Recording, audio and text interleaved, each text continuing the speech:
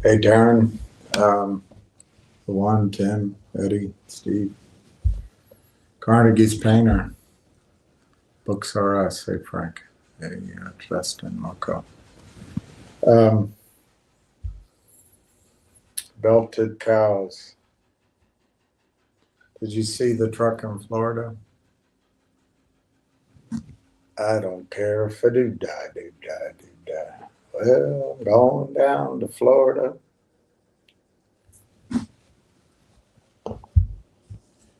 Where I can go down to Florida to get the hair in my head. It's the Orange Blossom Special.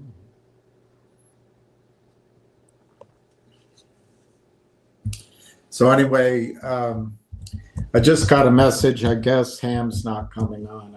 So I don't know what's happening. Miscommunication. So if you were looking to hear from Ham, I guess you got to go to Eunice's channel. Ham's welcome to come here. I don't know what's going on. Giuseppe. Look what they've done to my boy. Look what they've done to my boy.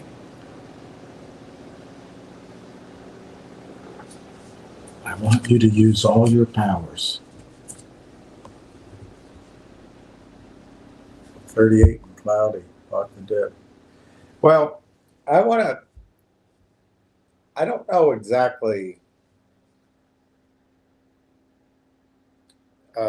what my point is here, because I want you to be careful. However, and let me just remind you again, if you're here to listen to Ham, I think he's on Eunice's channel. Ham is welcome to come on here. I don't know what's going on, but I don't want to mislead you. I don't think Ham's coming on here today. So check whenever Eunice goes live. I don't know what his channel's called. I'm sure Ham will be there. But in the meantime, while you're here, I'm going to think what I'm doing. Okay, here. I want to just go over Nixie. Now, I can't read that. It's too small for me, and perhaps it's too small for you. But I'll read it separately. I can't, my eyes cannot do that. I'm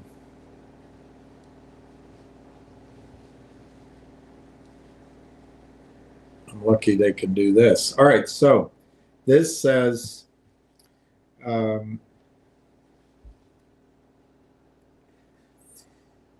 let me be clear. I think this is, I don't know this. I do not know this.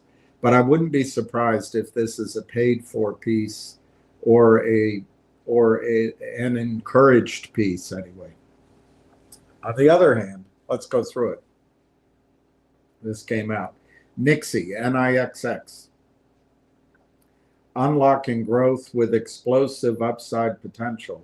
Reasons to be bullish.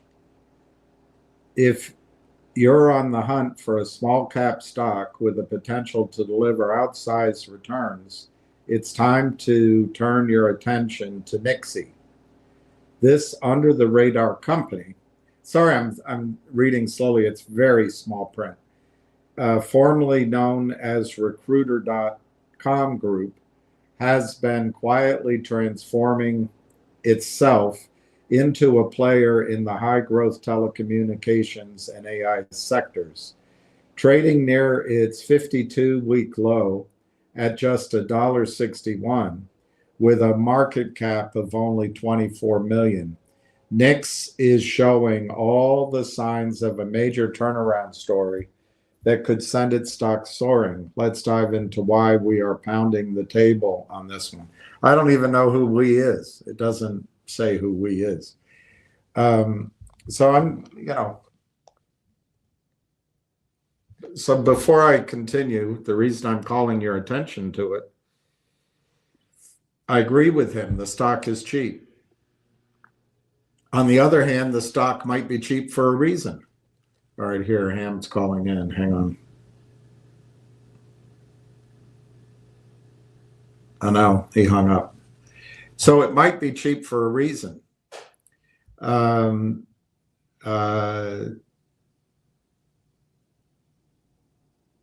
you got to be careful. My opinion, Nixie tried to have, I make it as if it's a living thing, but Nixie tried to have a short squeeze once last year, once or twice already this year. And so one of my things is I don't see a surprise here. I don't think the shorts are going to be caught unaware. Okay, so that's too bad. That's not there. But what this little article points out is very powerful. The second item that causes a short squeeze is when companies do not have to go to Jeffrey Lind. They don't have to go to Ari Yorkville. So hang on. Hello? I've heard you are live. I am live. You want me to join in? Sure. Hold on. Just let me move to another room. Hold on a second.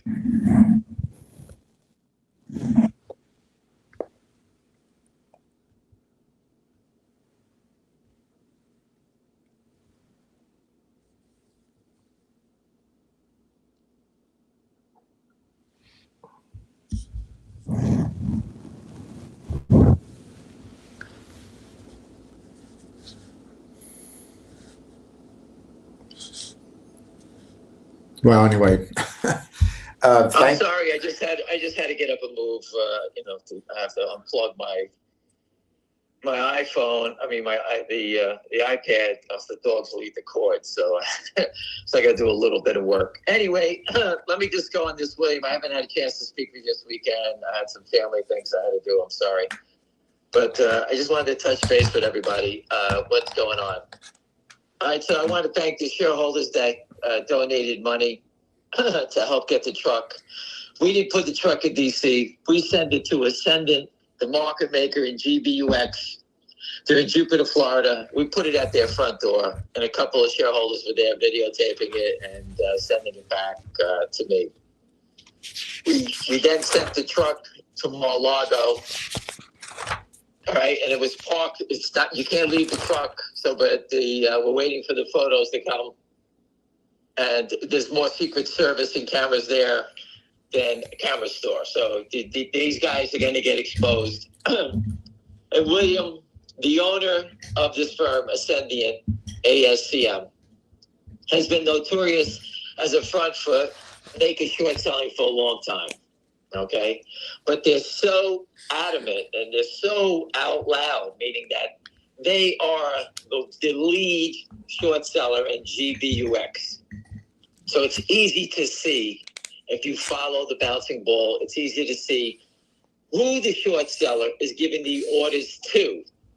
Like the guy on Twitter, the Morgan Stanley guy, he gets the orders and he puts it in the system. ASCM is getting the orders from a hedge fund, okay? Whether it's offshore, onshore, wherever it's going to be. He's got direct contact. He knows who the short seller is, and he's getting paid a couple of $100 a day to execute the order and destroy the price of the stock. He is part of the crime family. Just like I told you, when you rob a bank, if you're the getaway driver, you go to jail also. ASCM has been warned. We showed it. We sent it to I sent it to the Secret Service, the DOJ, everyone. We are whistleblowing to the highest level. We're not just whistleblowing. We're sending them videos of the whistleblowing.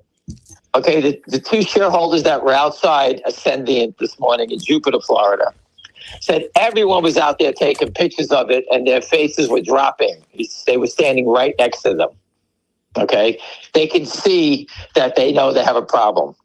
The owner of that firm, if he doesn't shut it down and continues to play games, he is risking of losing his beautiful home, I'm sure, in Jupiter, Florida. And if you think I liked Miami on Fisher Island, I know people that live in Jupiter that are super wealthy. I'm like, billionaires. Okay. These are very, very wealthy people. It's a very wealthy town. These guys are given a chance of life. They're stealing our money and living in the most prestigious area in the country, right? In Jupiter, Florida. If you have never been there before, I've only been there twice. And the people that I know live there are, security people. These guys are. This is in a very exclusive area. And to risk losing their livelihood for protecting criminals, they deserve to be thrown out and thrown in jail. Because if the broker or the money, whoever is taking these orders and the firm allowing it, they are risking losing their license. RICO charges, like I said, they're part of the crime. It may not happen in a day, but we sent the message that we're not taking this shit anymore. All right, so that's number one. Again, this truck is up to Mar-a-Lago. As soon as we get pictures of that, we will post it. Okay, and again, this shows you how bad this crime is, that these lowlifes, and these are lowlife traders. There's no one here that has a brain cell. They're just complete thieves that are stealing everybody's money. We're trying to stop it. If you can, retweet everything that we're posting, the pictures. You don't have to say anything. Just retweet it. We want the world to see this stuff. Tag the stock that you're involved with, whether it's Peloton, Beyond Meats, Kodak, or BlackBerry, whatever it may be. There's so many companies, they're just robbing everyone. All right, but this has to stop, and we're going after. This is the low-hanging fruit that we always talk about. The cream is the low-hanging fruit. Lynn Partners, Savvy Management. These guys are low-hanging fruit. These market makers. This isn't the top of the food chain. These guys should absolutely be shut down. They do nothing but make a market in a stock and help the criminals manipulate your stock. That's all they're doing. End the conversation. They get paid, just like the Morgan Stanley guy on Twitter says all the time. Matter of fact, William, hold on, everybody. I'll do everyone one easier. I'm sorry, William. Give me a second. Where is this gentleman? Hold on a second. I know I save all this stuff. Unfortunately, I don't think I have it. Oh, here he is. I'll put it up there right now.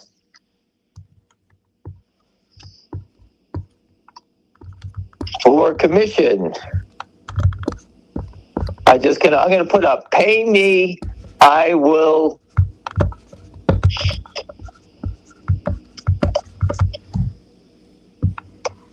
I put it up, pay me, I will do anything for money. That's the guy from Morgan Stanley. Every day someone puts up, please retweet every day. One of the apes put it up. He's the guy who works for Share and Tell. Again, I don't know how anybody's never asked him, who his clients and what stocks he naked shorted, but that's where it is. So we created a paper trail, a video trail. We were whistleblowing to the highest degree of security fraud.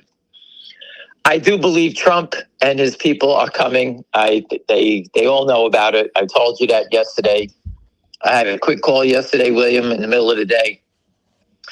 Just to let people know, I put the gentleman on that his friend is Trump's advisor, and he told us again that they're coming. All right, so again, just wanted to let you know what the truck was about. FingerMotion. Now we had a couple of people that post on Twitter, William. The company had some sort of regularly scheduled board meeting up in Vancouver, I guess it was. Somebody here attended that. Right, I don't know. Someone said they attended it. I didn't even know there was a meeting. But they said that, the company is moving forward with the dividend. And he did say, I read on his post on Twitter, the delay in the dividend or the audit is because they waited for the year end. And if he can clarify that for me, I believe that's what I read. And that's what I thought was going on from an auditor that told me that. Well, I mean, to put that simply, by delaying, FingerMotion has to pay for 2005 and 2004. If they hurried up, they'd have to repay for 2003, 2004, and 2005.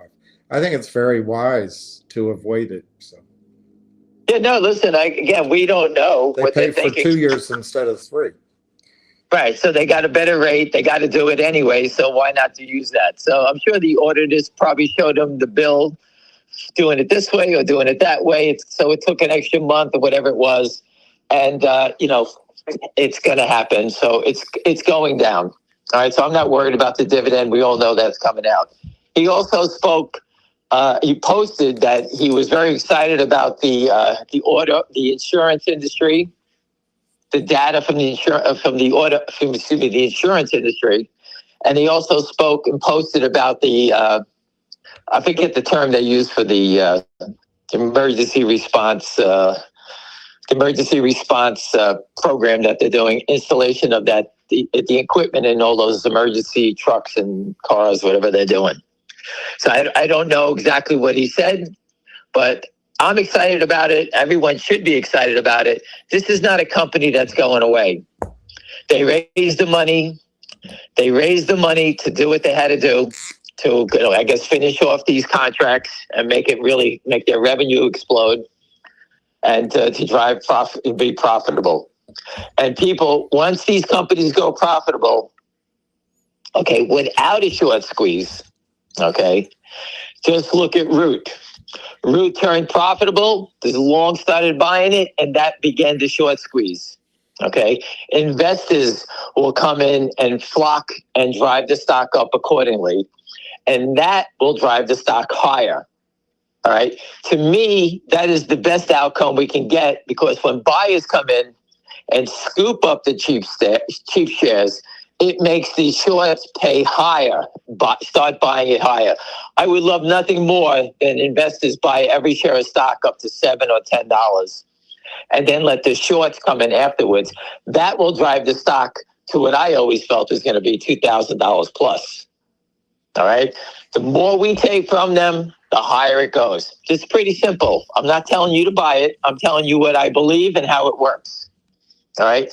When everyone starts accumulating like they did in GameStop, the accumulation was crazy from $3.75 up to like $15 or $20.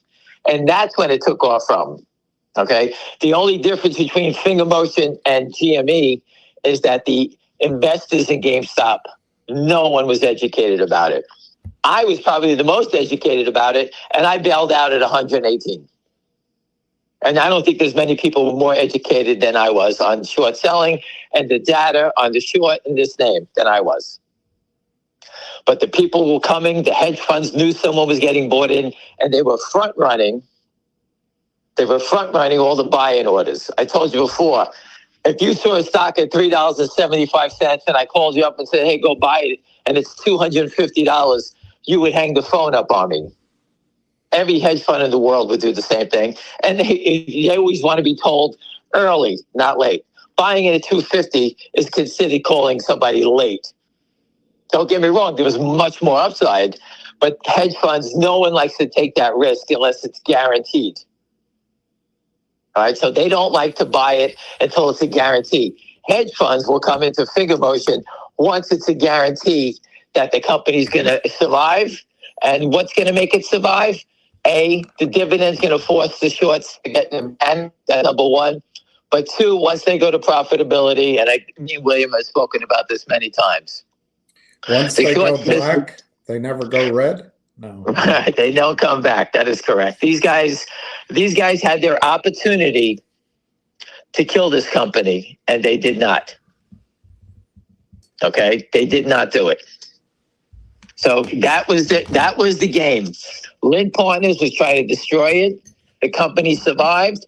The company took a hit from the secondary, but now they have the capital They lost 3.3 million shares to dilution. Okay. And think about KNW. They lost the whole company. Every shareholder got wiped out with that reverse. FingerMotion survived that attack. This is brutal stuff. All right, but it's coming to an end. And William, there's a video, Elon Musk talking about the corruption, and he believes that it's so deep, all right, that he felt that he would be killed for keep exposing this stuff. Who's this? Elon Musk, he said it on Joe Rogan. He feels that his life is in danger the deeper he gets on this stuff. Banks. He's not the only one. I mean, that stretches from Epstein to... Well, I think he's talking about financial. He's not talking about, I guess he's talking about Epstein and all these characters. Everyone tied in. I'm not allowed to make the link, and I won't here, but it's all tied in. And it's a small group of men who have a lot on the line, but they've been winning for a long time. And it involves the Ukraine war, it involves NATO, it involves everything. It's money. It's trillions of dollars, trillions. There was William, just to change it on it, I changed the story for a second. I retweeted it because I couldn't believe it. But there's hold on a second, I forget the guy's name, from Texas, some sort of, what's this guy's name? Michael McCall. Michael McCall, at a Texas congressman.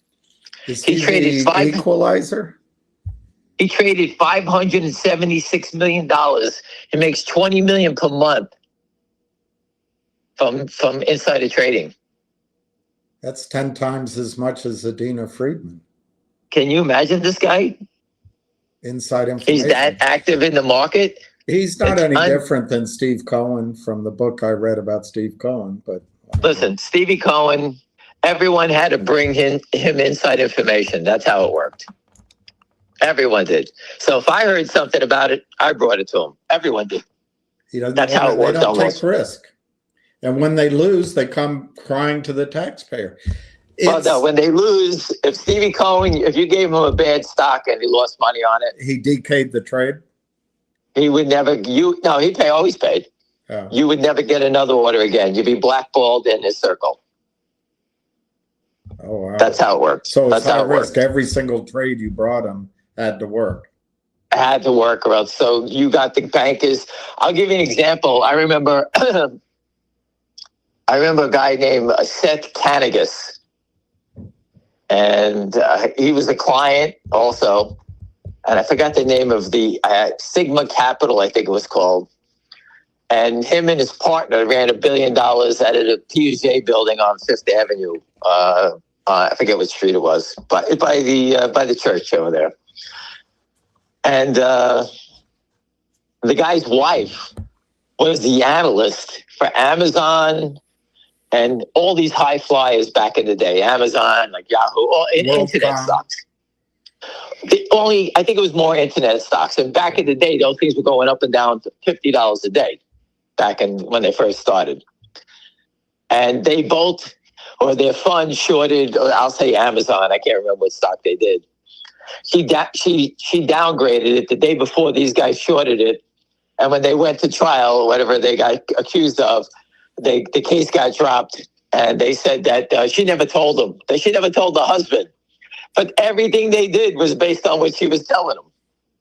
I mean, it was like the most ridiculous thing that they got off on that thing. Because she can't rat on her husband. I guess. And he never said anything. Never, nothing ever came out of it. And we couldn't believe it because we all knew they were doing it. I emphasize it because it is an implacable foe that we're up against. But they just put down the SEC is offering eligible employees $50,000 to resign or retire by April 4th. All right, well, I don't know how that building could get any quieter. It's unbelievable. But again, I just wanted people to understand what's going on here. And, FingerMotion, in my eyes is, and I'm sure the gentleman that went there, he could probably give you a better feeling on it. He was with the meeting. I was not in the meeting. I didn't know there was a meeting. And he's got better scoop than I could possibly have. I am traveling to go get some scoop on whether this Alibaba stuff is real or not. This is life-changing stuff, and I'm going to go try to figure out through the context that I have how real it is, and I'm going to go do it in person, William. All right, so I'm going far, far, far away. All right, and I'm going to go take care of it. I don't want to tell you where I'm going to, but I will go take care of it, and I'll be back next week, and I'm going to go take care of this. I'm not happy about doing it, but I have no choice. This is life-changing stuff. And if there's truth to this stuff, I want to know about it as best I can. That's it. There's nothing I can say. I want to hear what they're saying, what makes them think this is happening. I just have to ask some questions. What airline? I don't want to say. I hope one that doesn't go into the ocean. Let's use that one. That has a man flying. Sorry, a seasoned pilot. Doesn't matter. Right. But I'm going to take care of myself. When you do get involved in something, I try to do as much research as possible. I just don't go willy-nilly into anything. I'm trying. This is a life-changing event. And I do believe Trump and his team are going to do it. But if the company does have an investment coming out with Alibaba, I want to know, where did they hear it? What kind of numbers did they hear? Where did they get it from? I got to ask the questions. Why do you think that makes more sense than? I don't know. Listen, why wouldn't that company, SAIC Motor Company, take a piece of the company? It may be them. I'm just telling you that I remember. Or one of the insurance companies. If Munich Re ever took a stake in it, it'd be, forget it. You think Alibaba would drive it crazy? It would set the whole insurance industry ablaze. Alibaba is the biggest name in China. Munich Re is the biggest name in reinsurance and the insurance industry in the world. So I wish it's Munich Re. All I'm trying to say is that Alibaba, it's been, the CEO has said it many times, they have a relationship with them in the T-Mall, they call it. I think that's what it's called, the T-Mall or Tamu or some crazy thing like that. And, so when the guy said Alibaba, he says, okay, that makes sense to me. I don't know. I have no idea. But if you don't do your homework, I'll never know. So why not? What's it going to cost? A couple of days out of my life bouncing around? What am I going to say? I have to do it. Is there anything else, anybody? I guess this guy McCall has a $10 million house in Texas. Yeah, I mean, if you want to go read that, it's just unbelievable that the government allows this to go. It's just the U.S. we're so screwed up. It's not even funny. It's ridiculous. Everybody's worried about if you're going to get in trouble about saying the wrong words. I watched George Donahue, and I really like that guy. He does these videos. He works hard. He works hard. He's learned it. It's just unbelievable. But in the beginning, he gives you a 2-minute speech. This is not legal advice. This is my opinion. This is not this. He's an attorney, I think. Yeah, I'm just saying. But meanwhile, these characters are running around inside the trade. They're doing everything. The market makers are stealing, selling fake shares. Everything is crooked. And you have to worry about whether I said to you something crazy. Oh, I like the stock. Why? Who are you to give investment advice? What are they going to say? I'm not giving you investment advice. Time to point out that my opinion is this channel is just my opinion. It's not. It's our opinions. That's my opinion, your opinion. We both have different opinions. Yeah, it's not entertainment. It's a conversation between me and you. And I try to address any questions that I can. Again, Wall Street's a scumbag place, and it's gotten 100 times worse. What's going on now is so ridiculous. It's so out. It's like these guys are not even hiding the fact what they're doing. They don't even the abuse in GBUX the last 5 days. The selling at the market as fast and as low as you can by the market maker ASCM, and you can sit there. How do you know it's them? If you look at a level 2, which is something everyone can do. you can see the market maker, the low offer, is the guy with the sell order. You can just see it. And if you go back to the loophole, which I posted 1,000 times, Tom Gera, who was the vice president of NASDAQ, he was concerned that hedge funds will sign up to get the market maker exemption and just go in the box and sell all the time. ASCM is the market maker with the exemption, and I think they're doing it for another party. Someone is giving them the order, and they're using their exemption to make a short the stock. So this is a repeat offender. He's not going to ASCM because he just picked that name out of the phone book. They've done business for a long time. ASCM, brokers on the desk, have probably went out, had drinks, made the introduction years ago. Hey, Tony Baloney is he'll do business with us. Hey, Tony, we'll make a short any stock you like. You just got to pay us a fee. Okay, and that's what's going on. But instead of going after a ghost who we don't know, we're going after the market maker who actually has the contact with the naked short seller. He has the account information with the short seller, and that's who we're attacking. That's who we're going after.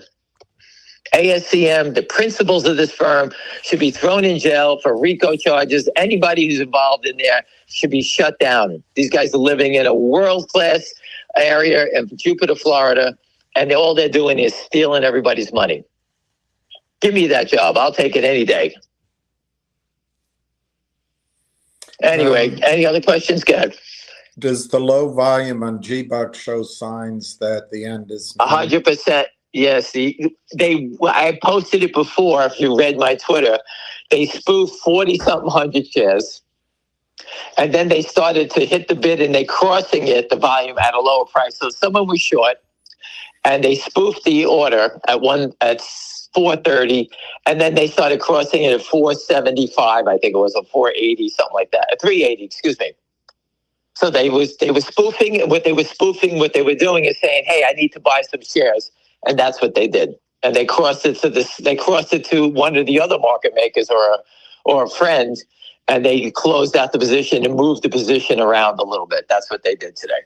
Okay. And I posted it all up on Twitter. You can just go back and read. Go back a little bit, and you can actually see. I called the play-by-play. It's right there. I'm going to let you handle the next question. I try here to give, and I think Cam does too, to give you ways of making money potentially in the sort of near horizon of your life. This question, I think, is in the educational side of your life, but I'll give it to you. Can you recap on GTII and the merger, please? I found the gentleman. He's a great guy. I met John. I met him in Puerto Rico. Great guy. He presented his idea to me. His people or his team, a lot of them came from Google, brilliant people. And they built this sort of a Bloomberg terminal that everyone in the world would want. If you ever worked on a trading desk, one person would get it, and it costs $3,000 or $4,000 a month. So to get an opportunity to have a Bloomberg terminal, if you're investing in the market, for $30 or $40 a month is well worth it. They're adding AI to it. I haven't seen all the features. When it does come available, I will sign up for it because I basically have the basic system like everyone else. I'm not spending $1,000 a month, all right, to do this stuff. So to get something that could give us all the information, if you haven't been to a Bloomberg terminal, you get everything from it, positions, this, filings, everything, insider trade, everything you want to know. And they told me that you'll be able to get that with just a tap of a key or a question like an AI information. How many insider trades were there in IBM last year? You'll get the names, how many shares, the times, who they are, everything about it is at your fingertips for $30 a month. I have to go searching around all over the place to get any time updated data. So I met the gentleman. He's a great guy. The court approved it, which was great. He's not reversing the stock. He's going to build a company. He has some other great ideas. I'll let him tell you about it. All right. He has some great ideas. Let him bring it to the table. It's not my company. I have nothing to do with it. I have people that are, everyone I know is long the stock. We all want it to work and to get our money back If those people that want to stay, they can stay. If you want to break even, you break even. That's your decision. But there's a chance everyone's going to get back whole and make money on this trade. And he's a great guy. What more can you say? We got rid of bad management. Now we got good management. And he's doing everything he can to make it work for all of us. I think I helped out with that. You know, Richard Hoffman did a great job of recapping it every day, spending his time. He's an attorney. He went over it. He watched the court document. He did everything for us. That stuff is over my head. I'm not an attorney. Okay. I hope that helped a little bit. You can't buy the stock. I don't even know how you're trading it. I'm told that you can buy it if you have an account in Canada. I don't have an account in Canada, and nor do I care. When it gets back up on the exchange, because it's met all its filing obligations, then we'll be able to trade it in the U.S. My guess, that the stock can have a run on it because there's still shorts in the stock. We all know that. And we'll see what happens. There's no guarantees. We'll see what happens. At least we have a business and someone that's excited about running a business. Big Orange wants to know, what are the chances GTII goes first? They could listen. It's like the whack-a-mole game when you go to the when you take the kids to the arcades. You know, you don't know which one's going to go. I don't know. Okay. I know they all have potential to explode. That I know. And we try to narrow them down as they go along. FingerMotion, just like the gentleman who was at the conference, FingerMotion is in. Hold on 1 second, please. Hold on. I got to take this call. Hold on.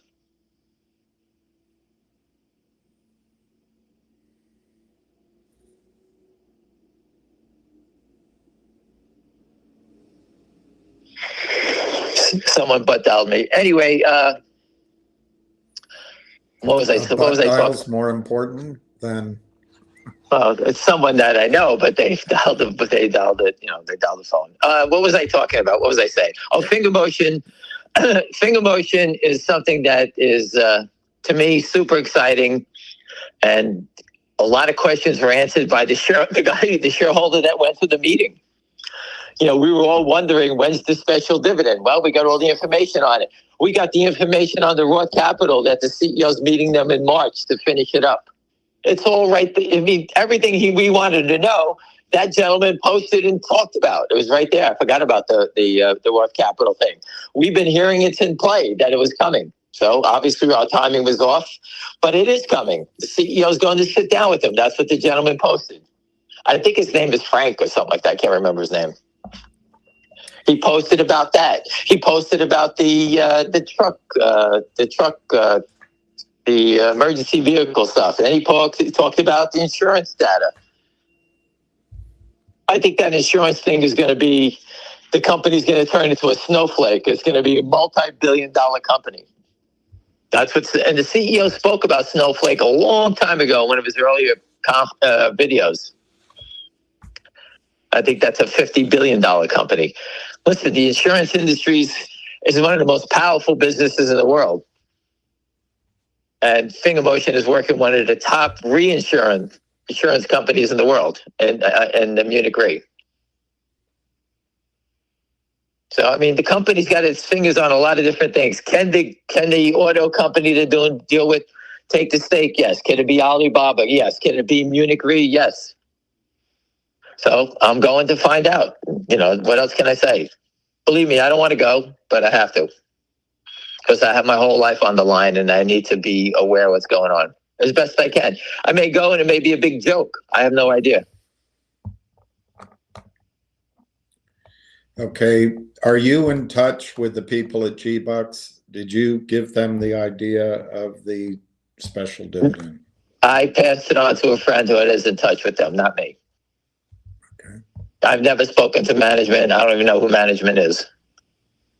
So you don't know whether or not G-Bucks management supports your efforts or not. No, they obviously want to do. Listen, when you can see the manipulation, you got to fight back. So people see it. I said, do this. And they said they came back and they're going to do it. I said, okay, great. I don't know the details on it, but I told I posted it this morning to somebody. Do a special dividend. Someone asked me a question. I forget what stock it was. I said, do a special dividend. I say it every day to people. I tell 40 companies a day, do something to fight back. I tell everyone every day. And I've been saying it for years. So GBUX didn't come into my life until December. You know, I don't know them.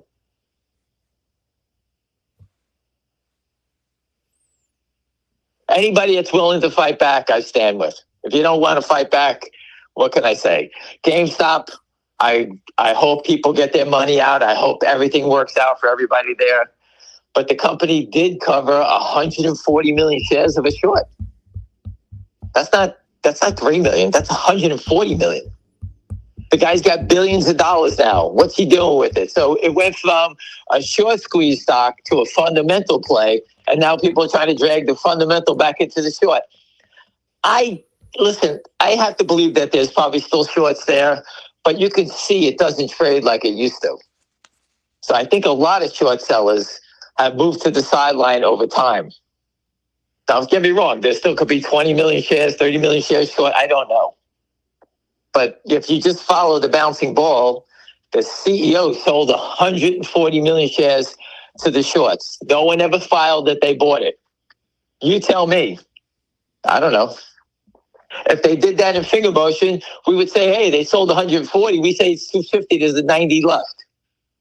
And over the last year, every day they buy back 100,000 shares and 50,000 shares. The stock trades millions of shares a day. I don't know. I can't answer those questions of how big these things are. But when you don't see them, you see no movement at all. Like, who in their right mind is selling FingerMotion down here? You know, someone put $5 million at $1.50. People went to the meeting, can see that this thing is getting ready to go. They know you sat there and spoke with the gentleman. There's a video. Martin gave an interview to someone. It's on Twitter, William. I don't know who the woman is. And it's right there. He sounds very positive to me. Again, people that put videos out, the CEO is putting a video out. If he is committing any fraud, it's in a video. If he's lying to us, it's in a video. He's right there. He's explaining everything he's doing. It's right there. For that reason alone, I love the guy because he's taking a risk more than all of us. He's out there telling you everything that we want to know. It's right there in the video. It's on Twitter today, William. All right. What's the name of the video? Oh, that's a good one. I have to go look. I don't know. Well, I'm sure just Google Martin Shen and you'll find his interview.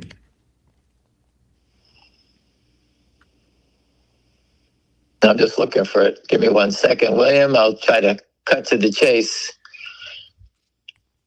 I mean, just think about the truck. And thanks to all the shareholders that made it happen. Thanks to the shareholders that lived in Florida that drove to Jupiter to go see the truck and take pictures of it. I mean, you know, it's a big undertaking trying to figure out, you know, I had conference calls with people trying to figure out what to say. I don't even know what to say anymore with these criminals. It's just so crazy that this whole thing is still going on. I posted a picture last night, William. I was watching television. Elon Musk thought, just to save the future, to save the future of the children, stop the counterfeiting U.S. equity markets. I mean, I put a bunch of picture of kids up there. I got 79 retweets on it. Everyone has children. I'm not pushing a stock. I'm talking about the whole stock settlement system. And it just shows you how brain dead most investors are, that you couldn't even retweet that. And I'm trying to help everybody. I find it amazing that like people like, I'll give you an example. I'm not trying to throw her on the bus. The girl Tara Bull, she puts up stuff. I want, you know, what do you feel about this? Who gives a shit?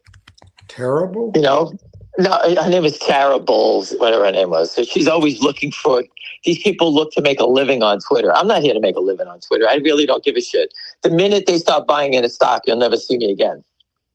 I'm just saying that I just don't understand it. People what are your feelings about that? About what? That's what you said she said. How do you feel? I mean, I looked at it. I'm saying that, you know, she was talking about, she's trying to take a survey, trying to get, you know, I said, cut the bullshit out. People are selling counterfeit shares, robbing everybody. Address the issue. Who gives a shit about the Epstein files and the war in Ukraine? Forget the war in Ukraine and expose the Epstein people. That should be the conversation. They belong in jail. Everyone who did that. That's it. End the conversation. I'm not going to sit here and fight for that. That's the government's fight. I can't do anything about it. Protect your kids. What else can I tell you? They're animals. But my money, someone's trying to steal it. And I'm not into that. I'm not into letting anybody steal my money. I'm doing as much research as I can, get the answers I can. And if I hear something, I tell you about it. Some people say, well, you're off on this stuff. I said, you know what? End the conversation. Everybody stays in the dark from now on. What do you want me to say? I don't know. At least I'm trying. What else you got, William?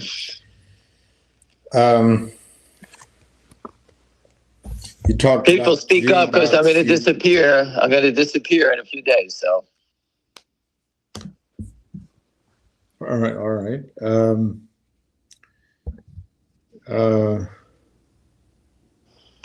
I don't know what other stocks to talk about. You talked about Finger.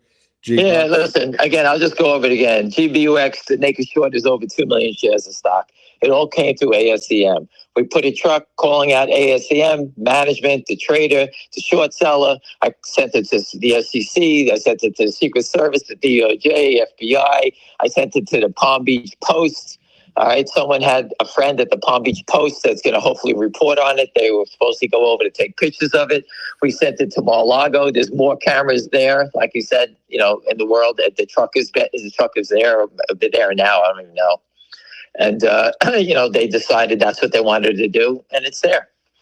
We did everything we can. We know the short's there. There's nobody selling but the criminals. People keep adding to it.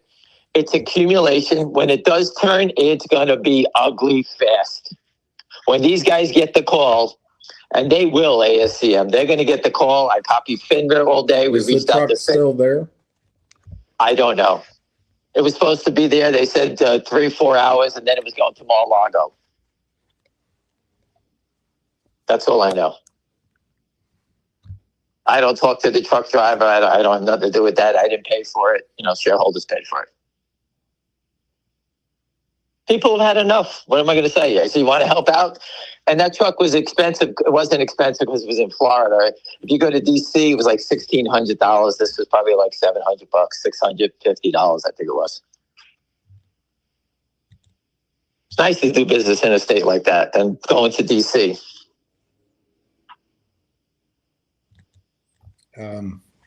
Just think about it, William. If that was your firm and you're walking in, I was told that everybody in the building saw it. They were taking pictures of it in the street.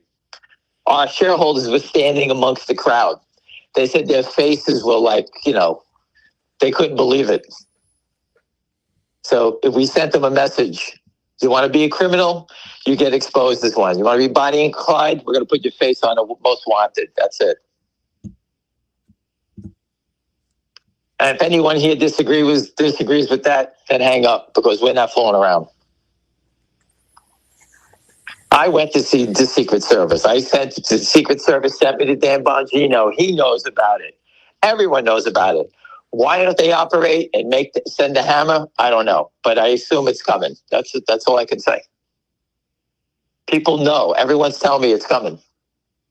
I talked about Northwest Bio yesterday and the lawsuit against the brokerage firms. Could that be the first thing to open up? That could be one, right? It could be MMTLP, which I hope for. I know a lot of people that own MMTLP. I hope that breaks. Once one breaks, if you can't see the cracks in the dam, then you're just new to this game. But this game is old. The cracks in the dam are huge, okay? And once one breaks, they all break.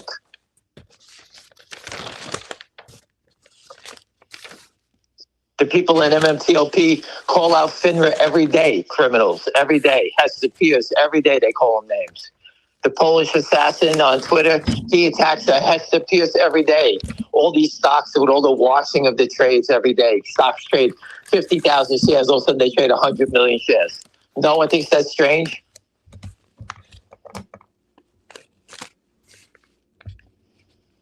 The whole system is broken. It's corrupt. You win if you think you're going to win in the stock market, you're out of your mind unless you're a professional. Unless you learn to do things like I'm teaching you, you're never going to survive. You're better off go buy a house, repair it, and take your shots. Letting some people move in, and hopefully they don't become a looter or whatever the hell you want to call them, a squatter. Excuse me. I mean, it's just a disgrace. We have no rights. It's unbelievable how they let these people just do this stuff to us. Amazing.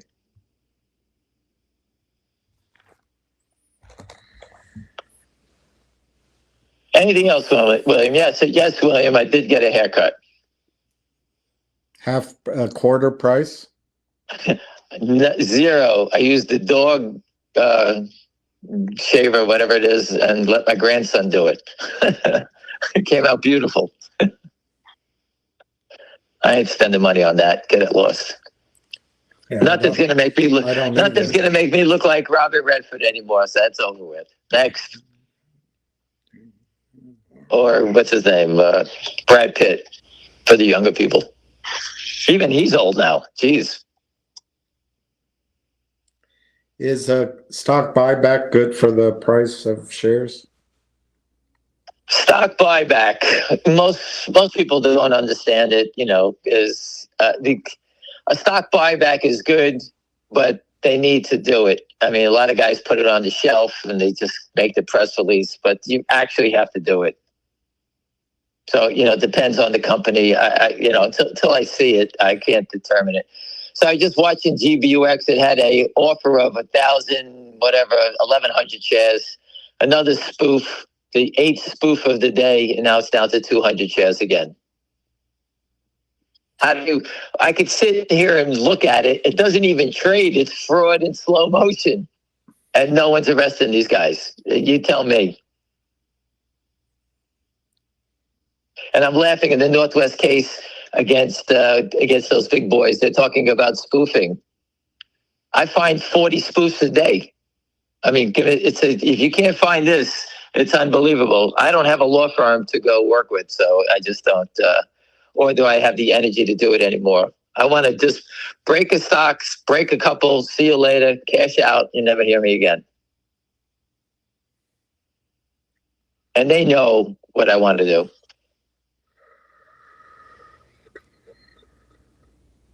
And I think I got the trifecta here between GTII coming out with a whole new company. All right, these guys, think about these idiots. They short this company, and they thought it was going to be dead. All of a sudden, it's coming out of the grave.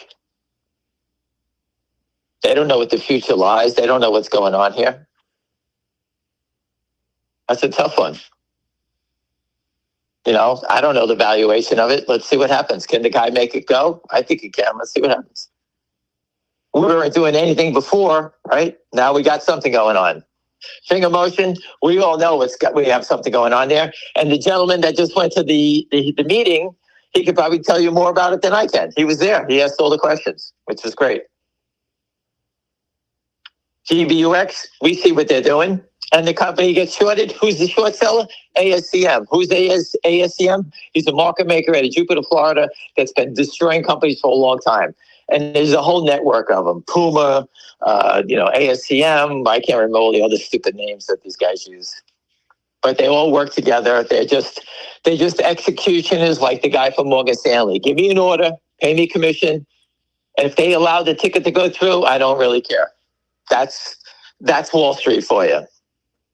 Take orders from criminals. You know they're criminals. And William will tell you, the first thing on the test, know your client. These guys know their client. They all know they're bad.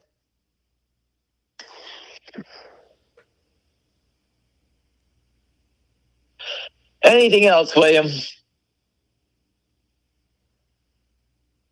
No, I don't think so. Everything looks... Well, I have to go get a couple of things done. I have to make sure that I'm probably leaving Thursday, and I won't be back till next Wednesday or Thursday. Will you be in Shanghai? 7 days. The Rodney Dangerfield line. Right. I'll be gone from Thursday to next Wednesday. I'll probably land Wednesday night or something like that. And I'm waiting to get my discounted ticket. So if anybody ever travels and you want to go overseas, you can get these discounted business class tickets for half price. So instead of paying $6,000, you get them for $3,300. What they do is do you have to oil your knee before you sit down? Well, if I sat in a coach chair, it would be brutal for that long, but you get a business class ticket for $3,200. I'm waiting for it to come. That's at the price that I agreed on. Let's see, they get me the flight. I may be stopping, hopefully, maybe Japan, or I go to Hong Kong, whatever. Go straight to Hong Kong, whatever. I don't know. See what happens. I have to wait for my ticket, though. And I'd like to thank the people that helped give me a few dollars to lower my cost on the ticket, right? So my cost of that's probably $1,000.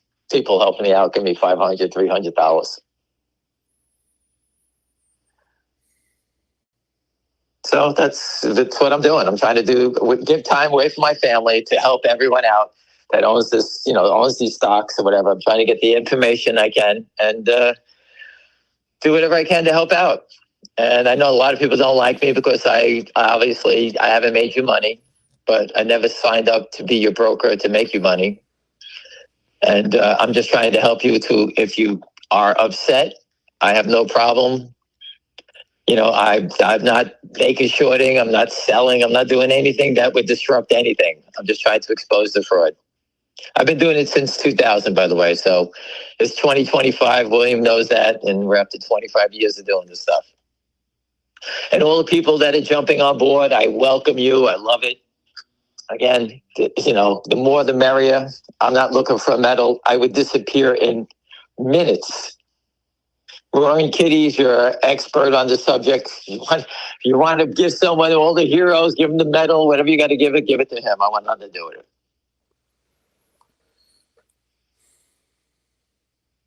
I will give you the information as best I can. That I'll do. Roaring Kitty posts, he's put the picture of a box and everyone's asking what's in the box. The hell do I know what's in the box? Whatever he's saying doesn't make any sense anyway, so I don't know what he's doing. People ask me all the time, what do you think? I said, if you're listening to him, you're brain dead. The guy hasn't said anything in 2 years. He went on his conference call with 700,000 morons listening to a guy doing nothing. That just shows you how desperate people are. It's insane. All those poor people getting robbed listening to this idiot. And my advice to you, if you're not in the stock market or you have very little in it, once you get your opportunity to get out, run far away because it's all fraudulent. Unless Trump and the Doge people step in and clean this up, you're never going to win. Your kids are going to get robbed. You're going to get robbed. You're better off just open up a bagel store and selling buttered bagels. You'll be better off. Because this is all criminal. The whole thing is criminal. I wish I could say a little bit is criminal. It's all criminal. They got fails to deliver in bonds and treasuries, you name it. The whole system is just a big Ponzi scheme. So that people that make $1 trillion can make another $1 trillion next year. That's what it's all about. Jeff Easton, he stole 30 million. He wants to steal 60 million next year. Kill 3 more companies. He doesn't even care.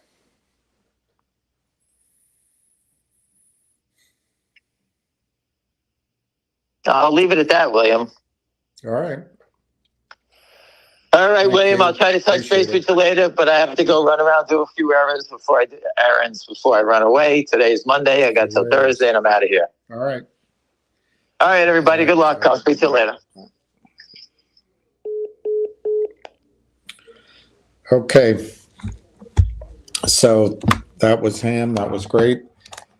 Quickly, I want to say my view on GTII. I don't want to go into it. I don't want to contradict, but it relates to Nixie as well.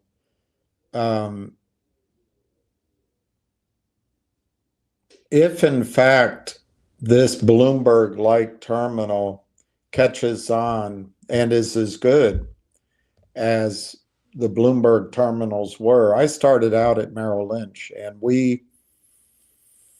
I can't quite remember if Merrill bought the entire Bloomberg firm, or bought half.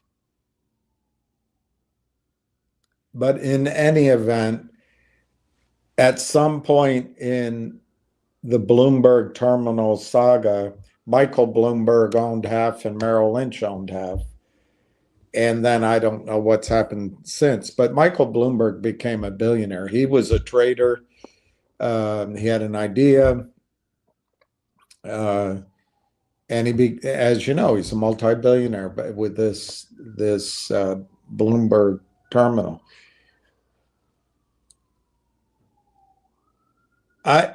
Bloomberg used to cost to my memory, it was 25 grand a year, but I think you had to sign up for 2 terminals.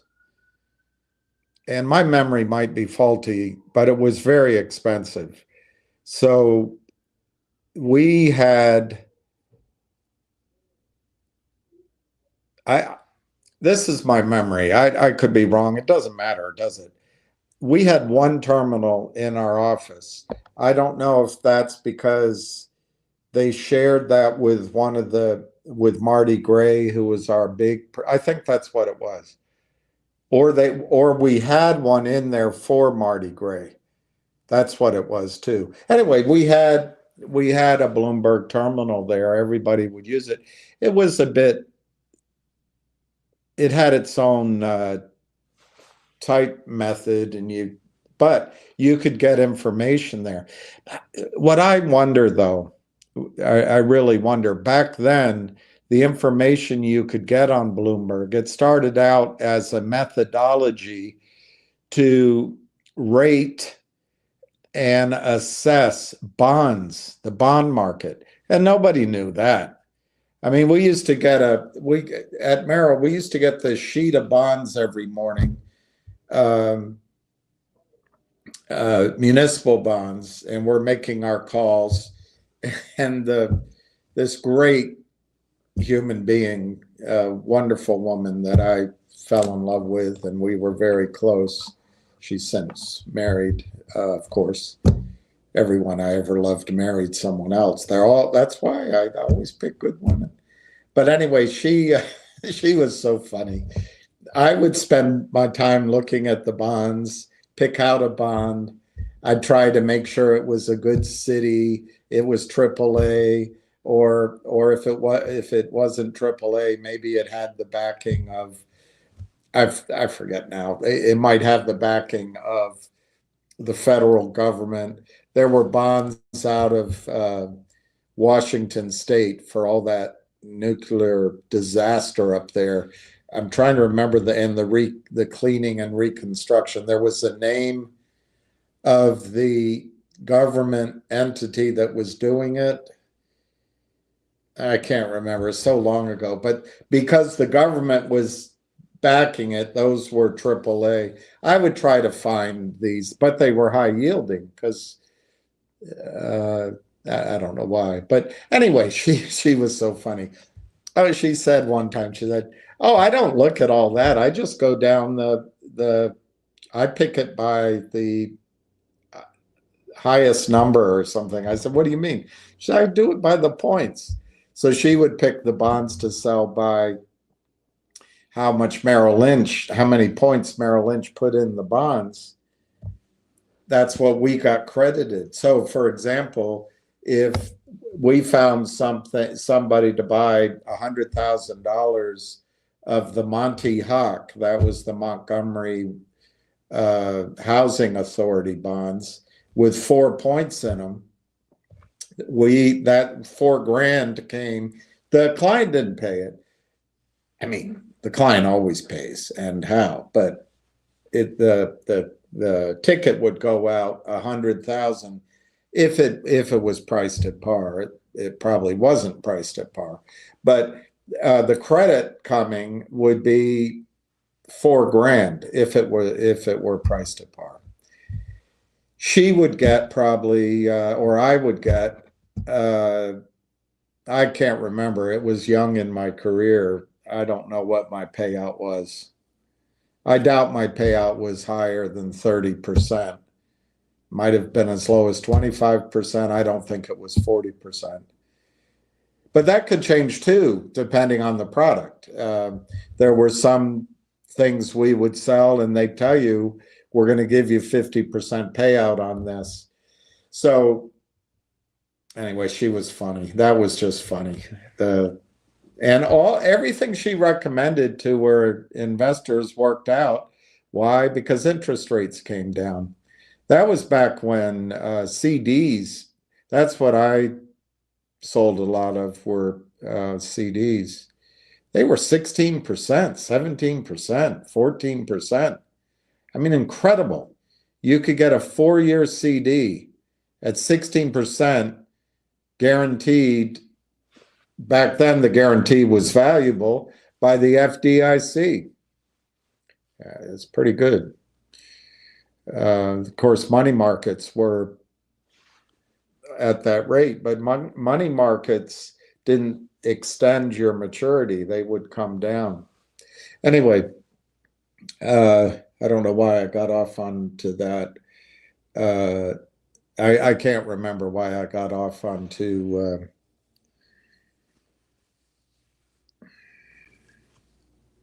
I can't remember why. But anyway,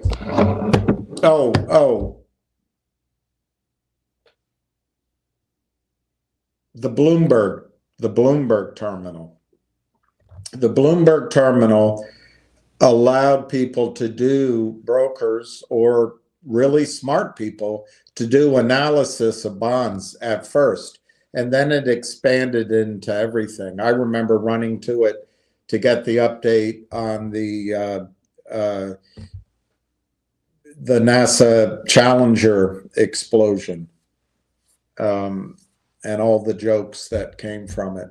So it was a way of getting information before anybody else did, and getting analysis, charting, and all that. I just wonder today, is there a great leap of, and I'm not trying to be negative, I'm really not. I'm just pointing out that a lot of that information is out there maybe for free. So it's going to depend on how they organize this data, what it gives, and it, on the face of it, I'll tell you, if it has excellent trading information, charting, maybe it does the Fibonacci graph. I don't know, whatever. I'd pay $30 a month.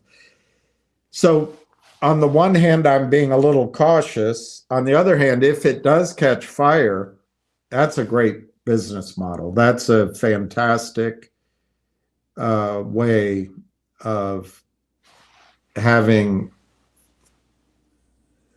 revenue grow like wildfire.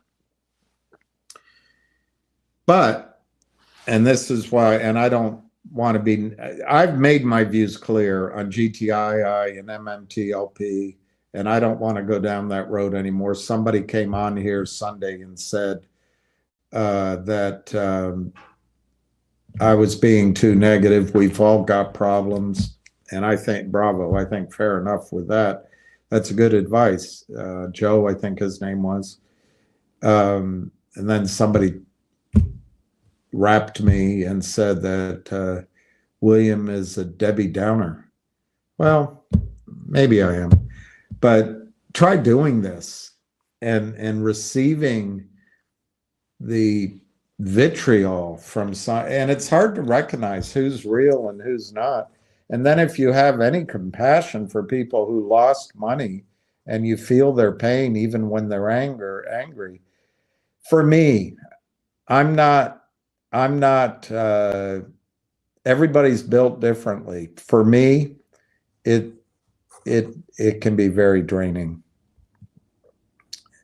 But anyway, I don't want to go back into all that. I made those all clear. But the question with GTII, which relates to Nixie, and so now let me shift to Nixie. Let me just shift to Nixie. I'm going to go back over this report with you, but the cons of buying into Nixie right now are, I think if if something's going on, and I'll check the price right now, I don't think there's really any surprise to the criminals, to the shorts, unfortunately. I think there's been 2 or 3 squeeze-like runs in Nixie, and it feels like another one might be starting right now. So is 3 or 4, depending on how you count it, because you might say there's only 2. But anyway, is this the charm? We'll find out. But I think the fact that at least 2 times the volume got up to 50 million and then petered out, we gotta put that in our brain that, well, that wasn't great. But here's the point, and it relates to GTII, is what's the price? What is the price? They don't say. And I'm going to go through the research and the news story for Nix, but they don't say how many shares they have to issue to buy all this great news and which we'll just go through. Now, everything's an art, not a science. So if they signed an agreement to buy, an analogy would be that I get an investor and I put a deal together to fund the acquisition of a leasehold and the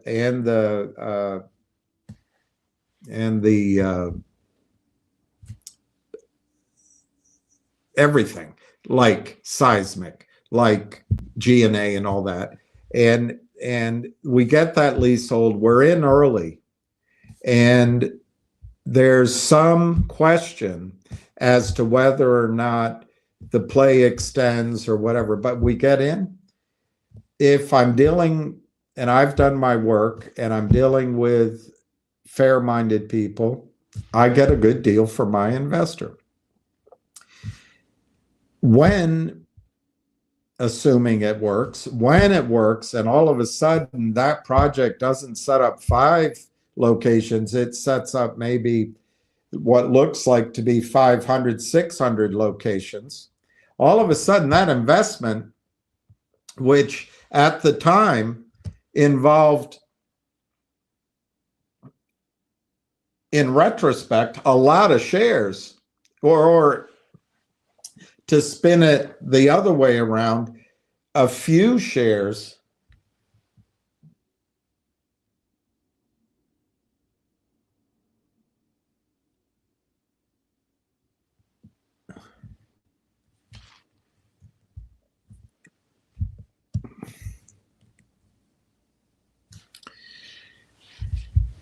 that's a strange text message. So just to put it in the context of GTII or Nixie, if this is such a great opportunity, and we'll read about it for Nixie, how many shares does Nixie have to issue to get this project going? Or what percentage of the company does Nixie have to give up for money? Well, it's hard to make a comparison. I'm trying to with oil and gas. The fact is, the company may have struck a deal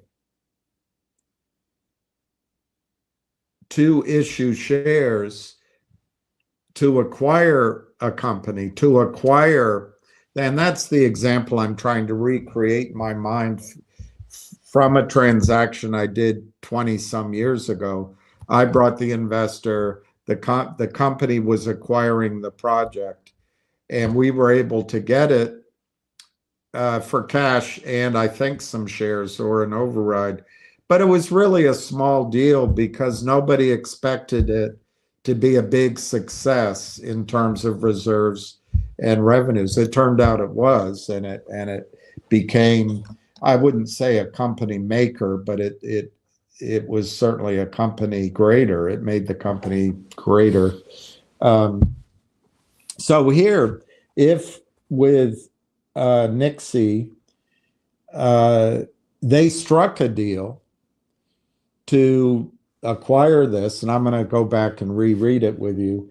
And it didn't involve a huge cost to Nixie because no one really believed that it would be the greatest thing since sliced bread. Maybe there's huge upside. If, on the other hand, Nixie had to issue, let's go the worst case. Let's say Nixie went to Jeffrey Easton and they'd get screwed. I know they didn't. I know they didn't do that because everybody involved is well burned by the criminals. But if the worst case is they would set up some sort of toxic deal that it's just an endless stream of stock like MULN or MMAT ended up with, or any number, or Jeremy Fromner's disasters, just endless stream of stock so that anything good just gets worse and worse. It's eroded by constant supply of stock. I'm certain Nixie didn't do anything like that. But what this release doesn't say is what was the number of shares, what was the percentage of the company that had to be given up to acquire this. And it is possible that you can strike a deal early in the value creation cycle that's not that expensive.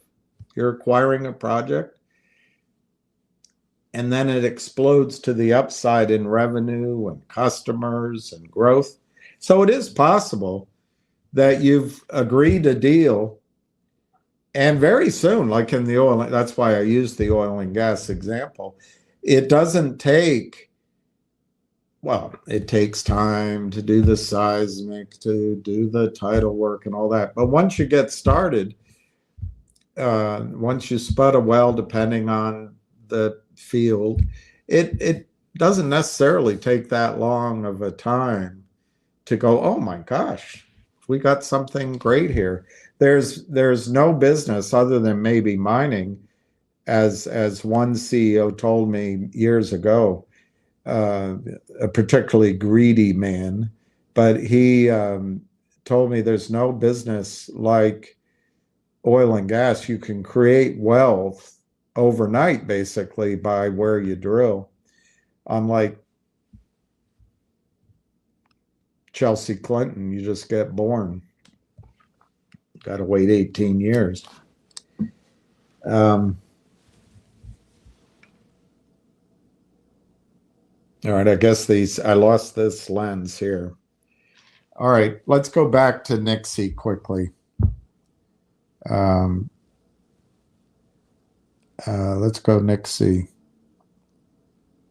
I'll go through this Nixie quickly.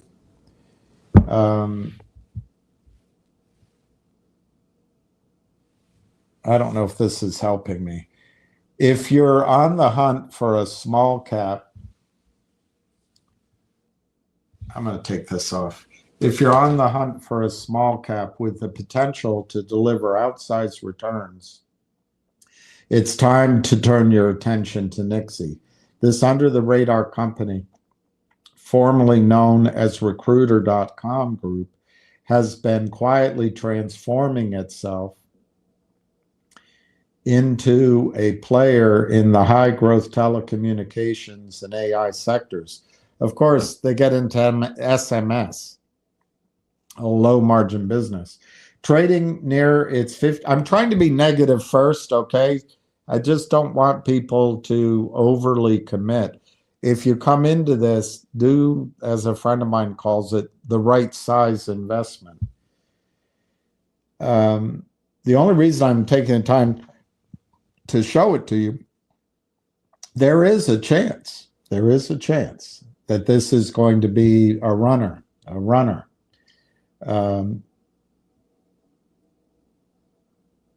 but there are risks. So I'm trying to talk out of both sides of my mouth because there are risks.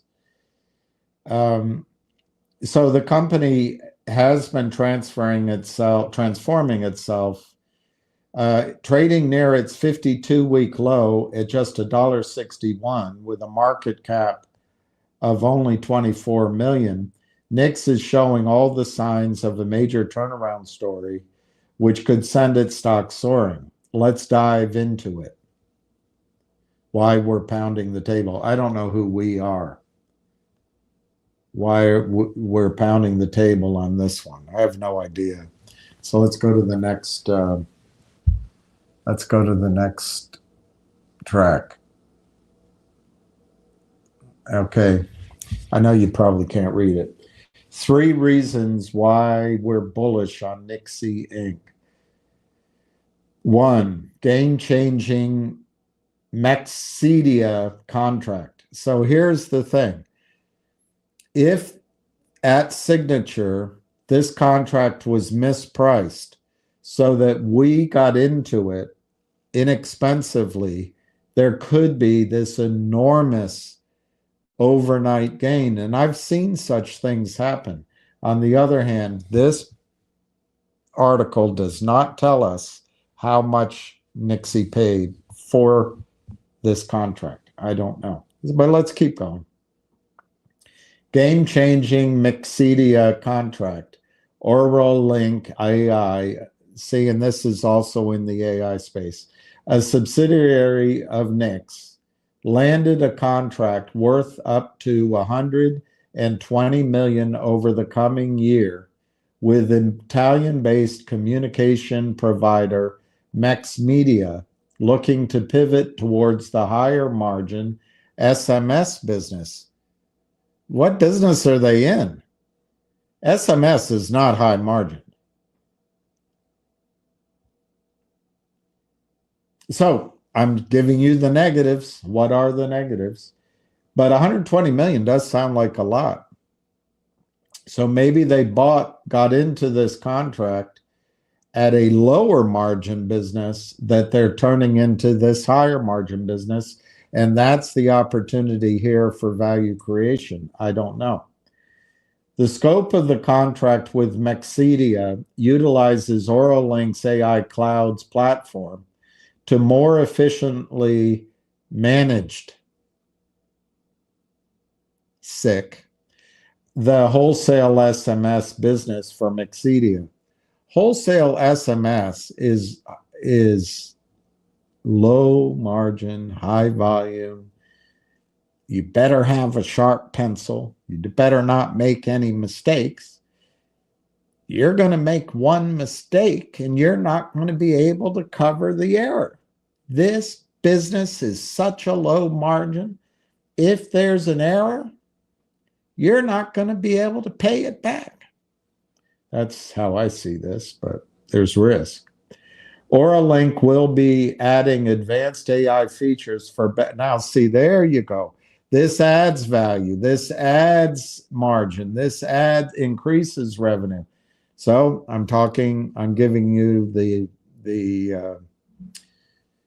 pros and cons. Oralink will be adding advanced AI features for better billing, routing, and pricing, which results, this is poor English, in direct cost savings for Media. The tense of sentences need to be the same and paragraphs, but if you can't make the paragraph have the same tense, you should have the sentence in the same tense. Media, and is Nexedia spelled Nexedia or Media? At the top, it's Nexedia. In the middle, it's Media. Then it's Nexedia. And then it's Nexedia. And then it's Nexedia. I don't know. So proofreading is always a positive when you're putting out a release. Nexedia is publicly traded and had a $323 million euro in 2023, period. Nexedia is publicly traded and had 323 million euros in 2023. They had that much money in their coffers? I guess, I mean, that's literally what the Senate says. Nexedia owned that much cash. It's highly unlikely. The press release didn't define the formula. We'll go to the press release, but indicated more updates were coming. Quote, "We will enable growth by providing customers a greater suite of services at highly competitive pricing relative to the marketplace." Red flag, red flag, red flag, highly competitive pricing. Utilizing AI to rapidly scale revenues, that's a positive. And profitability, that's a huge positive if AI allows that. That's enormous potential value added. Over the next 12 months gets us closer to our stated goal of building $1 billion enterprise. Chairman of Nixie, Evan San. All right, number 2, $10 million share buyback signals confidence. Red flag, they're not buying it right away. They could, though. We'll find out. But in the press release, it's over time. So this can be gimmicky. Companies announce shares buybacks, hoping that the stock goes up, and the criminals see that. They turn on their computers and they sell it off, and the buyback happens at lower prices. The criminals can counterfeit shares faster than the company can buy them back. So it's a bit gimmicky, but let's read it.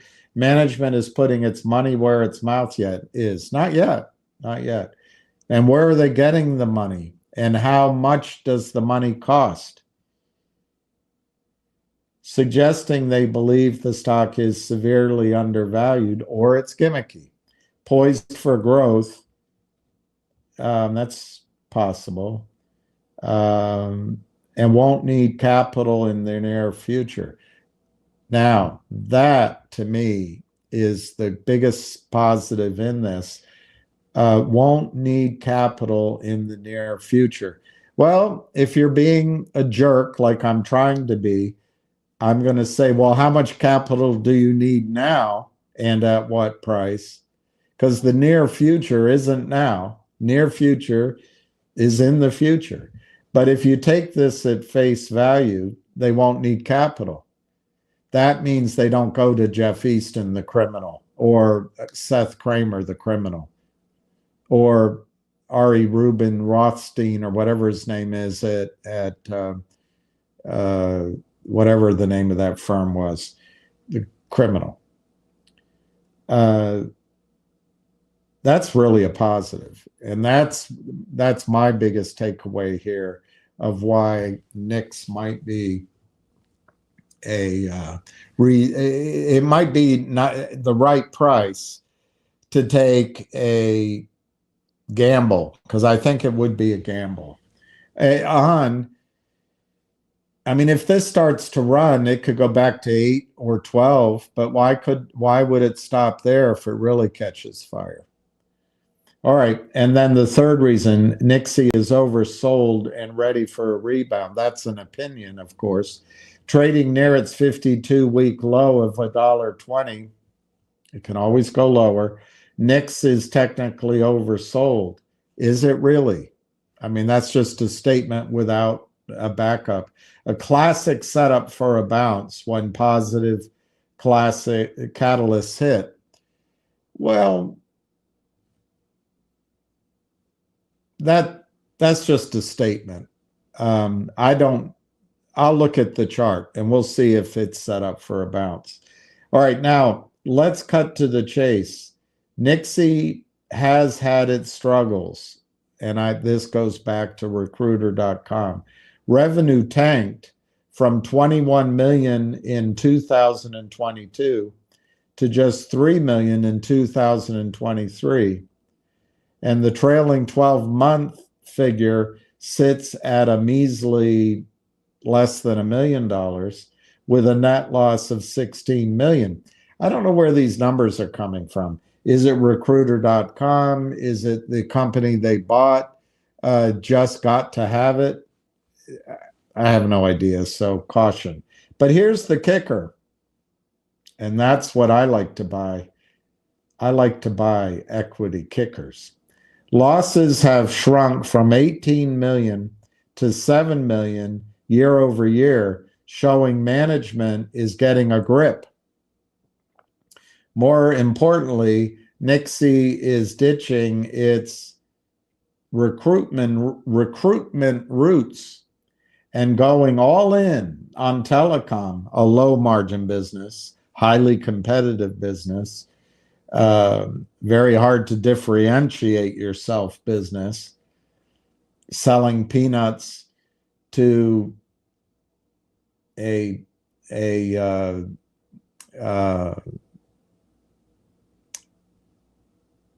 peanut butter factory in the middle of Georgia. I don't know. Telecom isn't all that exciting. And AI, that's more exciting. That's more exciting. Two sectors with rocket fuel in their tanks. Well, maybe so. I don't know. That's an opinion. Well, let's read on. My wayward son.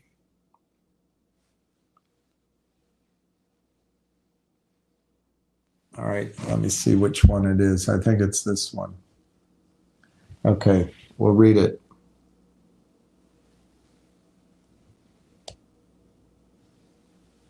Why Nixie could be the next big breakout.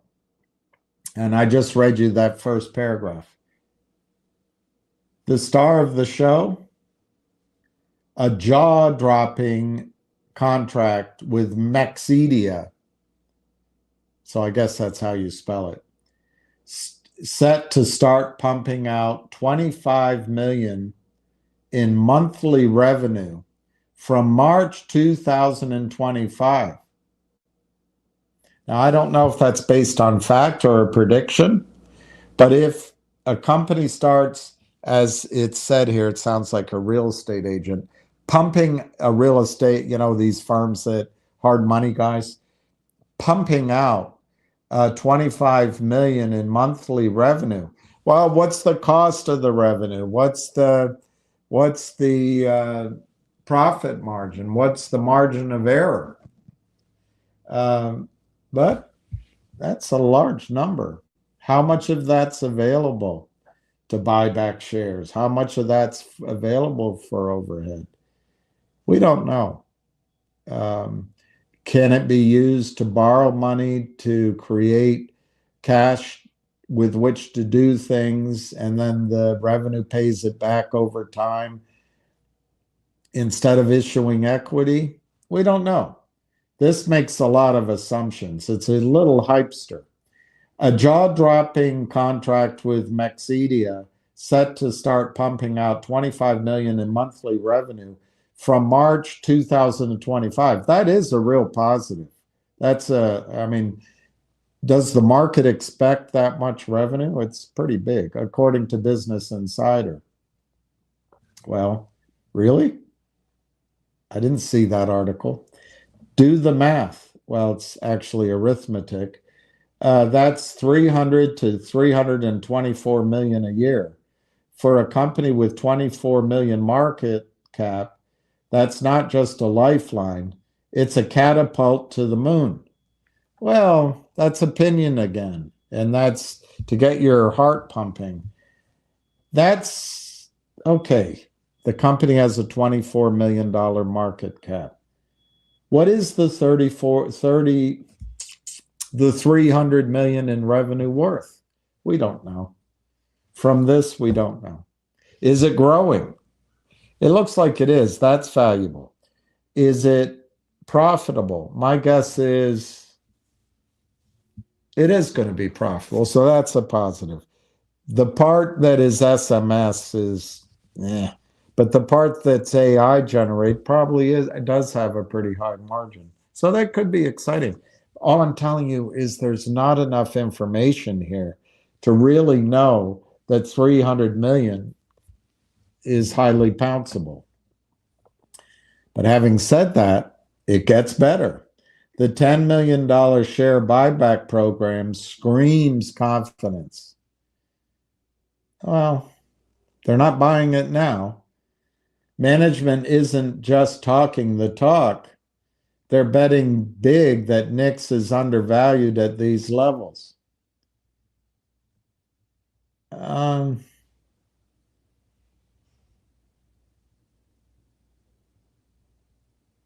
I don't know. They're promising to do it in the future. It's not their money, it's yours. I don't know. I think that's very hyped.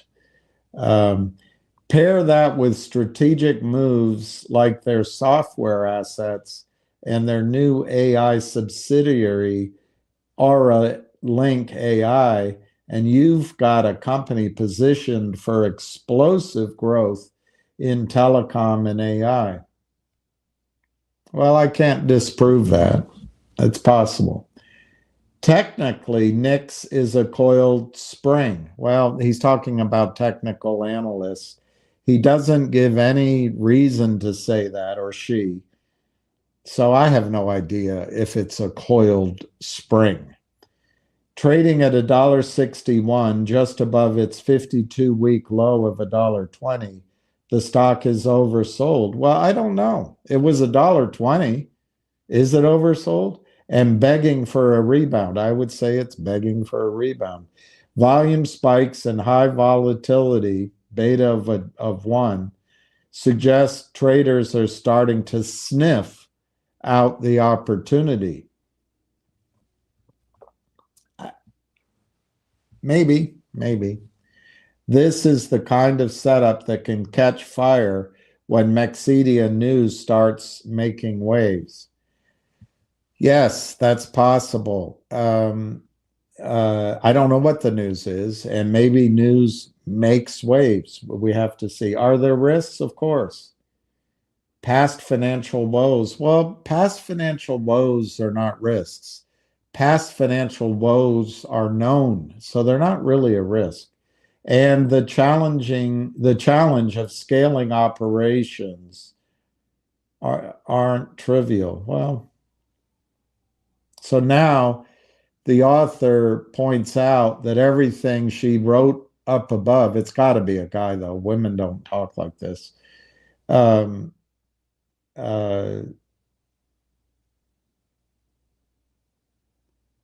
might not be so explosive and great. But anyway, yeah, there are risks. So I'm bravo for pointing that out. But at $1.61, you're paying pennies. No, you're not. You're paying $1.61 for a shot at a massive payout. Well, if it runs, you could make a lot of money in this trade. And I do think that it's for the right amount of your investment. I'm not telling you to go all in on this, but I think you can. It's a chance here that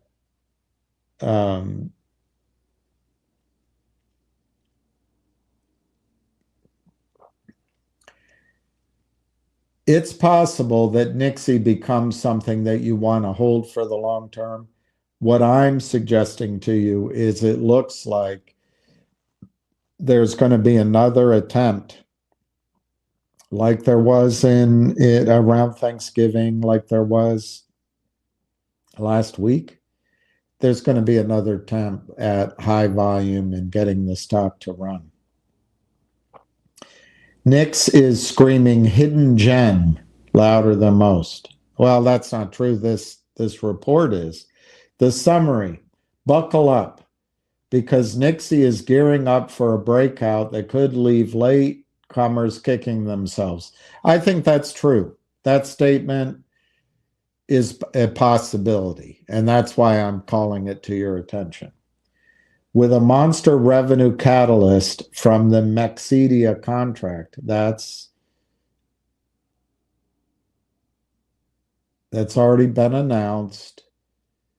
The catalyst could still kick in. Yeah, fair enough.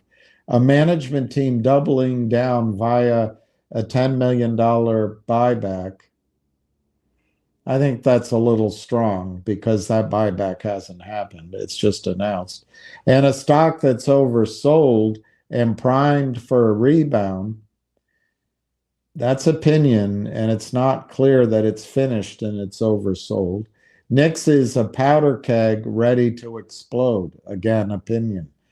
The pivot into telecom, everybody's in telecom.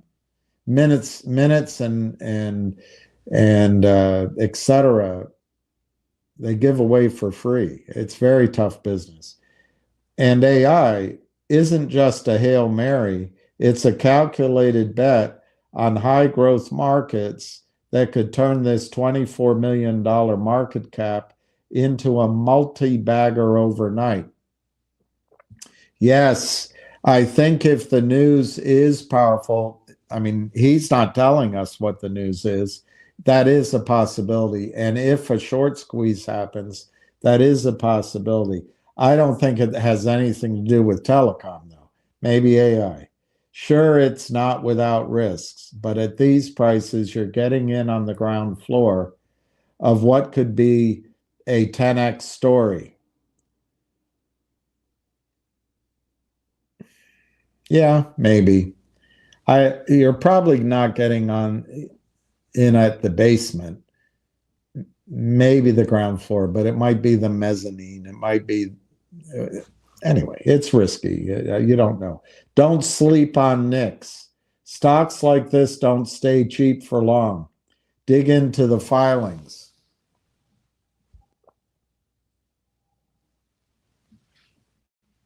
Watch the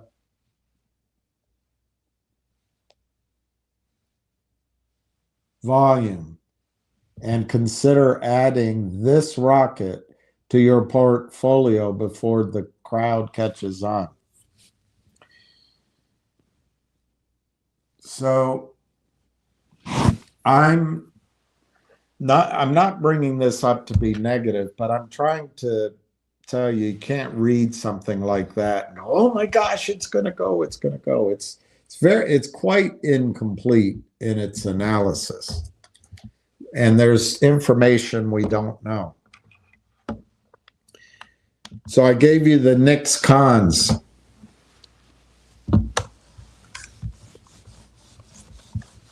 And the biggest one is we don't know the price they're paying for all this revenue. But let me just give you the pro. I think there's only one pro, really.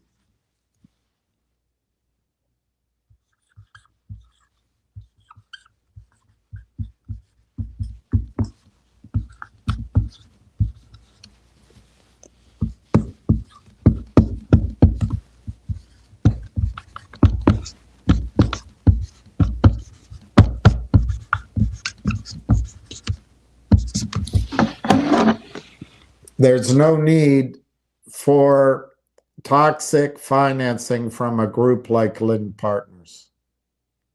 That's the big plus. So I do think, and I'm going to look at your comments, but I'm going to read to you the press release so that I found my statements on public information from the company. But I think Nixie, to me, looks attractive as a gamble at $1.60, $1.80. And I do believe if they make a follow-on news announcement that answers some of those questions that I've put out, not that I'm a genius, but the market has those questions. And if those answers, even in two of them,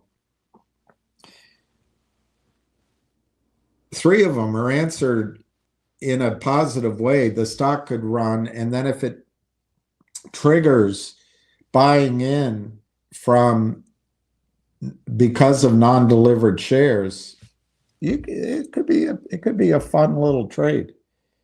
Let me just look on, and I'm not being negative on this. I just find that quite hypester, and I don't want you to read it and assume that somehow the stock is out of the woods. It's not out of the woods.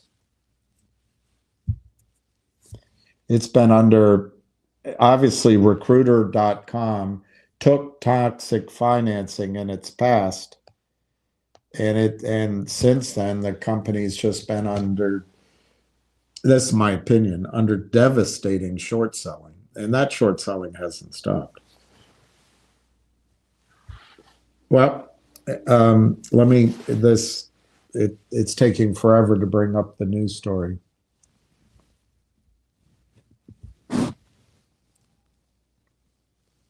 Vanguard is the second biggest fund in NIX. They have, wow, that's a lot of stock, Frankie. 236,000 shares. That's a pretty big position. All right, let me see here. It's trading at $1.81. It's up 20 cents. And the last news was 4 days ago. Actually, they've had a lot of news. I'm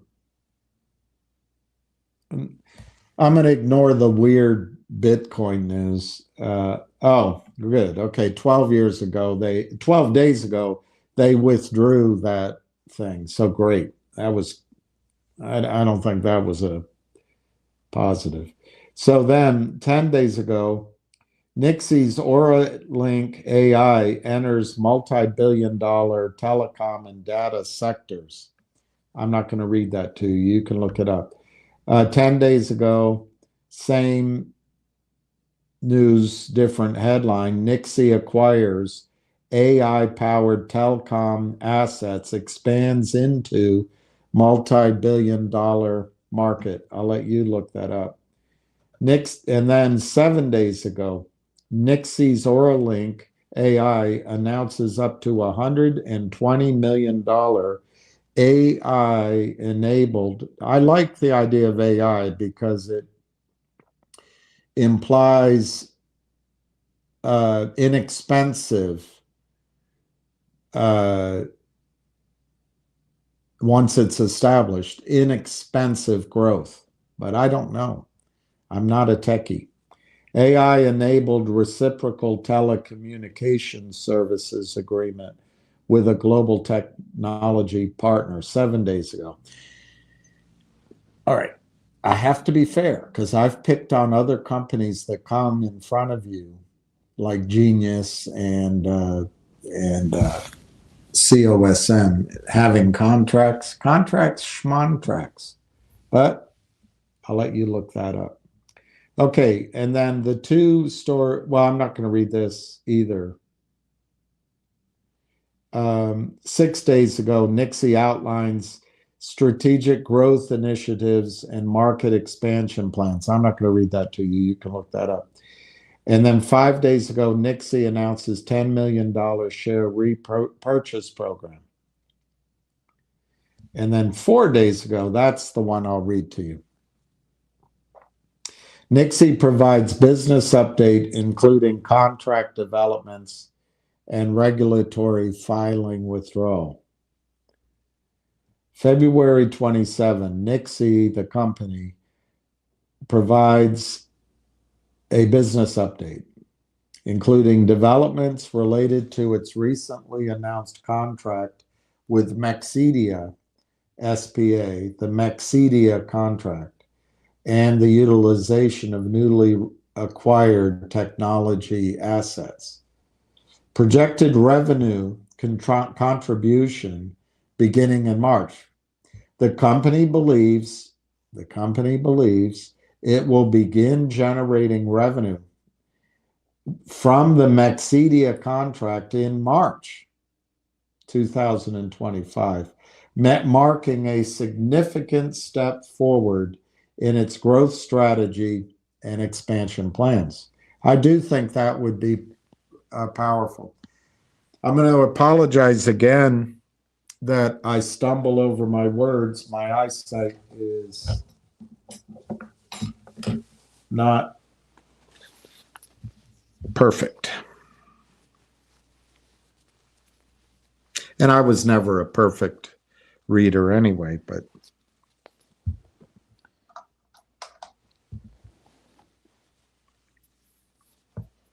which is why I took the Evelyn Wood speed reading course. All right. The company believes it will begin generating revenue in March. As it scales operations, it can achieve a projected monthly revenue run rate of 25 million, subject to market conditions, etc. Actual results will vary. They withdrew the S1.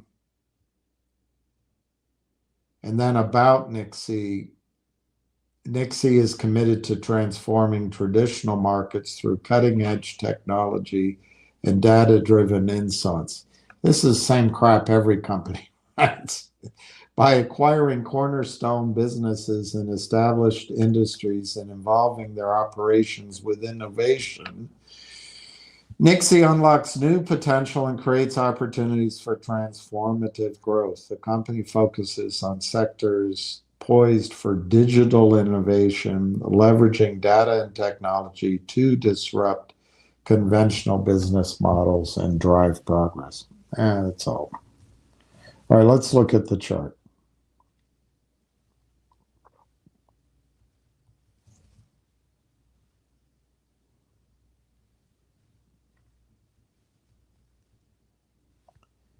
I can't type.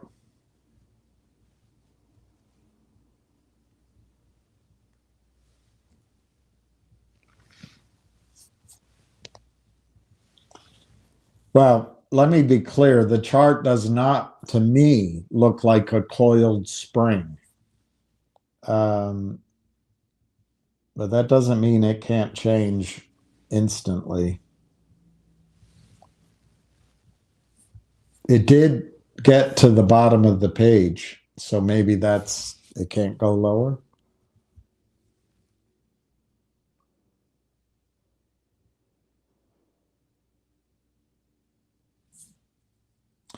I would say what it has going for it, the chart, is volume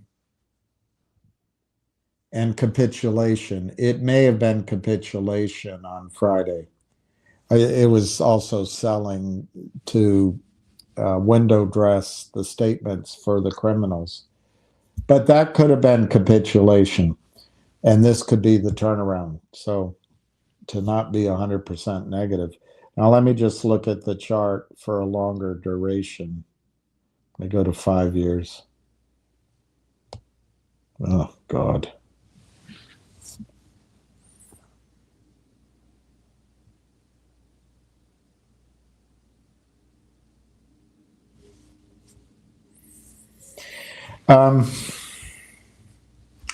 The chart looks like it might have hit a support line if you're particularly creative.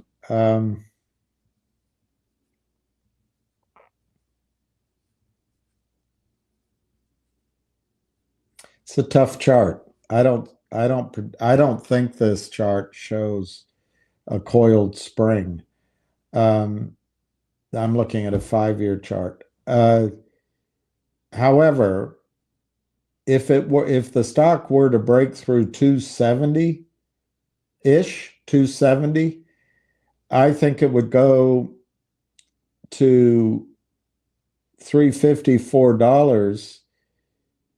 And if it were to break through approximately, I can't tell this, but approximately $7, then I think you could see this thing run to 30 or 50. So, I mean, if it were to go to its 5-year high, it'd go to 190. I don't want to get carried away. So I like it. I'll stop talking about Nix. I like Nix. I think it's a gamble at $1.80, but your risk is $1.80, and maybe you can sell at 20 or ride it higher.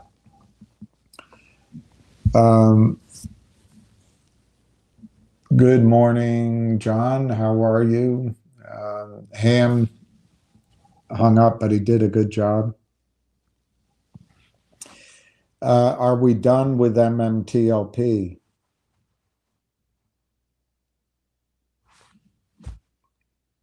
I'm not finished with MMTLP.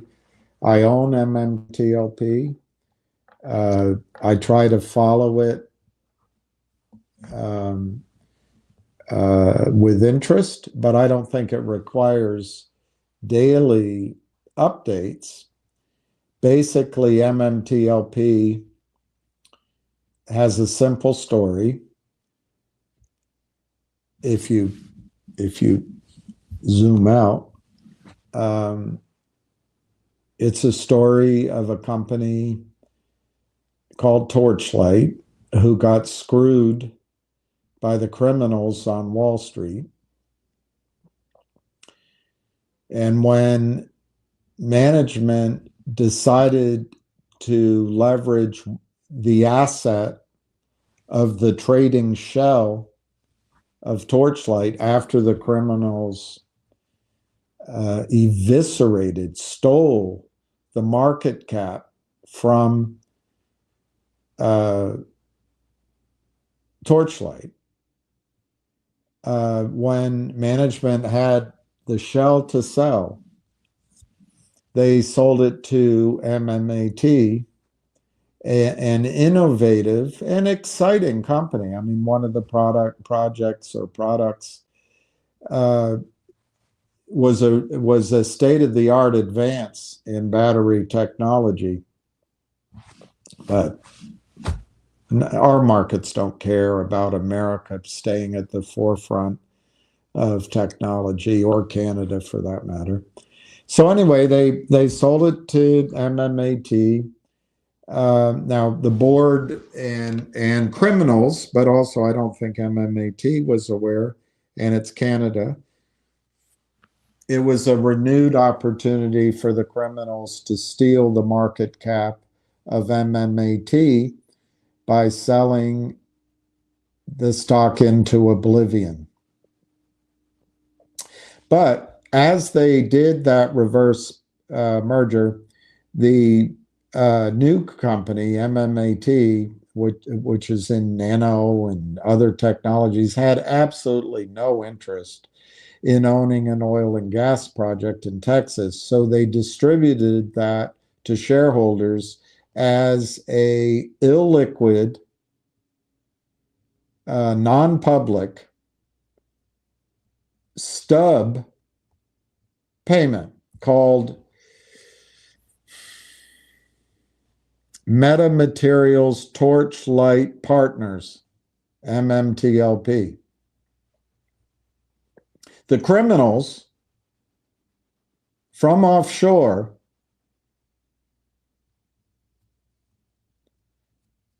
in collusion, and they just happen to somehow know each other,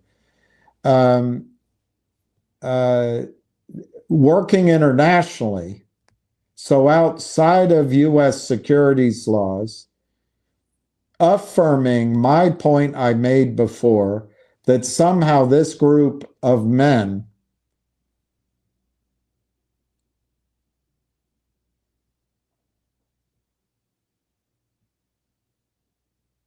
ignore US securities laws and are not concerned with US enforcement.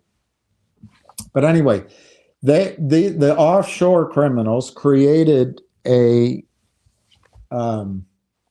market in MMTLP by forging an application to publicly trade.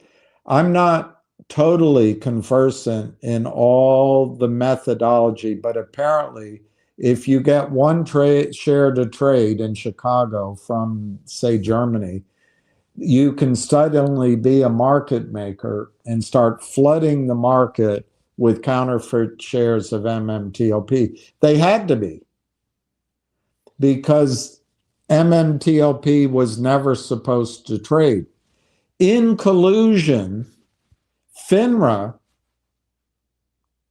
and the SEC approved that trading. My understanding is FINRA, for their own account, shorted MMTLP, so they were profiting from this criminal act, but it also helped drive it down.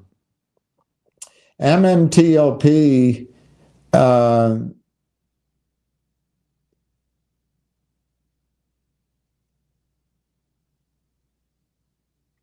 ceased trading, which it shouldn't have been trading anyway, on December 12th, at the end of the day, 2022, I think.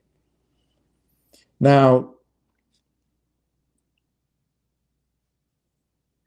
the trading in MMTLP was halted Friday morning by Jessica Hopper, apparently, at FINRA with the advice of Gary Gensler's SEC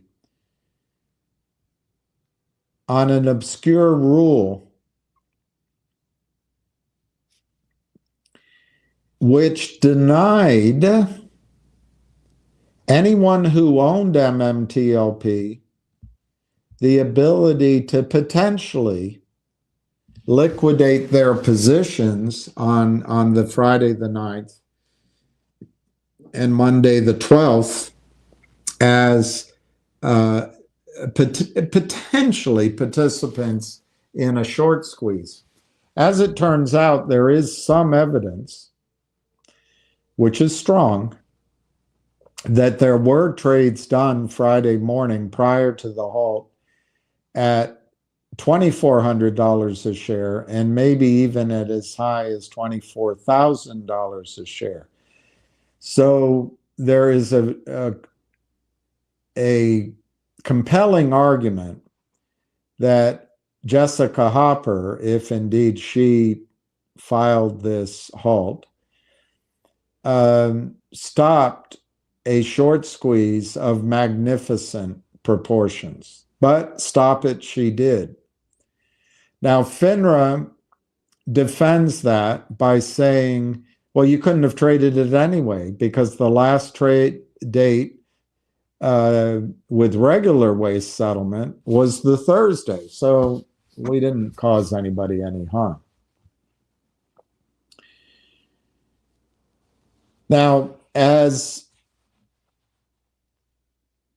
I don't know who you are, I can't know what you've done, but as many people from busy brands, the Statue of Liberty, I don't remember her name, but she walked the halls and worked hard. A group of people, there's a couple of guys, I'm not sure they want me to throw out their name. And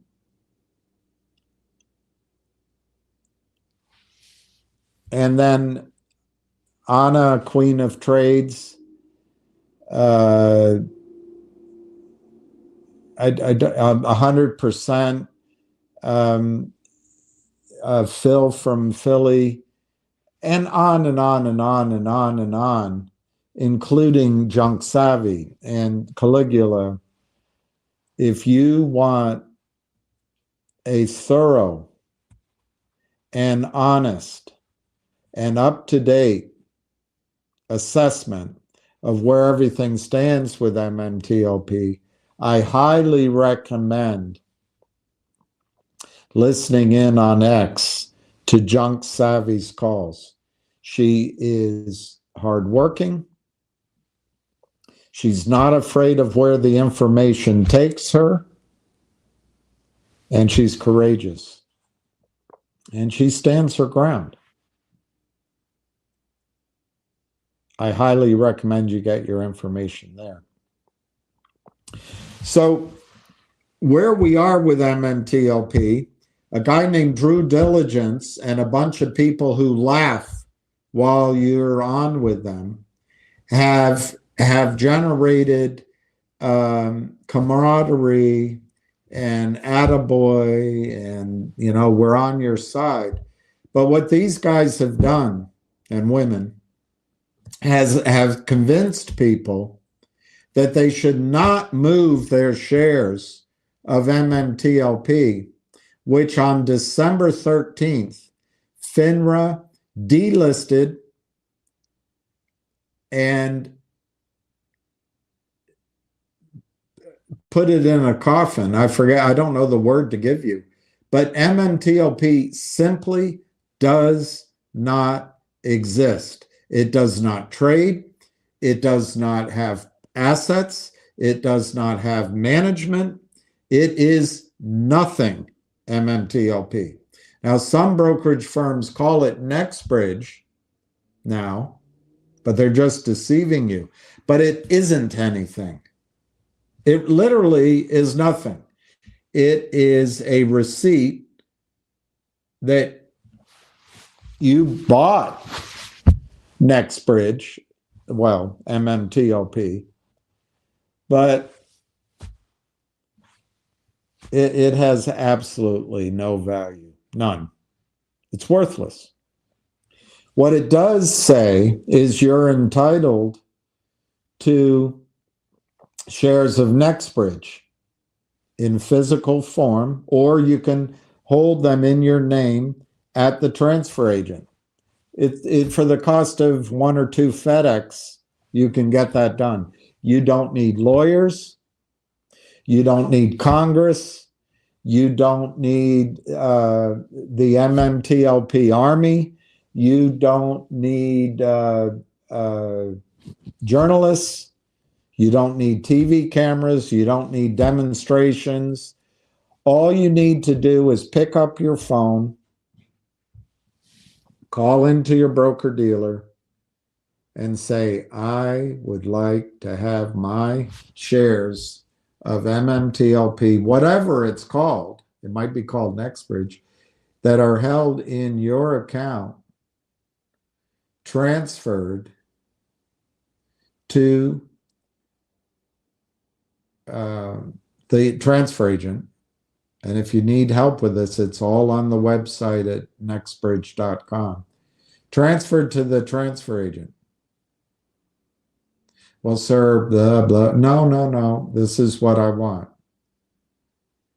Well, sir, you understand it's if you do it in your IRA, it's going to be a distribution. Yes, I do. Do you understand that it's going to cause stake? We're going to charge you. Wait, yes, charge me. That's fine. That's the cost of their FedEx. Well, let me get back to you, but just keep calling. It'll take 6 weeks. You will get your MMTLP transferred, whatever it's called, transferred to the transfer agent. Probably come to your house. It'll be in physical form. What's the benefit of doing that? The benefit of doing that is you've taken possession, you've acted rather than being a crybaby. You've acted, you've been a man. Secondly, you've taken possession of your asset, which is good. And NextBridge has the possibility, I think, the determination and the know-how to create value independently of whatever's going on at Congress or in the courts or in public opinion, Nextbridge can create value for you as a company. That's one benefit. The other benefit is you empower Greg McCabe to go to Congress and say, hey, all the shares are spoken for. So what everybody else is calling you about doesn't exist. What Drew Diligence wants, and maybe you're part of it, is for you, in my opinion, is for you to not do anything. So there's always this confusion. Well, there's shares, the count, you don't know, you can't prove the count. As long as there's limbo, the shorts are winning. You can change. You're only one person. But if enough people ask and get it transferred, you can change the limbo into hard fact. And that's the single most important thing everybody can do right now. Now, there's a risk because the collective amount of Nextbridge shares available is more than what's been asked for. But it's possible at your broker-dealer that your broker-dealer has run out of their allocation of physical shares. I think at some point there will be a panic. But right now, Double D has done his job to sow this confusion. And the confusion comes to one thing. They, whoever they are, owe you what you're entitled to.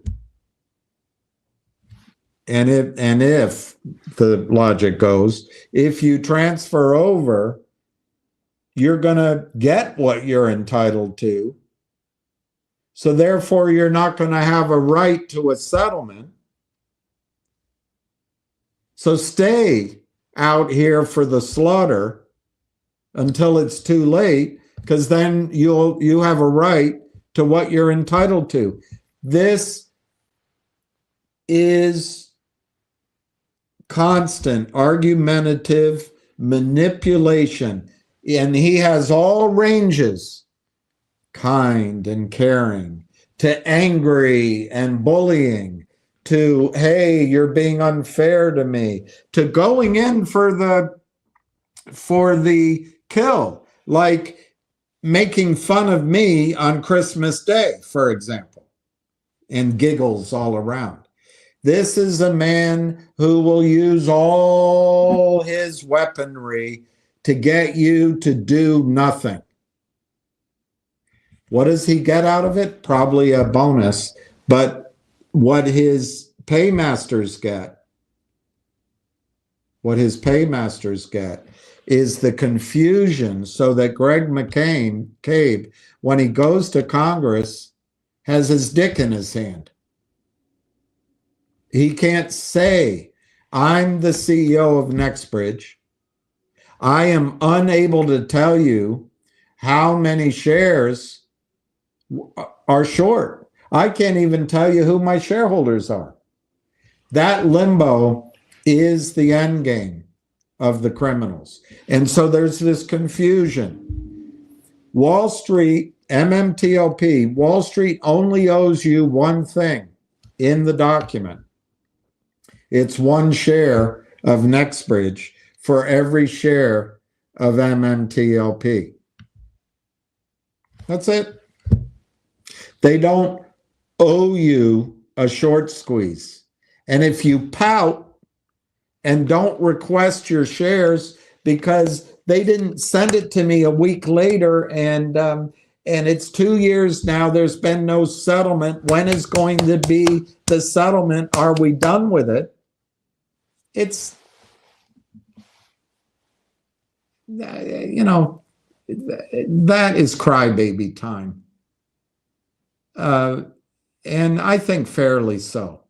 I think until people move their shares en masse and there are no shares left, it's just a bunch of crybabies. And I'm not picking on the people working hard. I'm not picking on the people losing money. I'm picking on you. So once the shares fill up, Greg can go out and he can go to Congress, he can go to the regulators, and he can start moving forward. He can go to the courts. But we don't give him that power because we listen to due diligence. Idiocy of due diligence. Argumentative, intelligent maybe, but the whole goal is to freeze us into doing nothing. What are we? A bunch of pussies? Or can we take control of our own lives and move our shares over and help make NextBridge a success? Oh, well, due diligence tells me this, I'm entitled. No, you're not. And they will give me that. No, they won't.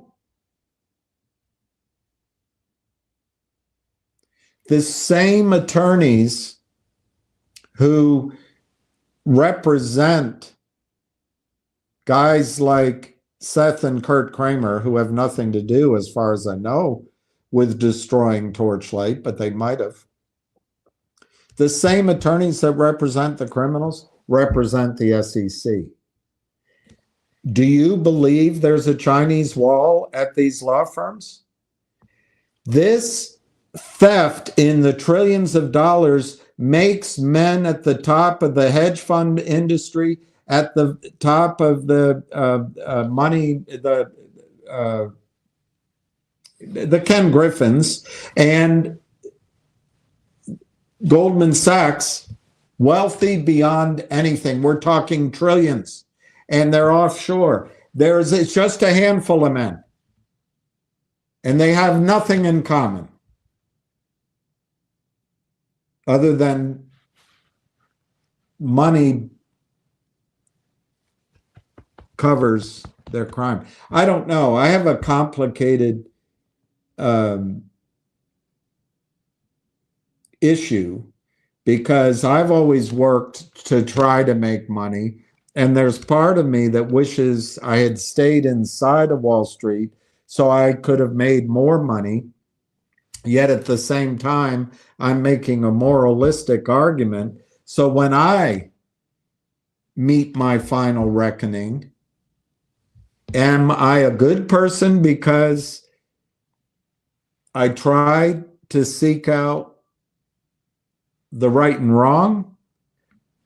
Or am I a bad person because I envy and sought and wished I had made as much money as was possible? I don't know. So I don't want to judge anyone else's soul, but I tell you my understanding of a certain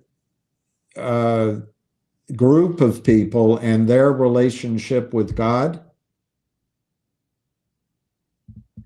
They were chosen not because they could do anything they want, not because they were any more special than anyone else. And in fact, I consider who I pray to as part of that group. I mean, it's odd that we, as humans, we separate anything. I doubt God does. But my understanding is rather that God said, you're special because I expect you to follow my commandments. I expect you to follow my covenant more than anyone else. It's kind of a burden. I expect more of you. But anyway, let's not go down that path any further. So collectively, we've left Greg McCain with no power. And so you say, are we done? You haven't done anything. My strongest recommendation is to move your shares over to physical form. Now, let's address this canard that if you move your shares, you're not going to benefit in some kind of settlement.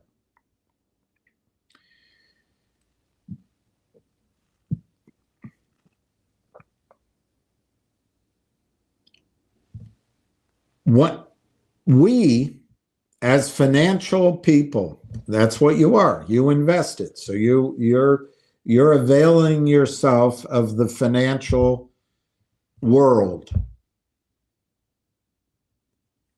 I'm going to stretch my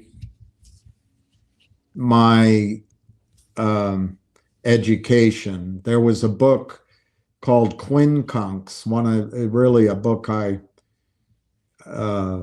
recommended to a lot of people, very Dixonian. And I remember in there was a broad distinction between equity and law.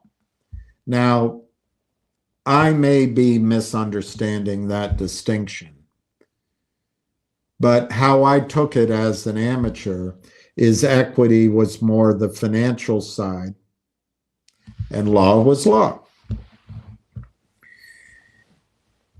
That's what you're involved in when you invest in MMTLP, Torchlight, MMAT. You're in, and again, I'm probably misusing this word, but you're in the equity, the financial side of it.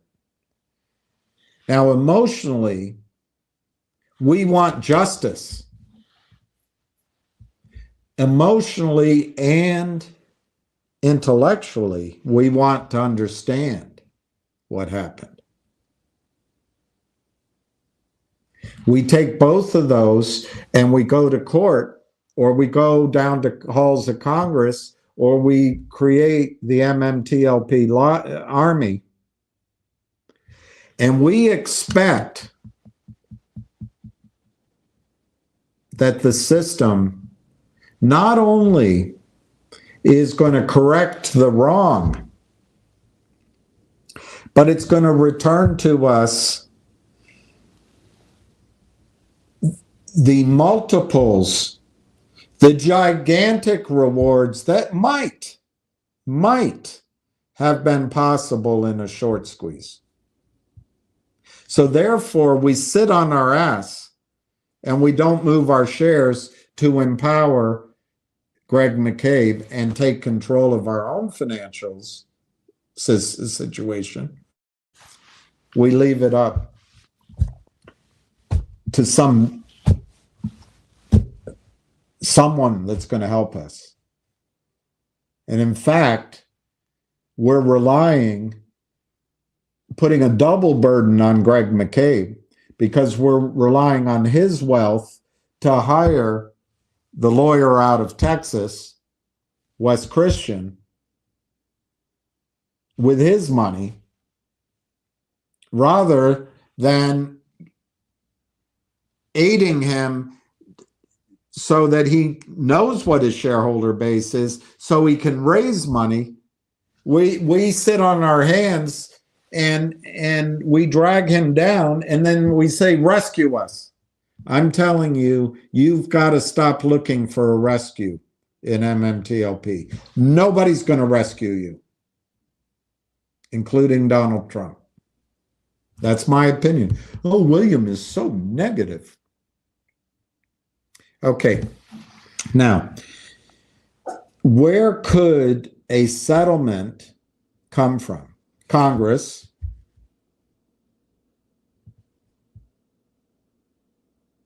Well, your guys, I assume you're one of the paid people that work with Drew and with the lobbyists and are part of this ongoing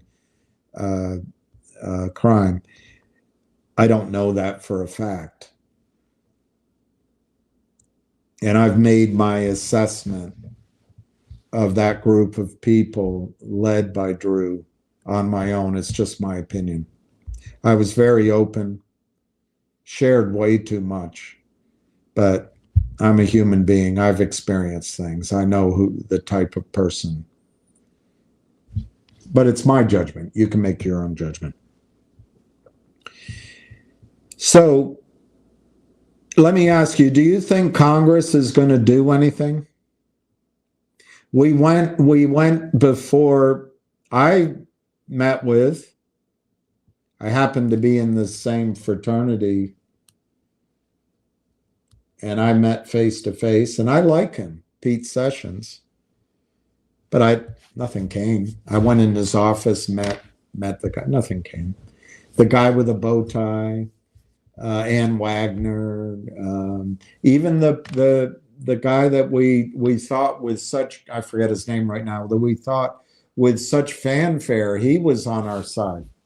These people are all corrupted by lobbyists and by you and by Wall Street.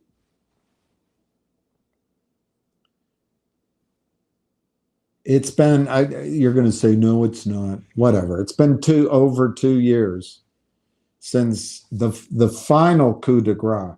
This crime went on for over a decade. It started with the formation of the oil and gas idea in the Oro Grande. It started with Torchlight. This is not an act of passion. This was a premeditated, systemic, sorry, I can't pronounce it correctly, destruction of the market cap, as it turns out, of 3 companies, all based on the same project. These guys have a strategy. They adapt. They have the attorneys. They have the money flow from the trading. They have Goldman Sachs. They have Ken Griffin. They have each other. They help each other. They may not trust each other in full, but they help each other. And they own Congress. They have the lobbyists. And they have ridicule on their side. They ridicule us. They have a broad, uneducated brokerage business. Wealth advisors don't know anything. So they operate in the dark.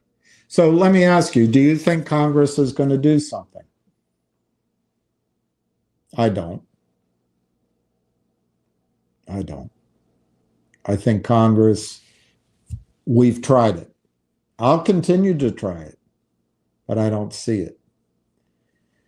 Okay, so the other thing is, the other area it could come from is Trump. That I do think there could be something to that. I really do. I think the awareness, the top-down approach really could do it. But let's examine that a little bit.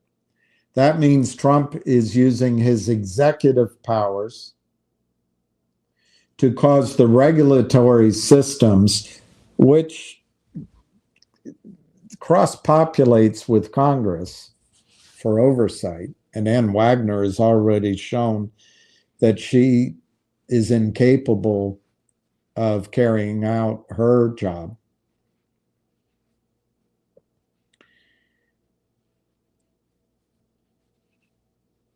What are they going to run into as it comes down through the top?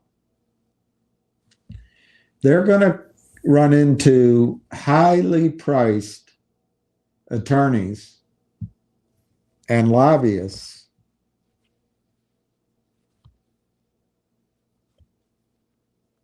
who give advice at the SEC. Now, I'm giving you both.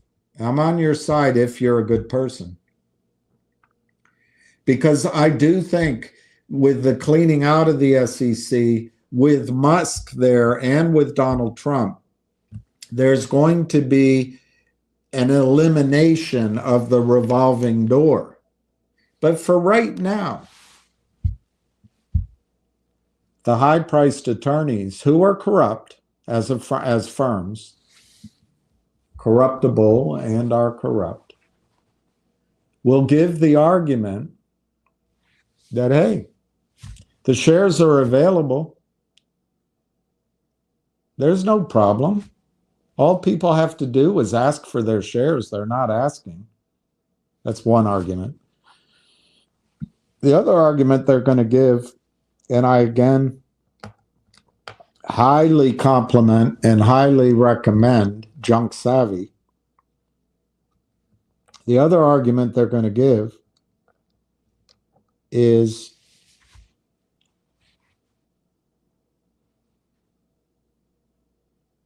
and I don't know how you can follow this logic. The criminals from abroad forged documents to get MMTLP to trade, and FINRA SEC approved it.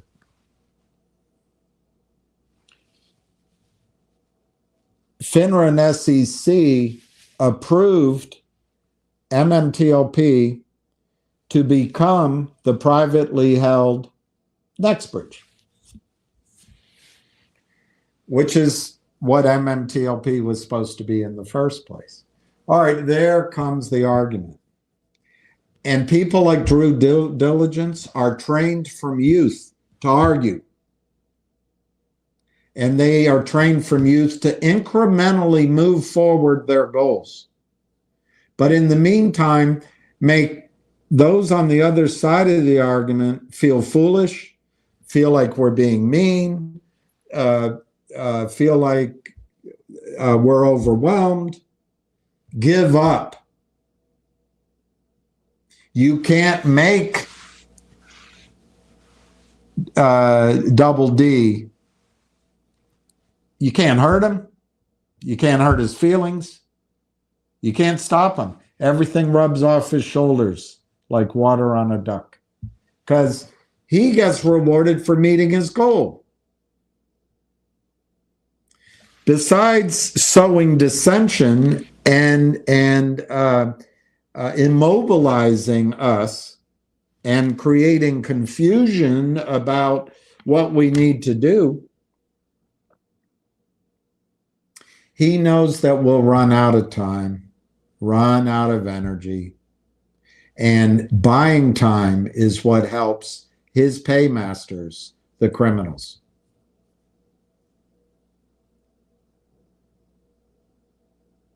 And that's what's happening. So these attorneys are in that same camp. They just buy time. They wear down. They argue. They push it forward, and people come and go. And functional idiots like Ann Wagner, she reads a thing out on and says, "Oh, it's an invasion of privacy," because she has no ability to critically think.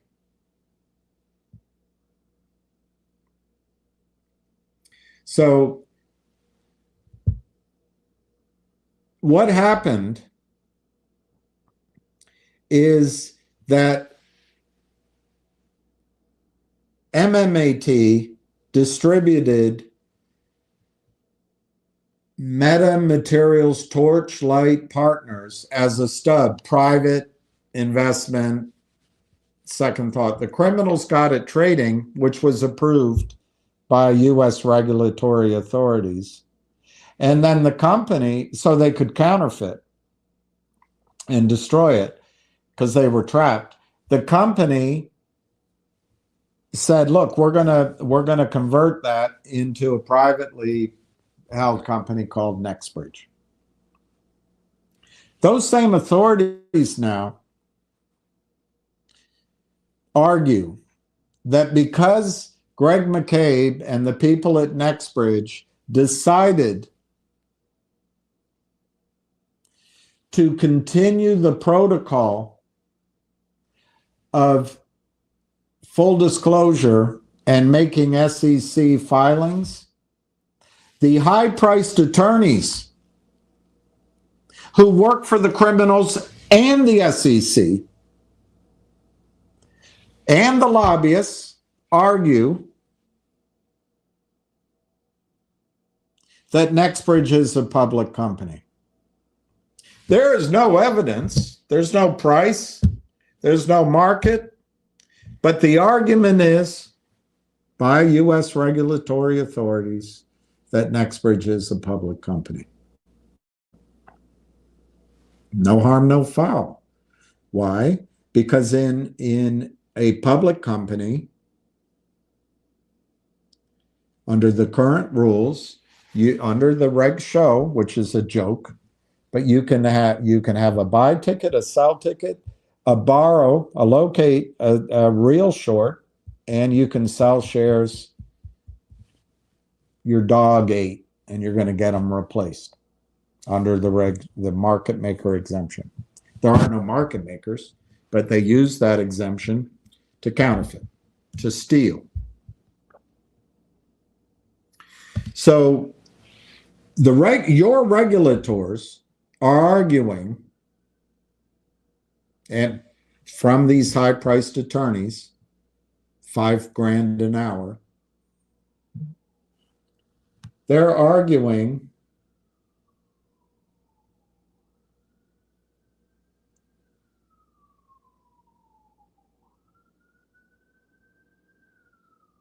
that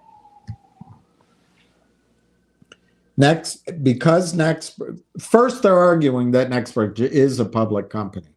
And then because it is, that short selling is okay. Now you, listening to Drew Diligence, you don't move your shares. So nobody can tell Ann Wagner, nobody can tell Charlie Payne, nobody can tell Pete Sessions, nobody can tell anyone what the short position is. Nobody can even say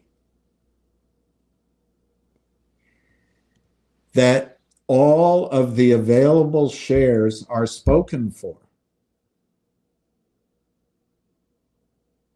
And the limbo goes on. The questions come. Are we done?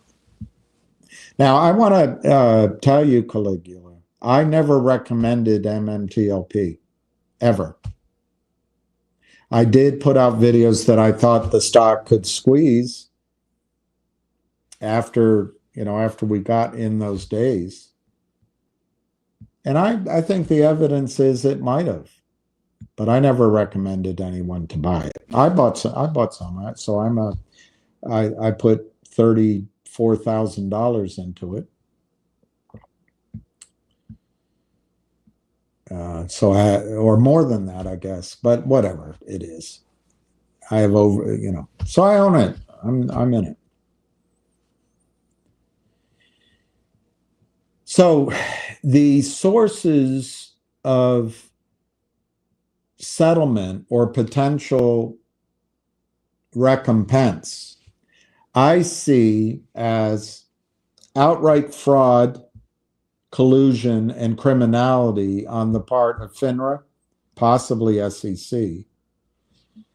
It could be from companies like Fidelity committed fraud. It could be classified as racketeering. But this is a whole category of damages calculated based on criminal acts. And you get multiples, and I don't know if it's a jury trial, I don't know, but statutorily, I think it's 3 times the damages. That's one place. The other place is a buy-in of all the shorts. Now, the mantra that Double D pushes is that we need trading for 2 days. I'm not going to go into that. That's a disaster. That's exactly what the criminals want. But the argument still remains that there needs to be a payout on what the short squeeze could have been. And then finally,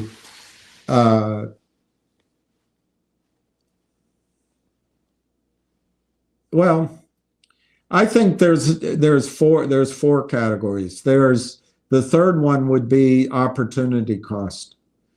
What you could have done had you sold your shares on the Friday or the Monday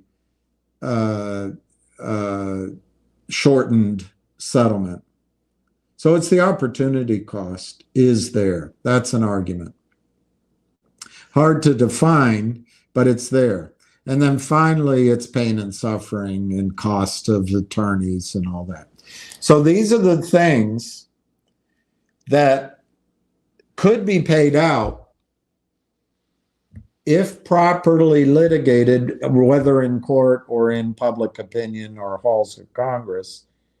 These are the things that could be paid out.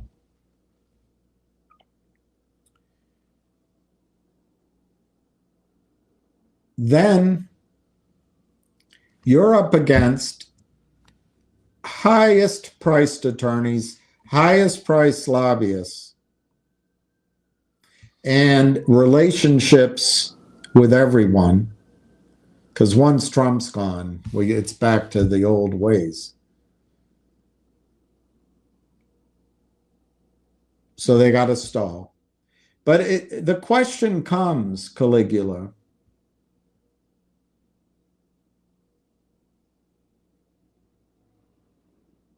what are the damages?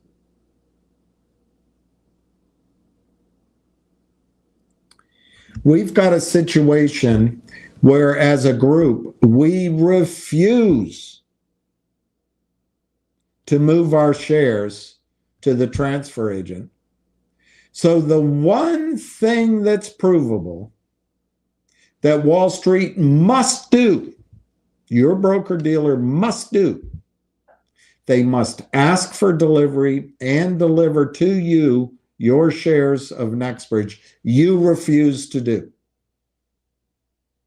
I did it. I even did it in my IRA. And there is a company out of Chicago, I have the name somewhere, where you can move your retirement accounts and do it. Costs some money. But there should be enough shares outside of retirement accounts that it should be done. So the argument is, did Wall Street in gross fail on its responsibility to provide one share of Nexbridge to one share of MMTLP? And you can't prove it. A good attorney will go into court and argue there's plenty of shares left. And Your Honor, your offer, there's no evidence that Wall Street failed to deliver any shares that were asked for. There's no evidence. And because we sit on our spotted behinds and we don't request delivery, we help the criminals with that argument. So I don't think at this point in time that there is any harm or damages that can be claimed as relates to the one-for-one deliverance of shares. So I think for now that issue is moot. So then the other questions come. Well, we were denied a short squeeze. How do we prove that? Do you have the money to hire the attorneys? It's in the trade station filing that there was a trade at 2,400, but then the lawyers, high priced, say, oh, that was a mistake, it was reversed. What are the damages in the short squeeze? that could have happened. Powerful attorneys are going to argue that you can't prove that. It's speculative. And I think they'll win on that. It'll cost a lot of money and we'll get tired, but I think they'll win on that.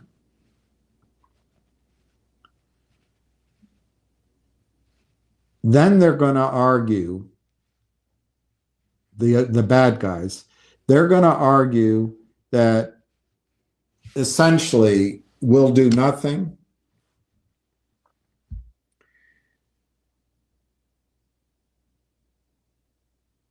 But Caligula, until the shares are gone, none of the rest matters. Wall Street doesn't owe anything. But if for some reason people moved all their shares and there were people shut out, so I guess that's what the high-priced attorneys for the bad guys will offer. Your Honor, your offer, we'll deliver the shares as soon as they ask. No one's asked. Or we've delivered every time anyone else asked. So once that gets accomplished, then the question comes, well, what do we owe the people who were unable to get their shares delivered to them? Which is still an open question. But if it gets to the point where people can't get shares, the lawyers are going to argue what they owe. You know what they're going to start with? They're going to start with zero. I won't even bore you with the arguments, but there are arguments for zero. Then they're going to say we owe them the last day of trading. But I think before they say that, they're going to say what we really owe, if Your Honor, your offer thinks we owe something, we owe the valuation of the transactions Nexbridge did to acquire the Louisiana properties. They valued the shares, I'm making it up, I don't know this number, but they valued the shares at $2. So Your Honor, your offer, the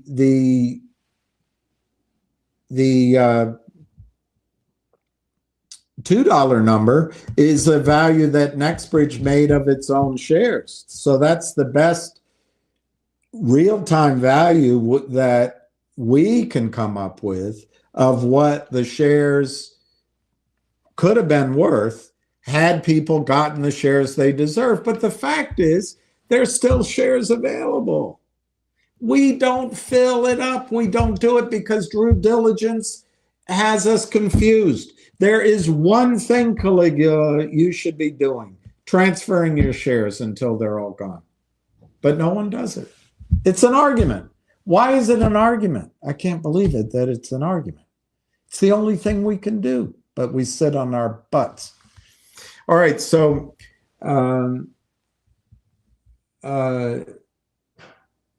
we're going to argue we deserve some fantasy short squeeze. The other side's going to dismiss that right away. They're going to say, hey, look, FINRA did this ruling. It's not on us, it's on FINRA. And then FINRA's going to say, whoa, whoa, whoa, whoa, whoa, we were clear. I don't see any progress there.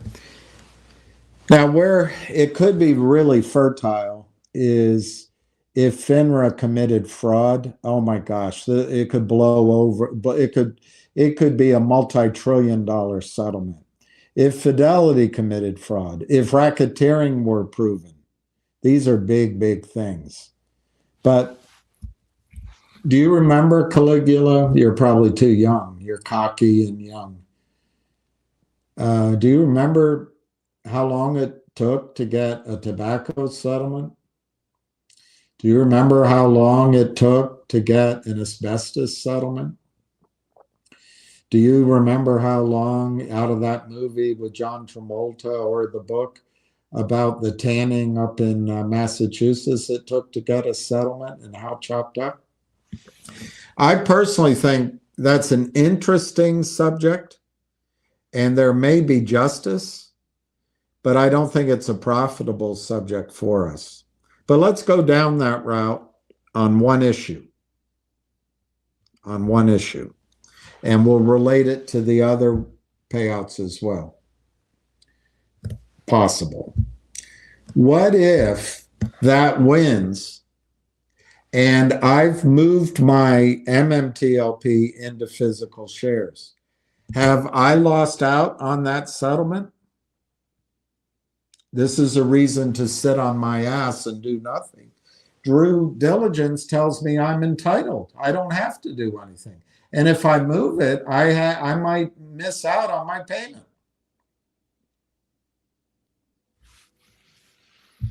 The answer, I'm not an attorney, but the answer I think is fairly obvious. That if there is a finding for payout on opportunity cost, if there's a finding for payout on fraud and racketeering and collusion and criminality, if there's a payout based on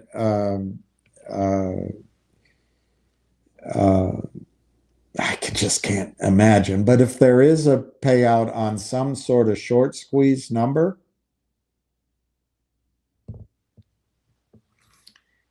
everybody's going to be entitled to it because we all were harmed.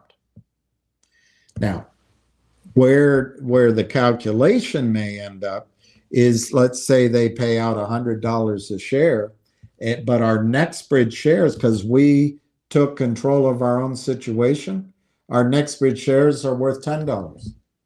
Well, maybe our distribution is $90 in net of fees instead of $100, but we end up with that value. Wouldn't you rather be in a position that you could get value from the hard work and the benefit of NextBridge's ownership of other oil and gas properties?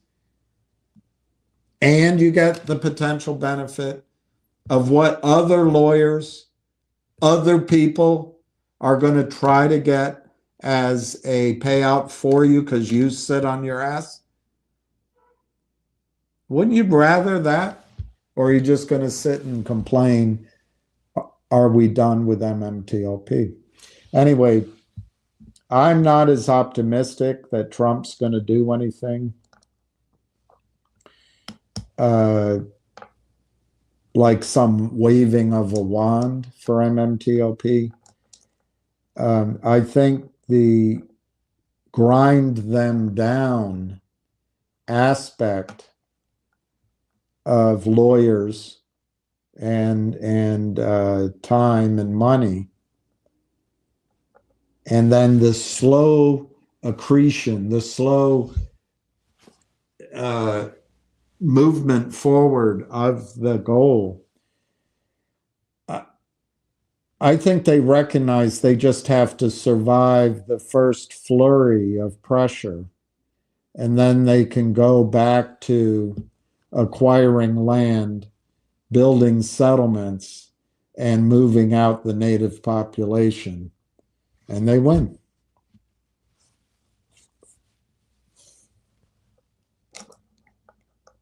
That can describe any colonial power, by the way, any colonial power in history.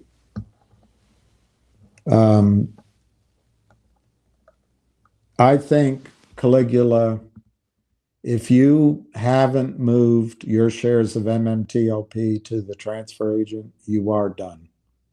And I'm done with this answer. Good for you, son of what? So now what? Good for you. I think the rambling is to avoid any questions. What questions I've missed? I don't see the question. Ricky, the camera is right here. The questions are over here. So when I'm looking at the camera, I cannot see the questions. So you can effing think I'm avoiding questions all you want. Screw you.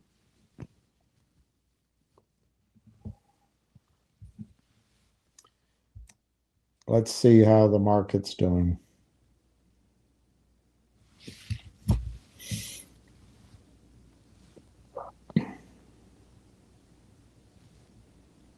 Anyway, I can't find the market, Bob. How big is the drop? I don't want to avoid any questions.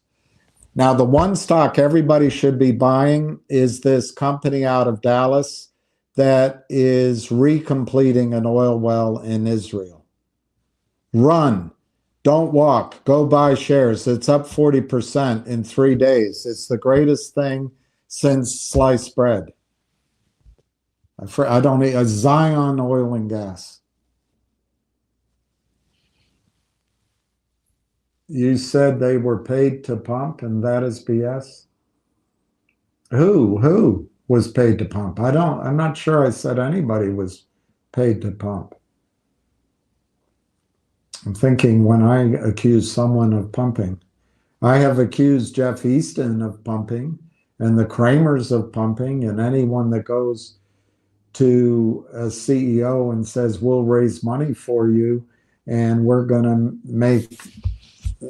make your plan. I think those are the pumpers. I'll find out who you're talking about. Well, I complain because I'm frustrated at the losses. Yeah, Bob, somebody told me yesterday that I have to stop being negative. We all got hurt. I got hurt, but I'm not going to complain. But I don't blame you. And that's, yeah,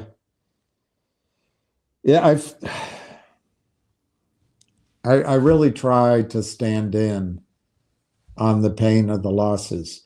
I do encourage you to have some self-reflection, but I don't know your situation. I can only look at myself. I had an opportunity to sell GTII. I had an opportunity to sell Finger. I had an opportunity to sell CRTD and others. I had an opportunity not to buy MMTLP, but I made those decisions then. But my thought process back then was different. And I'll cut to the chase. I think that short squeezes don't happen as a matter of course. I do not think there's anybody on Wall Street that causes a mandatory buy-in after settlement date, after failure date. I think Wall Street encourages the manufacturer of counterfeit shares, and they simply do nothing to close out failure to delivers. I didn't know that then, but that's what I think now.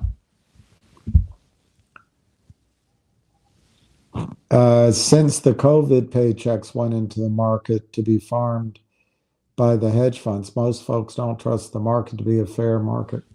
The market isn't fair. The market is not fair. And that's my frustration sometimes when I get questions back from you. It implies, not you personally, it's the English language, that assume that the market is fair. It's impossible. The market, it's not possible to make money.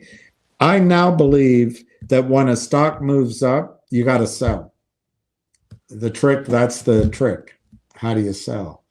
And if you sell too soon, sell too soon. Just sell too soon. But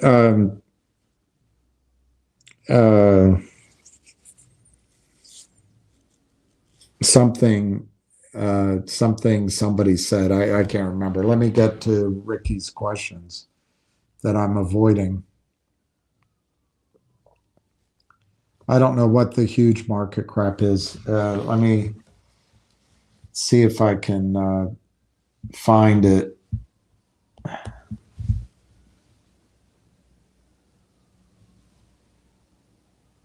The market is down 2%. Holy crap. Huge market dump. The market's down 2%. I guess when you're used to the market going up constantly, that feels like a dump. That's not.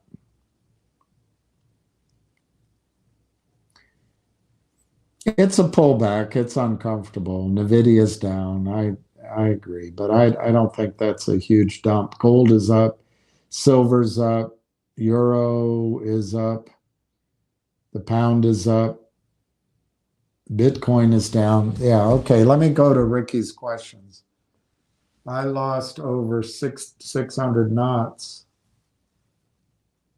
GTI, what he said, I would have had a nervous breakdown. 600 knots.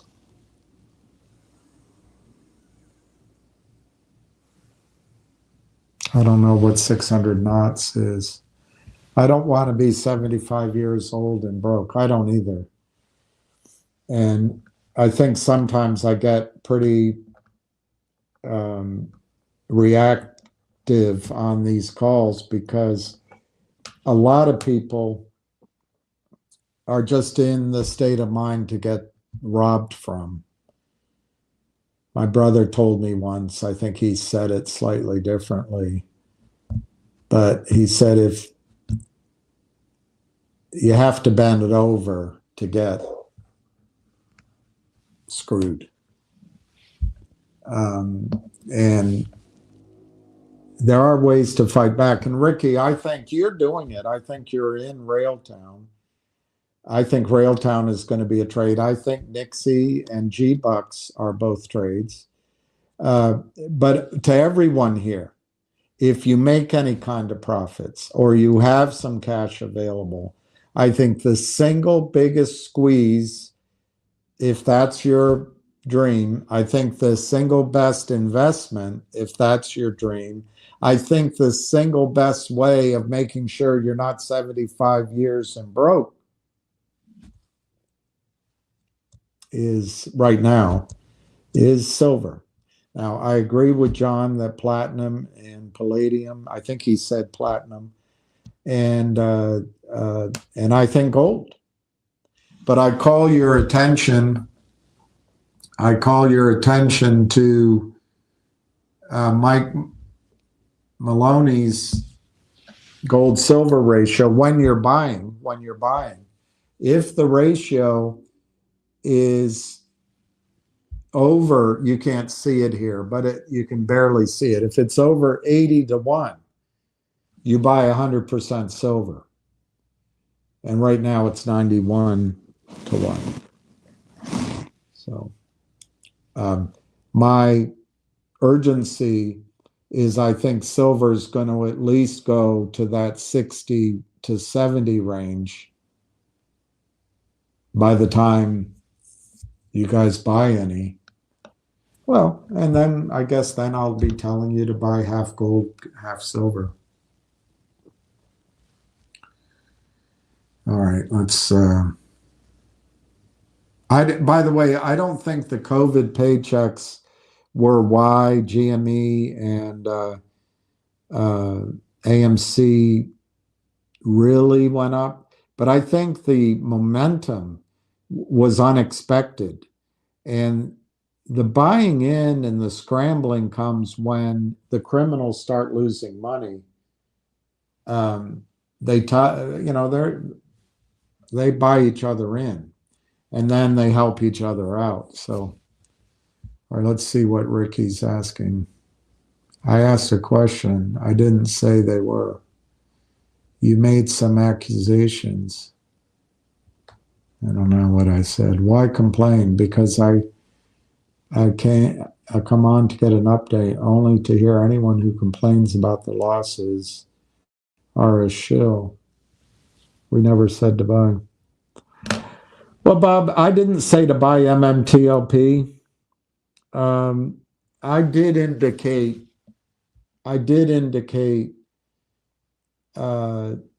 it's not financial advice, but I would say that I thought it was a good time to buy everything from Nixie last year. And I think people made a profit in Nixie to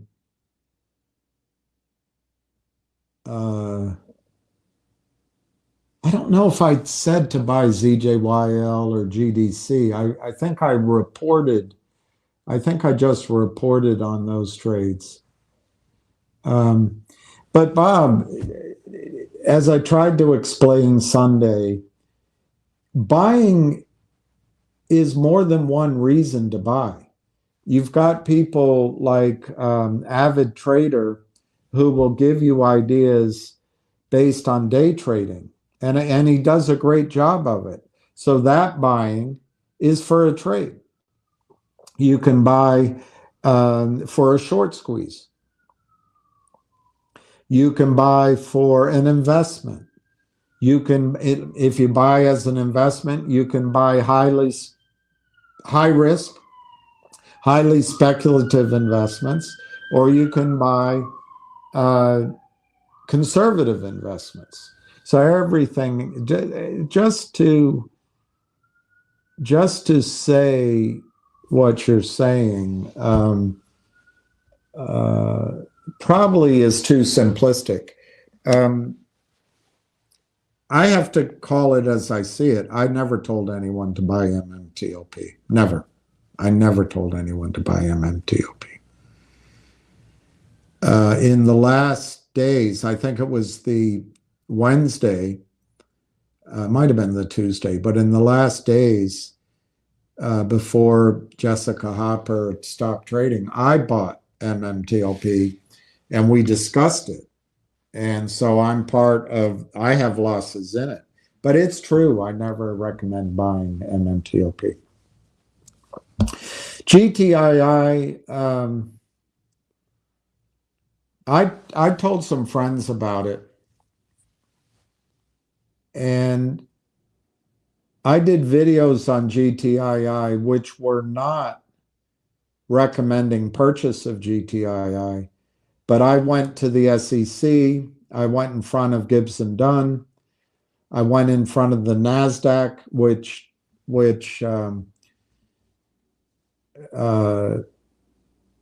is now FINRA. The building used to be NASDAQ. And I did videos calling out the crime, calling out what I saw. And then, as I recall, Lou came in and recommended buying GTII. And then I started doing some lives, and I did some videos on GTII where I expressed, and I did that for MMTLP for those 2 or 3, 4 days, and even afterward, I expressed that in a short squeeze, how high these stocks could go, how high GTI could go. But I feel like I've learned that since then, I've learned that Wall Street has all manner of tricks and the lawyers have all manner of tricks. And I no longer blindly believe that anybody on Wall Street enforces settlement and creates buy-ins. It did not. I think there was a run in GTII, and I admit to myself now that I had a chance to get out, but I didn't. But I can tell you, I never recommended in the internet sphere, I never recommended buying GTII. But I did get caught up in the momentum of what could happen in a squeeze. In Finger, I think it's a little less clear. There were times where it ran and I didn't say anything. There were times when it pulled back and I didn't say anything. By the way, on GTII, I started telling as in my way, but I forgot that you guys are retail. and you don't know how to interpret. But I thought I was pretty darn clear 2 Augusts ago when I started really strongly talking about tax loss selling, swapping out of GTII. I thought that was a pretty clear message, but it wasn't. And I accept that now, that it wasn't clear enough. And I didn't know that Trento Mine wouldn't work out. I didn't know that the law firm wouldn't work out. And I did suggest, I will agree with you, that my analysis of those potential transactions, of the potential of short squeeze, would imply the stock was going to go higher and that it could have great value. But I think I always express the risks as well. But I know I never recommended buying GTII. Finger, I think I did encourage at a couple of points. And right now, I'm encouraging a commitment to Finger. It's not financial advice. So I'm on the record for that. I don't know what other stocks you lost. Oh, Logic. I would say that I was an advocate for the purchase of Logic. I would say that I was. It wasn't financial advice. I'm not blaming him, but I got a lot of the information from a gentleman who used to work on the American Stock Exchange, and he gave me a pretty clear picture of what was going on. I met with the CEO. I'm not blaming anyone. And I bought into the idea that the SPAC and the sponsorship of the SPAC and the systems in place were going to create value. And in fairness to the gentleman from the historically from the Amex, Data Logic did open up at I don't know, $38 or $42, but I since, and I've made it very clear, and I made it clear to him prior to the, I think it was in July, August, September, when I saw the deal put on the tape at the SEC, and I said it here. That was crap. That was a toxic deal. Turns out it was right. And I shared all that. Once Logic collapsed and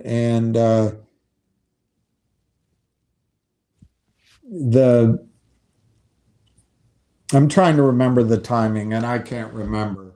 But when Logic had collapsed and the collective audience, the Data Logic, still hadn't been distributed, I would agree with you that I recommended that commitments to Logic made sense to me. I fought it out hard. Once the de-SPAC occurred, it became clear to me that Aubrey Advisors intentionally left Logic and collective audience with no money as they raised money to pay off the attorneys and the financial advisors. It was further clear to me that Aubrey Advisors and Chadron stacked the board to protect their criminality. That's my opinion. I say it based on what I saw and belief. But yeah, I would say that I recommended that.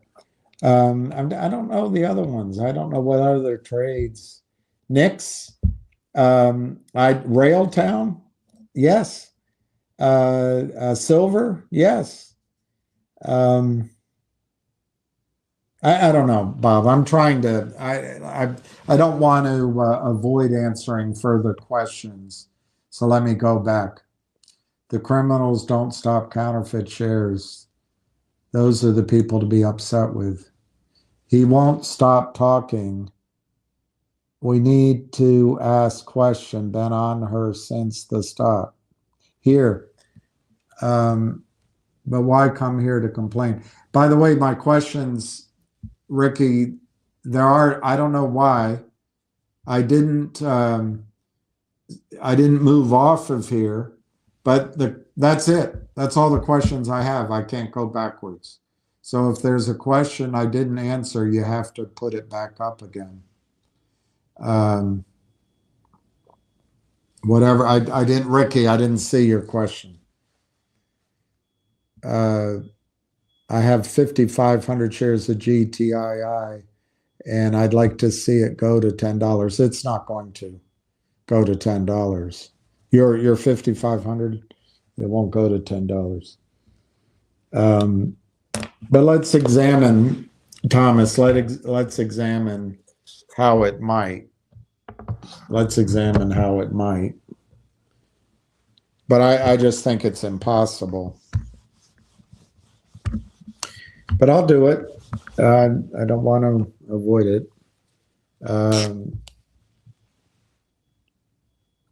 By the way, the only question I can think of that Ricky had would be Zion Energy. Let's just quickly look at that and see how it's trading. ZNOG?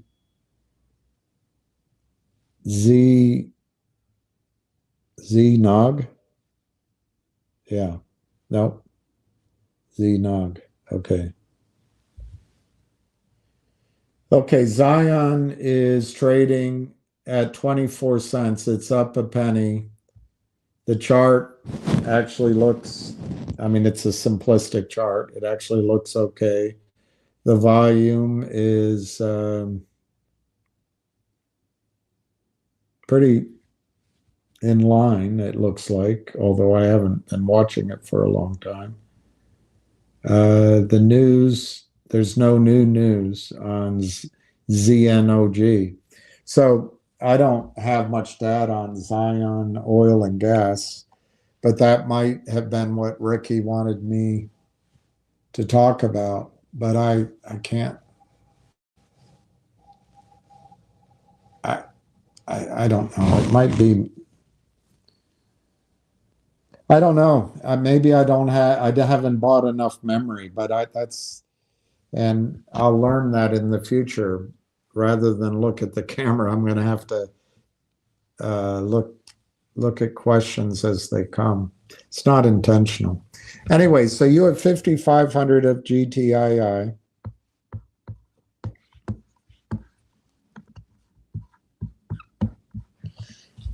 And according to Yahoo, let's use Yahoo's numbers.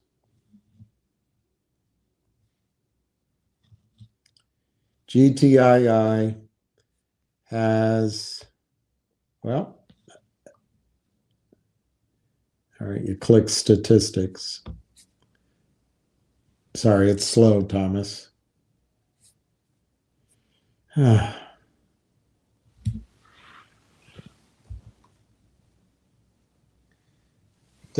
Be careful. GTII is at 11 cents.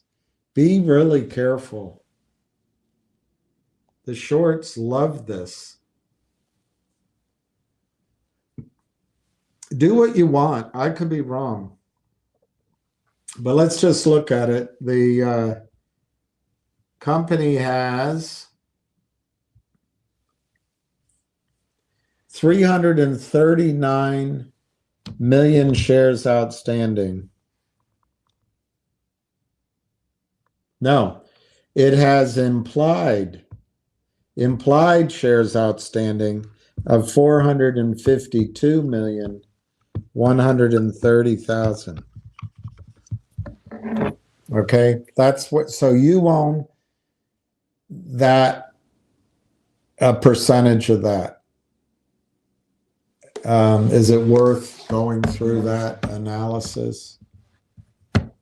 I guess that's one way to do it.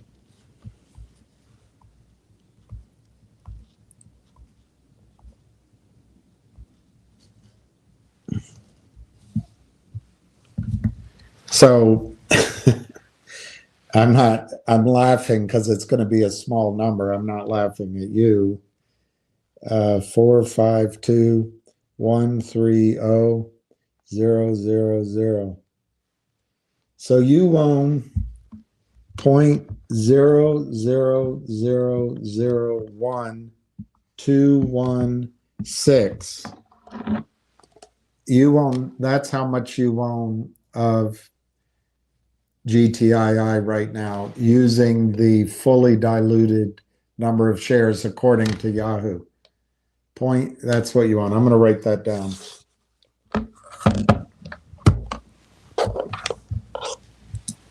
.000012116. All right. Now,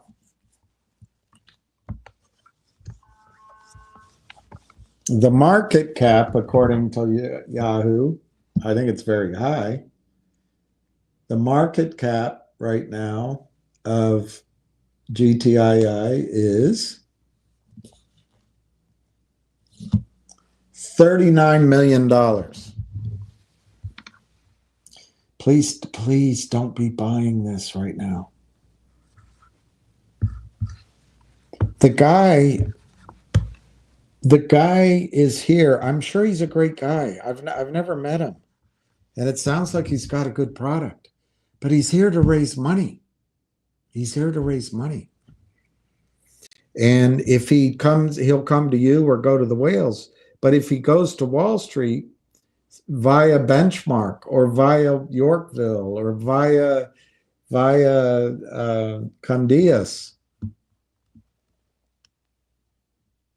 Roth Capital, they'll use this valuation.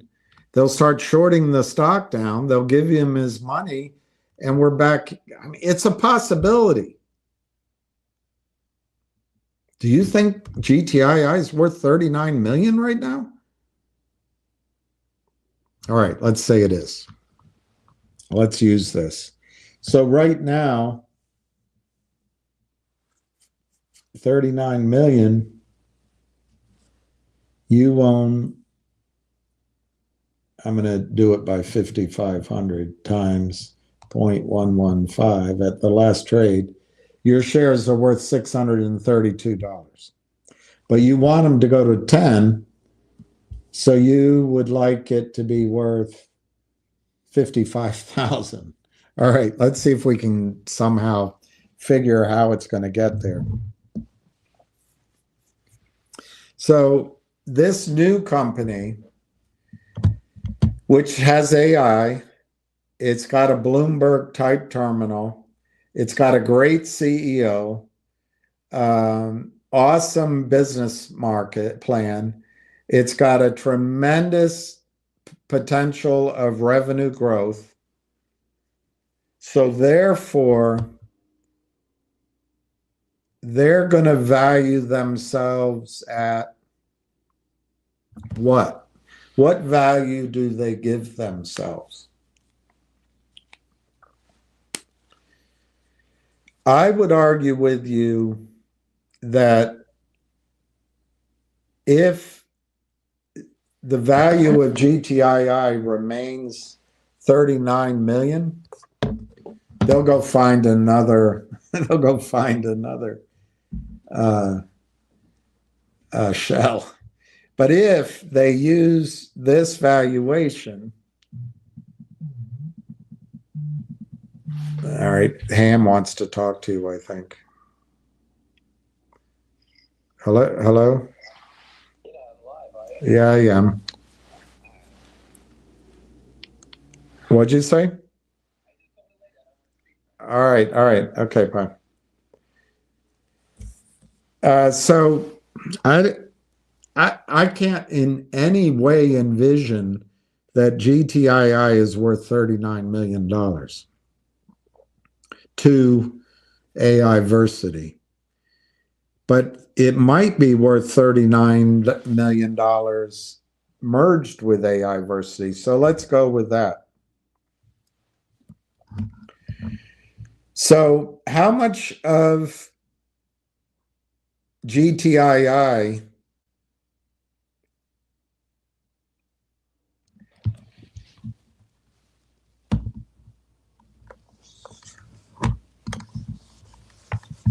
I don't know how to give a rational calculation here. There's 450 million shares.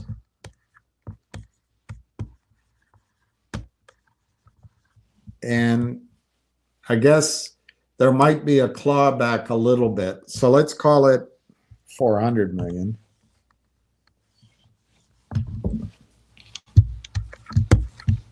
I think some people are going to, I think twice people are going to take shares out of that for services rendered. So I think 10% of that's going to go to somebody. So that'll be, I think 40 million shares will be claimed for services rendered.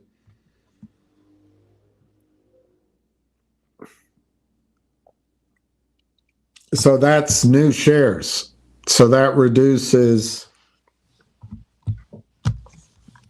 our ownership, obviously. So that'll get it back up to 440 million shares. So the clawback, I think, will be replaced with a new claim. So there'll be 440 million, let's say, shares outstanding, Thomas. And AIversity is going to come in.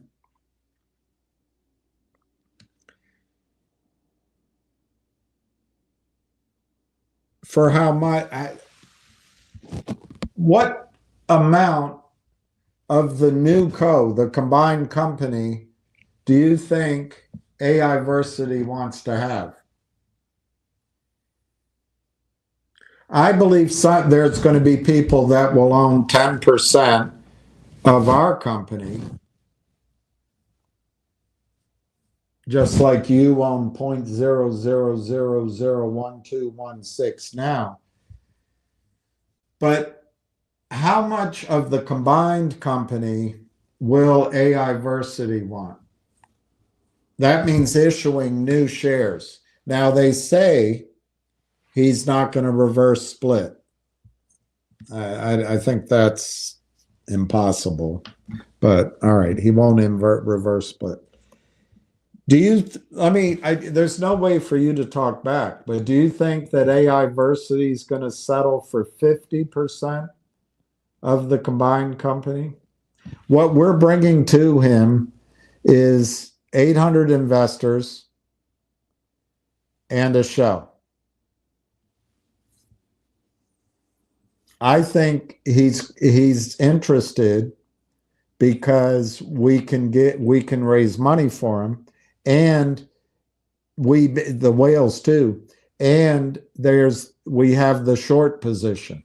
So how valuable is that short position? It hasn't caused any pressure on the shorts for some time. It's pretty speculative. And how much money could we really pour into GTII? I'm going to guess out of 800 shareholders, 10% might be interested. That's 80. And maybe a third at the most of that. I'd say a quarter, maybe 20 to 30 investors will invest in size. And let's say size is above 20 grand, above 10 grand each. So that's valuable to him to have that access. I would guess he could raise probably from our 800 investors as much as $1 or $2 million for the right story. And why that's important is that becomes the catalyst for other financing. Lots of financing requires that first money in the pool, and that's what he's interested in. He can get us to put that up, and then he can go arrange a institutional portion. We become the equity portion of a more complicated financing. But that more complicated financing won't get done without the equity in place. So it's valuable to him. That's valuable to him. It got through receivership. So that obviously means that the shell is clean. So what that looks like, that's the value proposition that we give to AIversity. We give him a clean shell and current in its and cleansed by the receivership. We give him 800 investors who can be the equity component of a greater financing. And we give him an existing, apparently, according to what I just heard, we give him an existing large position of non-settled trades, which could be a squeeze in the future. And we're a good audience. We're committed.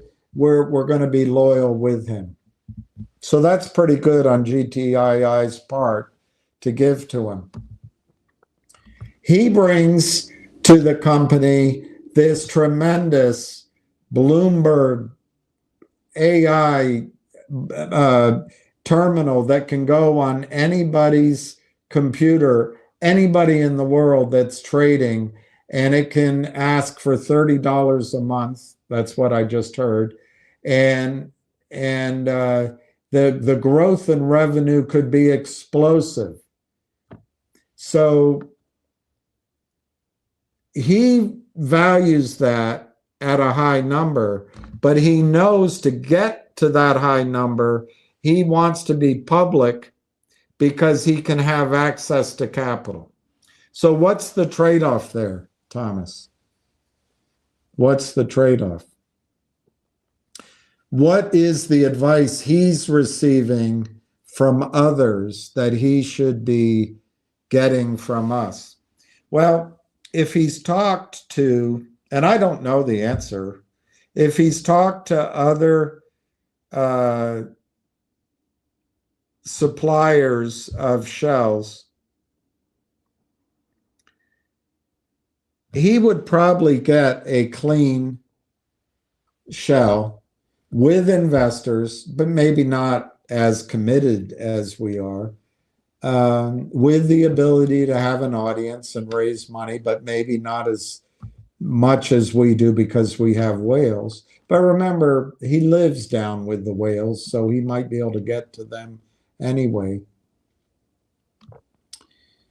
He could probably get an alternative shell at 90%, maybe 95%, maybe 85%. I'm going to tell you that I would expect that he's going to ask for 85% at the most generous. What could change that is the whales might tell him, you know, we paid for this and we want you to come in at a more favorable ratio. That would be a gift to us. In my opinion, if he came in at lower than 85%, and I guess this deal's already been agreed, so we'll find out what it is. But if he came in requesting less than 85%, that's a gift to us. So I'm going to assume it's 85%.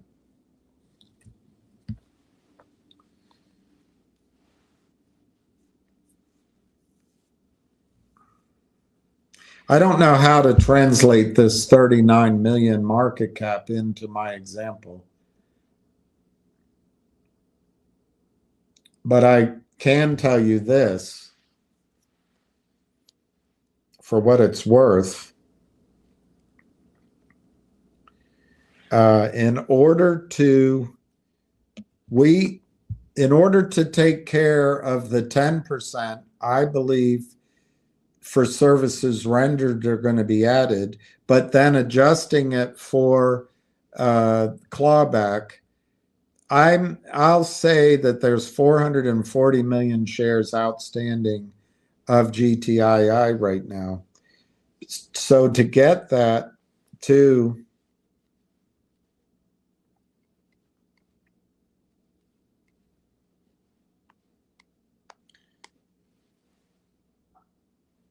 shoot.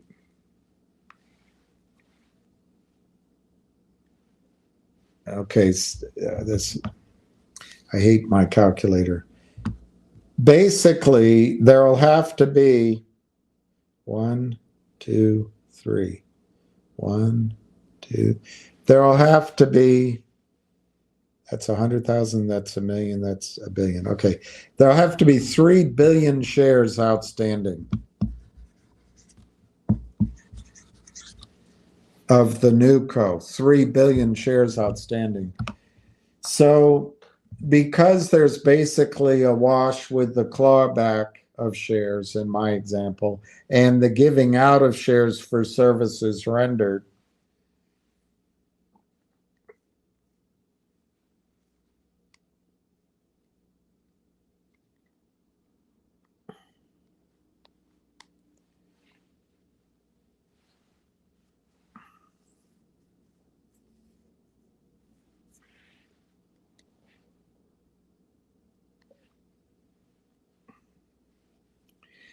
you're going to have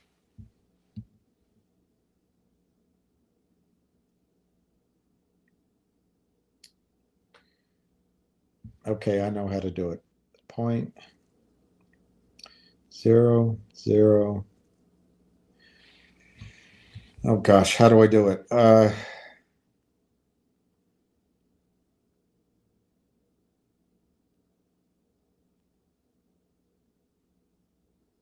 Oh, I guess it's easy. I guess it's an easy calculation. Sorry, I should be quicker than this. I'll never pass the Series 7 again.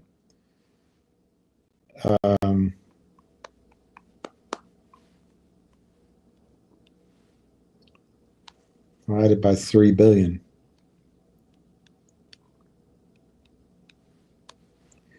So now you're going to own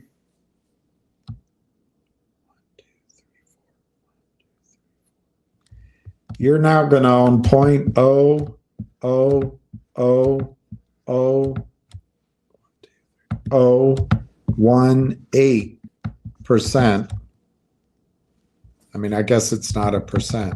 You're going to own 0.0000018 of the new company. All right, so another way to look at it, on 3 billion shares, you need it to go to $10. So on 3 billion shares,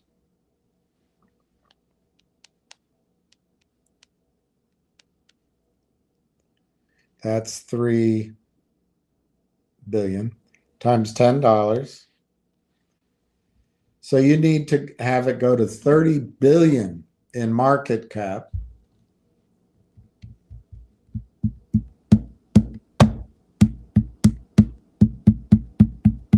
You know something I left out, Thomas? AI-versity is going to take 85% in my example, and then they're going to raise money. And they'll raise it from us and the whales, and then they're going to do an institutional raise, I'm guessing. That is going to further expand these shares. And I think the money will ask for half of the company, but let's say they just ask for 25% of the company. I don't know how much money they'll raise and all that. So there'll be 4 billion shares outstanding. So you're going to need it, and your percentage ownership will be a lot smaller. But you're going to need the company to go to, let's say, 40 billion in market cap. 40 billion in market cap for you to get $10 a share. I'm going to Google how many companies are worth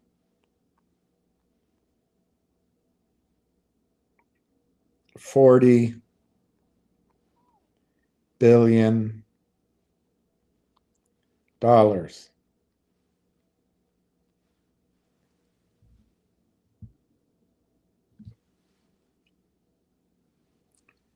According to current market data, there are several hundred companies globally that are valued at 40 billion or more, with the majority being large established corporations across various industries like technology, healthcare, and retail. However, the exact number can fluctuate. Companies ranked by market cap. Let's see who they are. Okay. Apple's at the top at 3.6 trillion. Let's get down to 40 billion.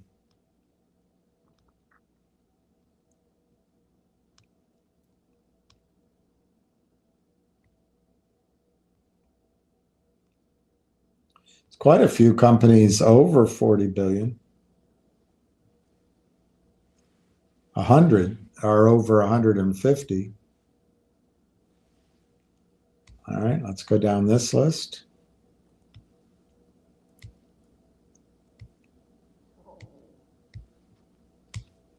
All right, here we're coming in. All right, so there's 200 over 90 billion.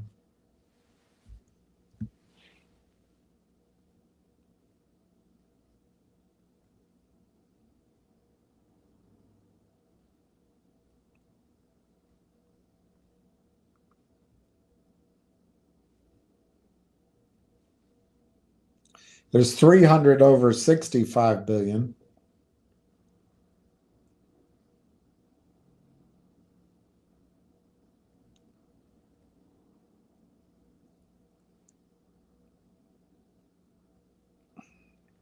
There's 400 over 50 billion. So now we get into the 40 billion range. Okay, everything in the 40s.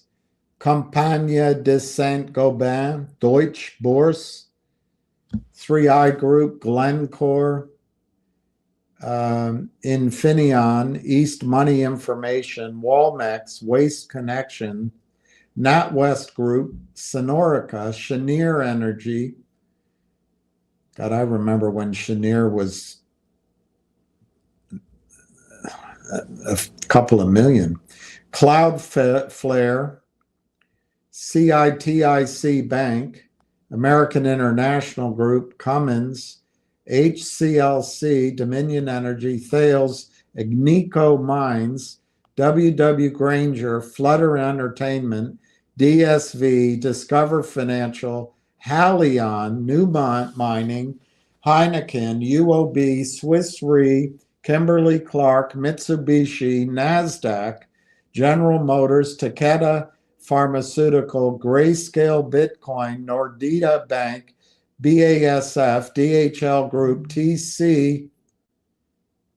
NASDAQ plunges more than 2%, so I guess Bob was right.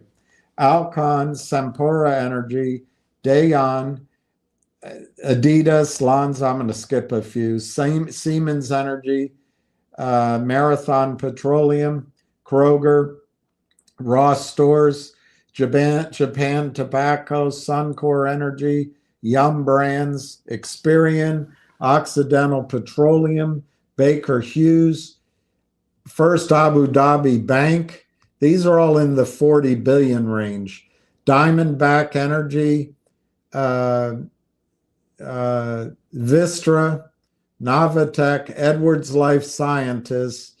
All right, Robinhood, Honda. These are all in the 40 billion. These next ones are all 40 billion. Well, and there's not many. Corning Glass, 41 billion. Excel Energy, 41 billion. Cognizant Technology Solutions, 41 billion. Vale, 41 billion. Shanghai Pudong Development Bank, 40 billion. PSEG, 40 billion. Goodman Group, 40 billion. Valero Energy, 40 billion. United Rentals, 40 billion. D.R. Horton, 40 billion. Zhangzhou Hengru Medicine, 40 billion. Prudential Financial, 40 billion. Partners Group, 40 billion. Axon Enterprises, 40 billion. Coca-Cola European Partners, 40 billion. Otis Worldwide, 40 billion. Bayon Resources, 40 billion. Advantest, 40 billion. GE Healthcare Technologies, 40 billion. Naspers, 40 billion. Chandra Asri Petrochemical, 40 billion. L3H Harris Technologies, 40 billion. Emirates Telecom Group. And now we're falling into the 30s. So, Thomas, what we are hoping for in the case of GTII is that the new company coming in and the new money coming in, we're going to probably be left with 15% of 75% at best. At best.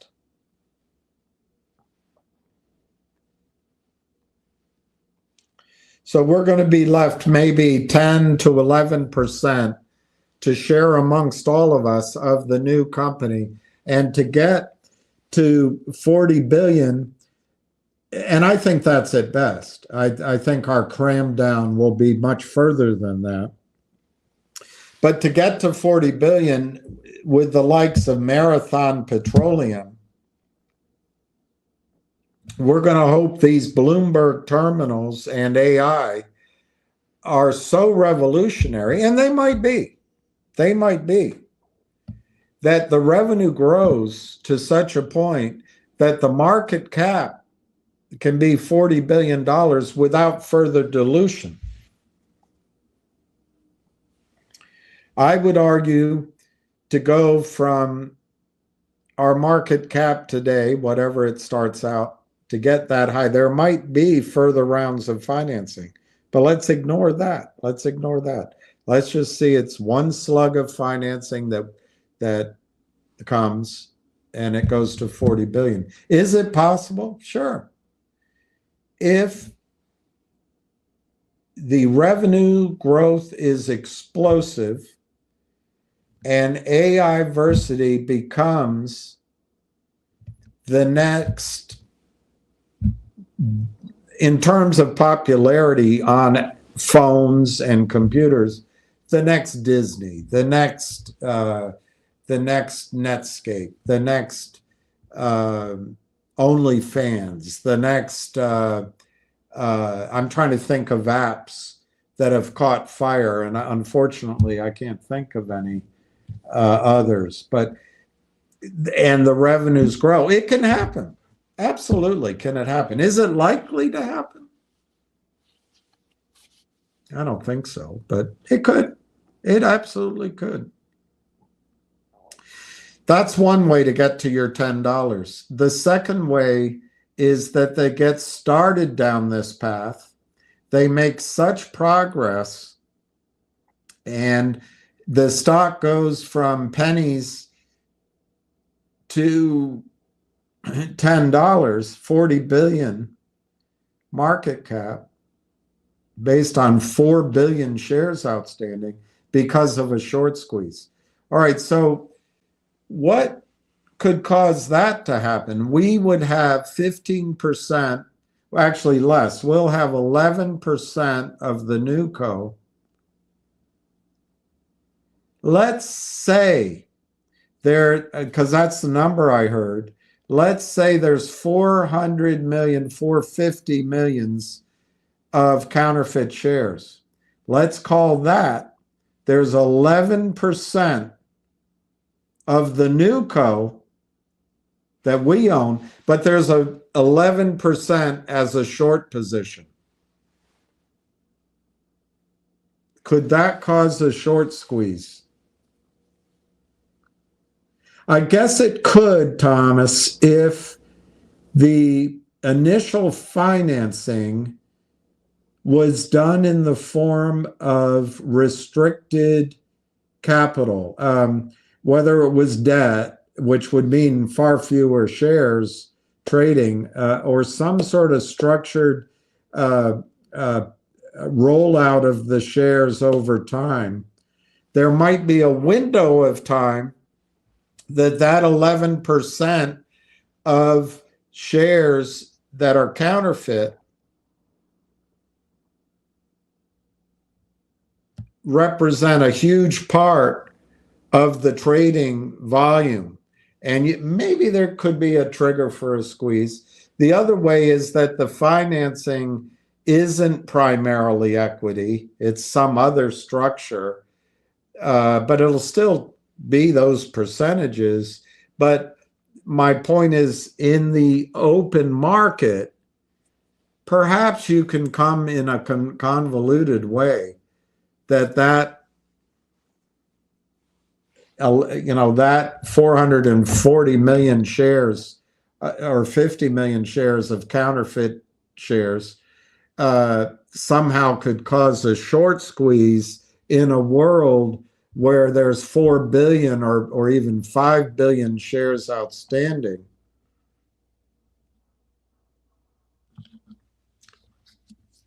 I don't know, Thomas. I think both scenarios of a short squeeze and of a company worth 40 billion, 50 billion are possible. I mean, I can't deny that.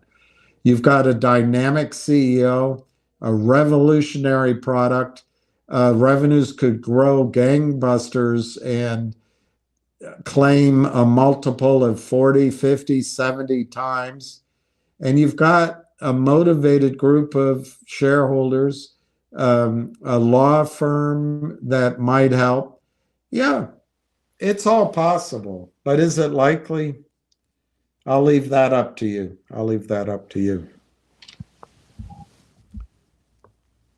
We're not going to need the SEC. The market just lost $2 trillion today. It's going to lose more eventually. What is the size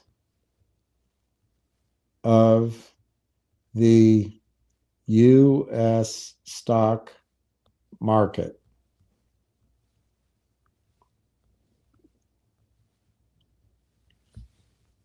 Total value of the U.S. stock market.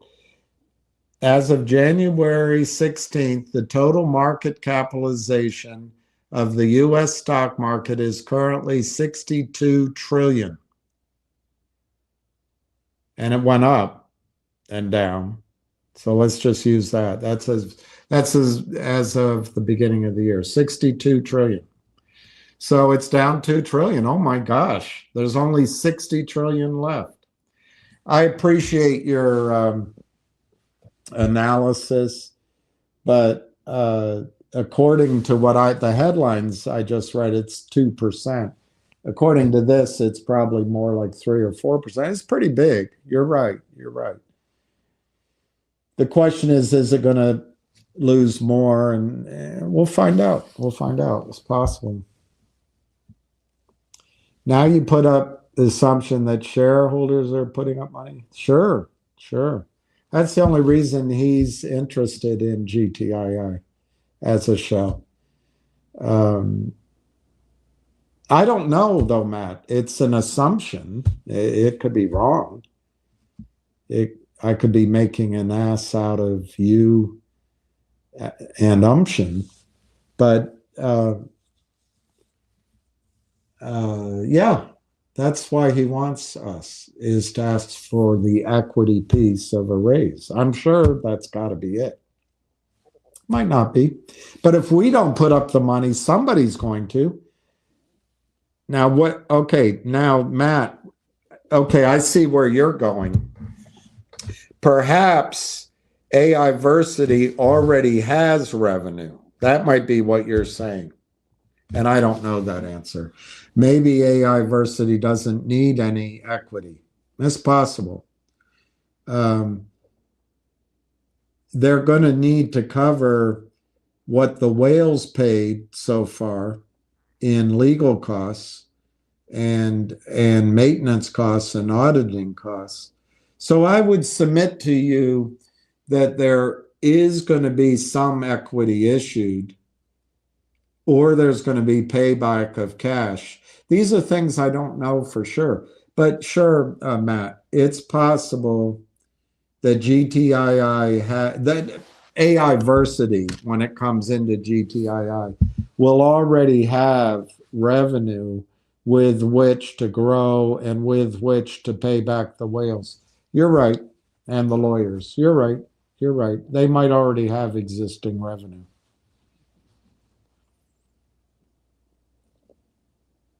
They might ask for more than 85% of the company. But we'll find out. I don't know the answer. It's a negotiation. And I'm not privy to it. I'm making a lot of negative assumption, as unlikely as you might feel it is. Why not assume they claw back half the shares, raise no equity, and don't do a split? All right, let's do that. I mean, I agree with you, Matt. When I'm doing assumptions, my experience over, unfortunately, decades is to try to be as conservative as possible. But let's do that. Let's do that. Let's assume they claw back half. I'm using the Yahoo Finance numbers. So that's 450 roughly. Let's claw back half. So that'll be 225. And forgive me, I'm going to add 10% going for services rendered. I could be wrong on that, but that's trying to add in a buffer for what I think's probably going to happen, but it also adds a little margin of adjustment. So in your mind, I'm just going to add it in. I'm going to say, in other words, it also allows that maybe the clawback isn't half. So I'm going to say that the number of shares outstanding after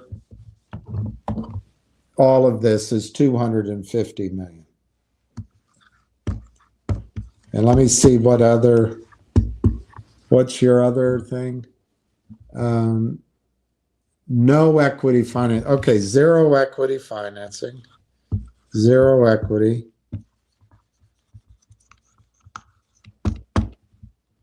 And they don't do a split. Okay, we'll say no split.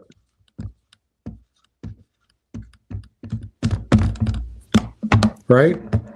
So I took it down, and we don't know, but I took it down from Yahoo's number of 450 million down to 250.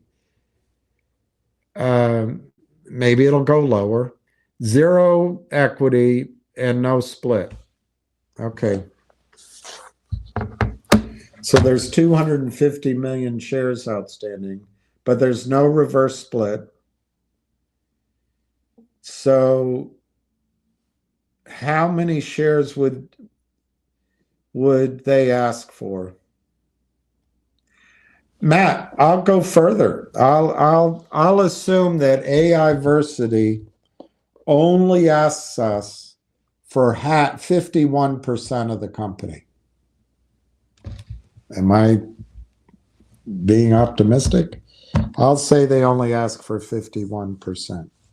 So purposes of this example, let's just say there's only 500 million shares total after the merger into AIversity. So in that case, to get to $10, we would only need to be a $5 billion company.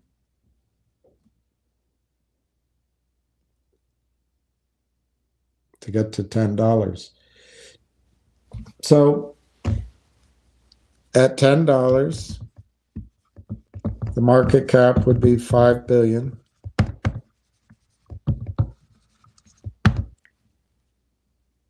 I think that's right.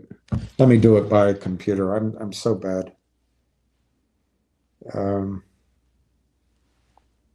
500 million shares times 10. Yeah, 5 billion. Yep. So it'd be at $5 billion.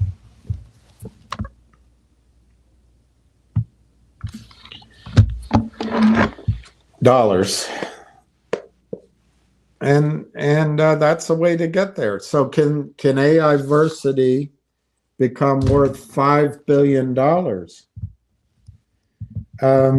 Yeah, it could. They've got a terminal which is potentially I really can see the value of a Bloomberg type terminal where all of us have the trading information that we normally pay for for a trade station. I think, where we'd really have to pay up. I think there is a value, a real value to having a relatively inexpensive AI-driven, highly interactive and full of information terminal. I can see that, Matt.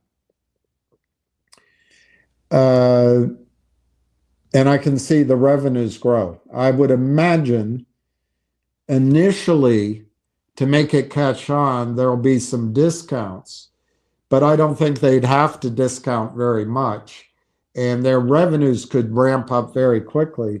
And on 5 billion, I suppose if you use a multiple of similar to NVIDIA, less than NVIDIA, of 50 times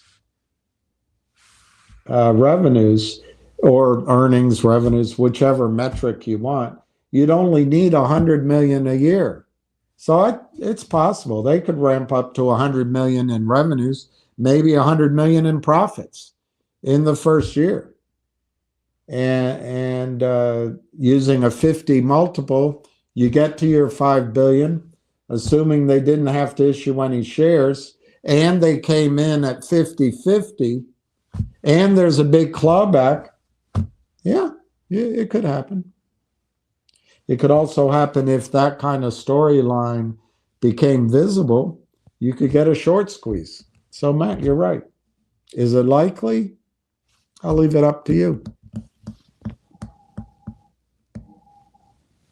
Jeffrey Tierman of Aubrey Ventures now owns 87% of CAUD. He stole it. He stole it. He stole it. It was his clients that drove it down. He could, with the money he used to buy 87%, he could have put up $5 million at $10 a share. And CAUD could have been $10 and upward onward. He drove down the price. That's criminal.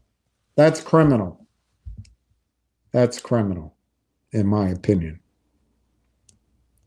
It's criminal, in my opinion. Mark, I'm going to look that up.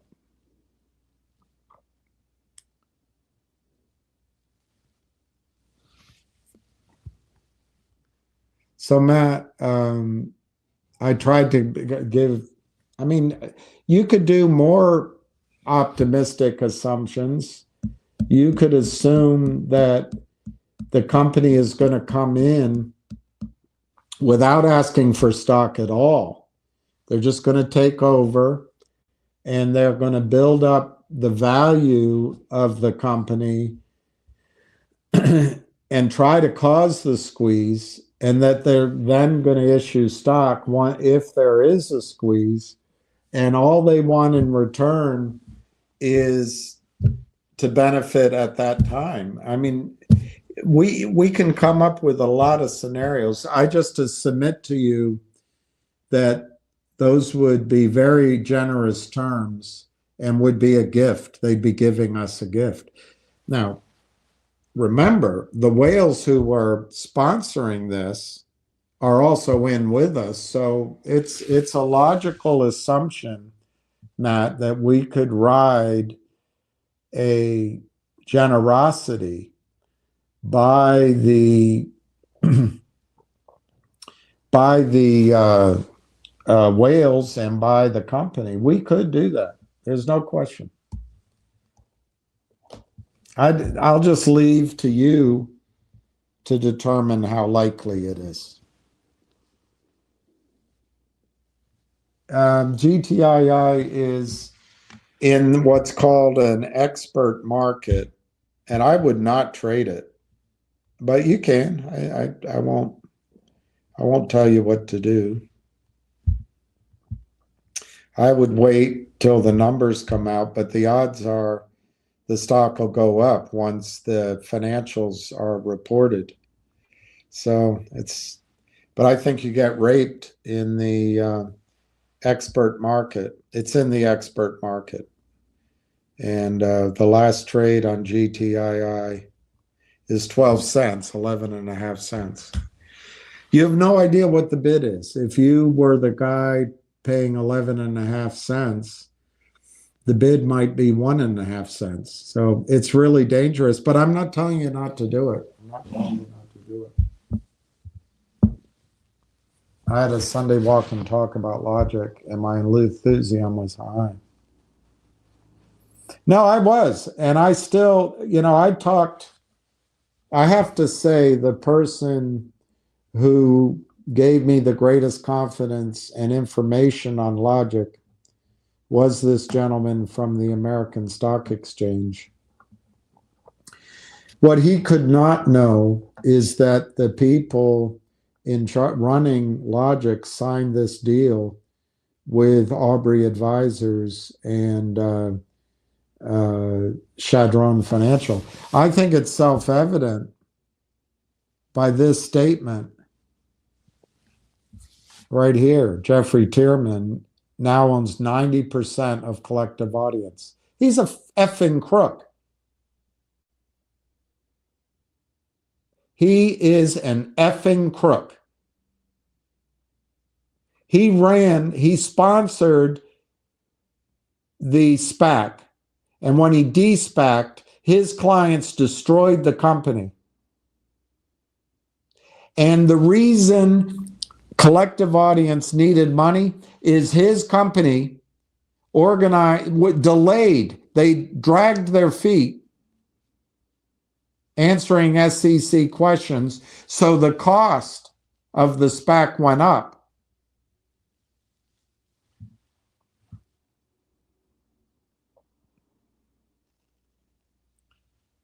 He raised $5 million to pay attorneys and pay the financial advisors. You don't think he couldn't? This is a multi-billion-dollar, his clients, Pilar and others, and they sponsored Data Logic, this guy, and Chadron. They have experience doing this. You don't think he could have raised another 2.5 million to keep collective audience out of this? Further than that, you don't think this thief could have called NASDAQ and said, oh, by the way, we're de-SPACing on Wednesday. For Thursday, there's going to be an appearance that there's not enough shareholders. So, but you don't need to delist, or enough shares. I forget what the issue was. You don't need to delist because by Friday, it'll be solved.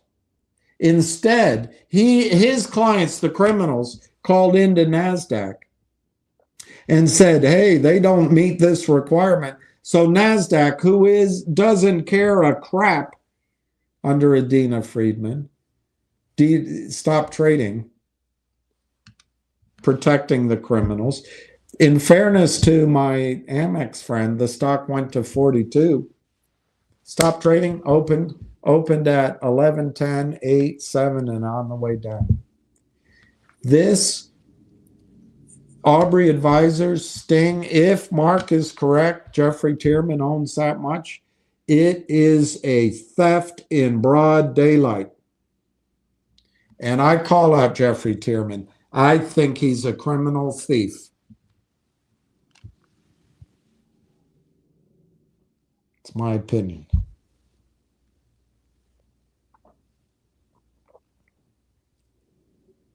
All right, so I guess I answered all the questions. Let me just see if they came back. They didn't. So to Ricky, I didn't see the rest of the questions, and I'm sorry. I'm not avoiding them. I just the furthest, as they say,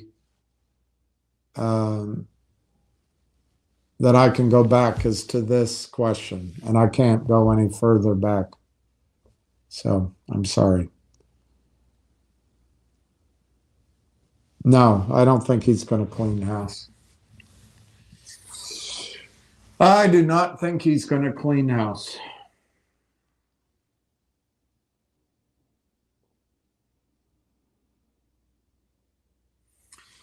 It's a funny thing. Trump wants to be transparent. He wants to be transformative, and he wants to make America great again. I don't think those goals are congruent with collapsing confidence in U.S. markets, collapsing confidence in U.S. banks, collapsing confidence in U.S. bond market, collapsing confidence in our currency. This happens everywhere. I just don't think he's going to do it with one fell swoop. I actually think the SEC is going to spend, and this goes to the gentleman here who keep bringing up XRP. I think Trump's going to spend more time, the SEC, in the crypto space than anything else. So no, I don't expect it. I'm debating, Richard, and I don't think I'm effective anymore. I think people find me negative.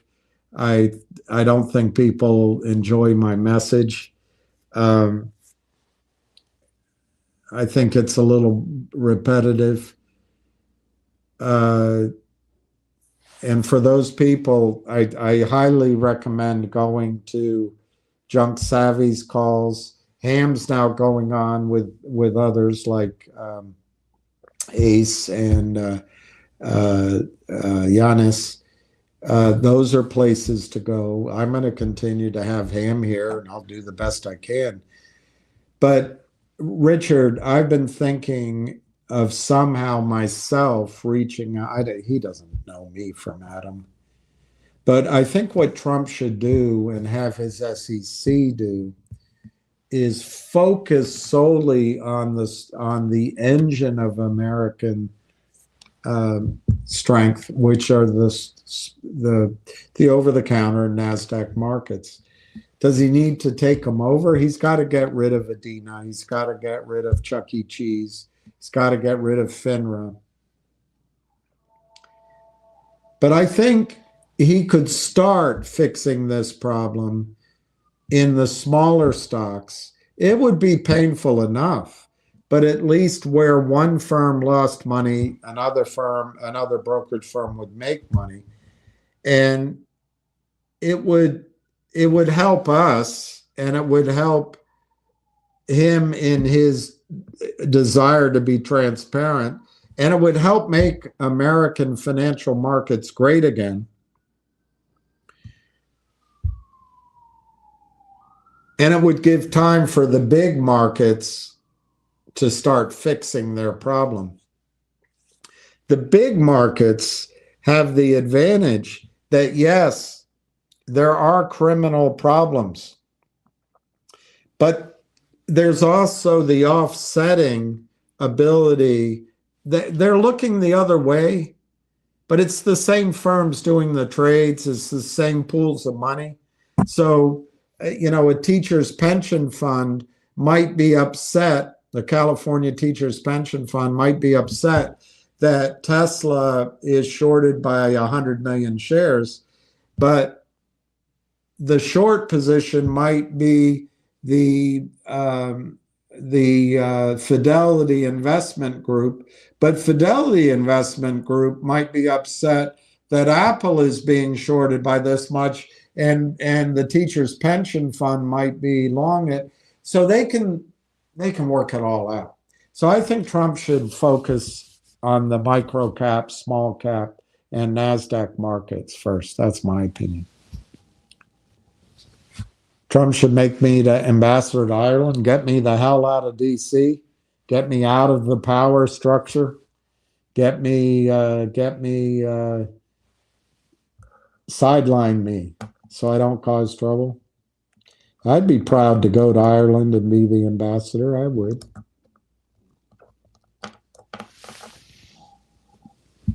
So now what? Oh, thank you. I didn't mean to be asking, as my sister used to say, are you FFC-ing?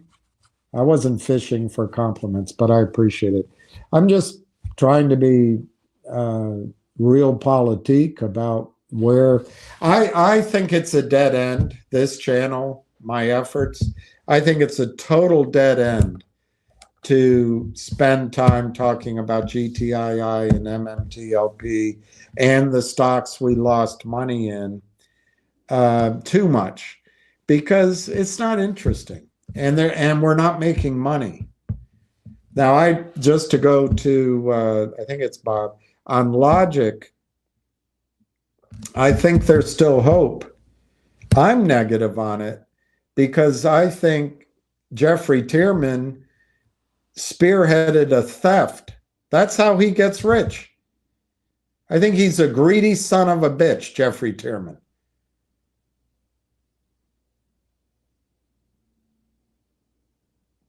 And I think it's a conflict of interest. And I think lawyers should go in after him. How he could sponsor the SPAC, his clients destroy it, and then he ends up with 90% of the company? Why would he end up with that much? Out of the goodness of his heart? It's to protect his criminals. His real clients are Polar. And he leaves the board in with their high lifestyle, which isn't that high, by the way. It's better, though, than working at Walmart. Damn. I'm going to have to look into that. But according to what I hear from Logic, there is a future there. I just don't trust it. That's all.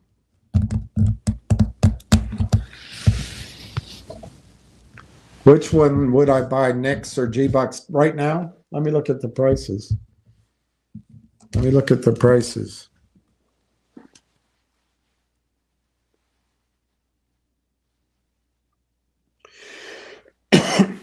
I think I know the answer. Wow, G-Bucks is, if you buy into the squeeze story, G-Bucks is cheap, 346.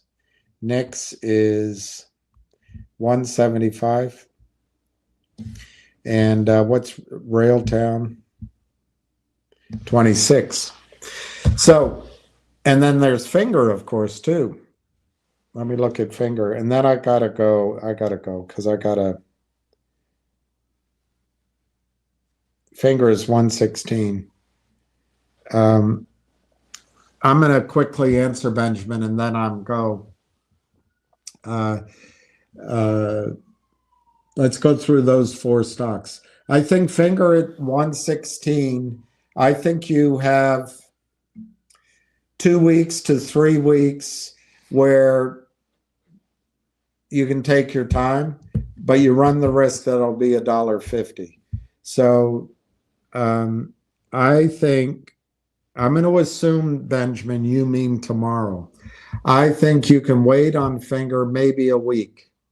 Maybe a week. I don't know. I think Finger's going to start getting more expensive over the fortnight ahead. Okay. But I think before Finger really moves, could be as long as 6 weeks. So that's kind of how I see Finger. Could be sooner. G-Bucks, I think the story's still alive in terms of the money's potentially coming in. I don't think they have to go to the capital markets. So I would buy G-Bucks. I would buy G-Bucks. But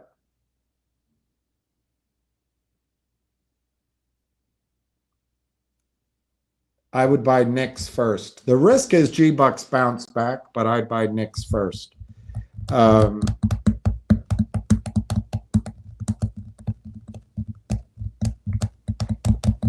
Or I'd buy them both. I think G-Bucks at some point is going to snap back, at least briefly. So you have a trade in G-Bucks it's not going to just go up and come down. If the short present, the whole thing, I don't think anything's changed. So if I had money, I would buy G-Bucks. I would. But I think right now I'd buy Nix first, NIXX. I think your time frame in Nix is dwindling because I just read it to you. They have a whole series of press releases, and now they have this promotional piece, even though I quibbled with the grammar, which is it concisely tells the story. I bet there's more coming. So if I had to pick between Nix and G-Bucks tomorrow, and that's my only choice, I'd pick Nix. But if I were buying things, don't forget RailF, RLAIF. I think you don't have much more time in RailF at 26. I think those would be the four I'd look at: G-Bucks, Nix, RailF, and Finger right now. I'll let you pick your poison. But if I had to pick one for a dramatic move, it's probably the second highest risk. I would pick Nix because I think Nix could bounce back to, you could double or triple your money very quickly. I'm talking about this week. That's what I assume you're asking. I could be wrong.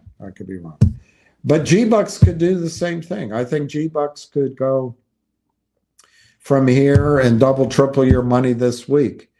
But if I had to pick one, I'd go Nix.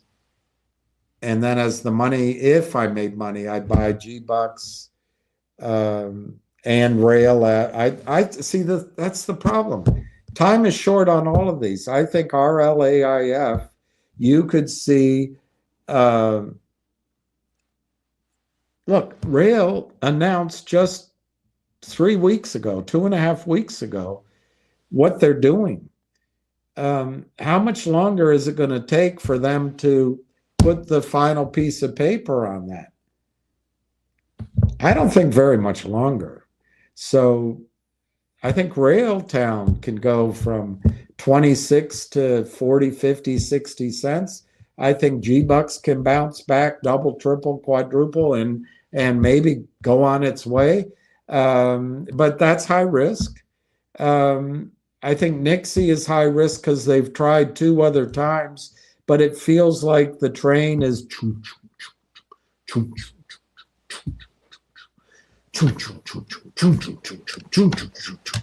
and it's about it might get up to speed pretty quickly.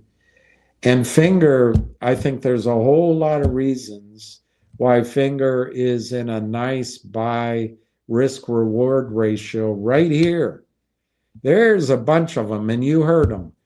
So, and I've got to throw in there, you got to buy your silver. You got to buy your silver. I know it's boring. No one's talking about it. Everybody's talking about XRP, which I congratulate whoever it was, because it is now in the portfolio that Trump's looking at. So I congratulate that on XRP, that call.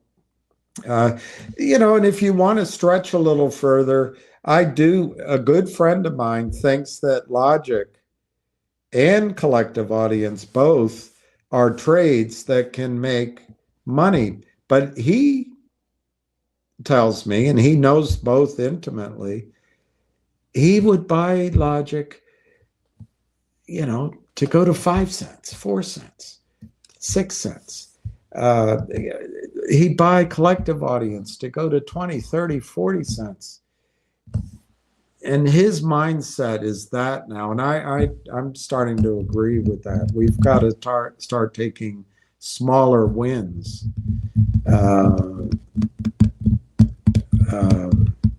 I'm horrified by what I hear about that ownership. Horrified. Absolutely horrified. I'll write a letter somewhere. No one will answer it, but I'll write a letter somewhere. All right, I had to go pee, but I guess I have to answer these. I'm with you. Touch the past stocks once in a while and look forward to stocks like RailF. That's what I agree, Sona. What I want everybody to make money in RailF. That's what I want, and then we can go back. We've had a year and a half of making no money. Everything has been relentlessly down. We made a little money on Nix. Some of you did. That's about it. I think some people made money in DJT, buy the dip, sell the rip, but it's been a long time. Logic, $8 a share or 8 cents a share. 8 cents is good. I think Kramer will cover Logic $5. It could be. There's a huge short position there. But I don't want people. I'm telling you, I'm somebody that raises money. I know that these people come in front of you to raise money. That's what Roger with 3 first names and the dyed hair and the pompous accent did. That's what Jeremy Frommer did. That's what COSM did. I think that's what Lou did with several companies. And was he paid off? I have no idea. I'm not. I think he also was educating you.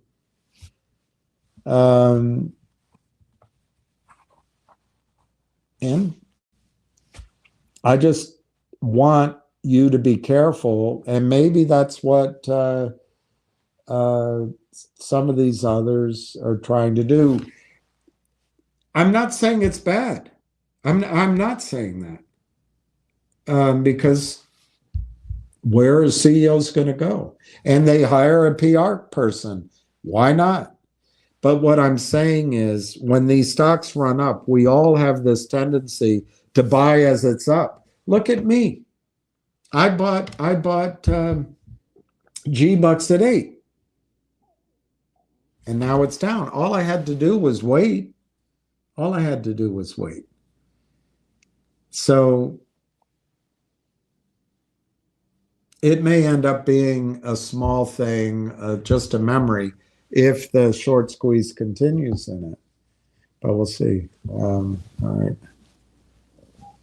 I think rail will be over 30s in January.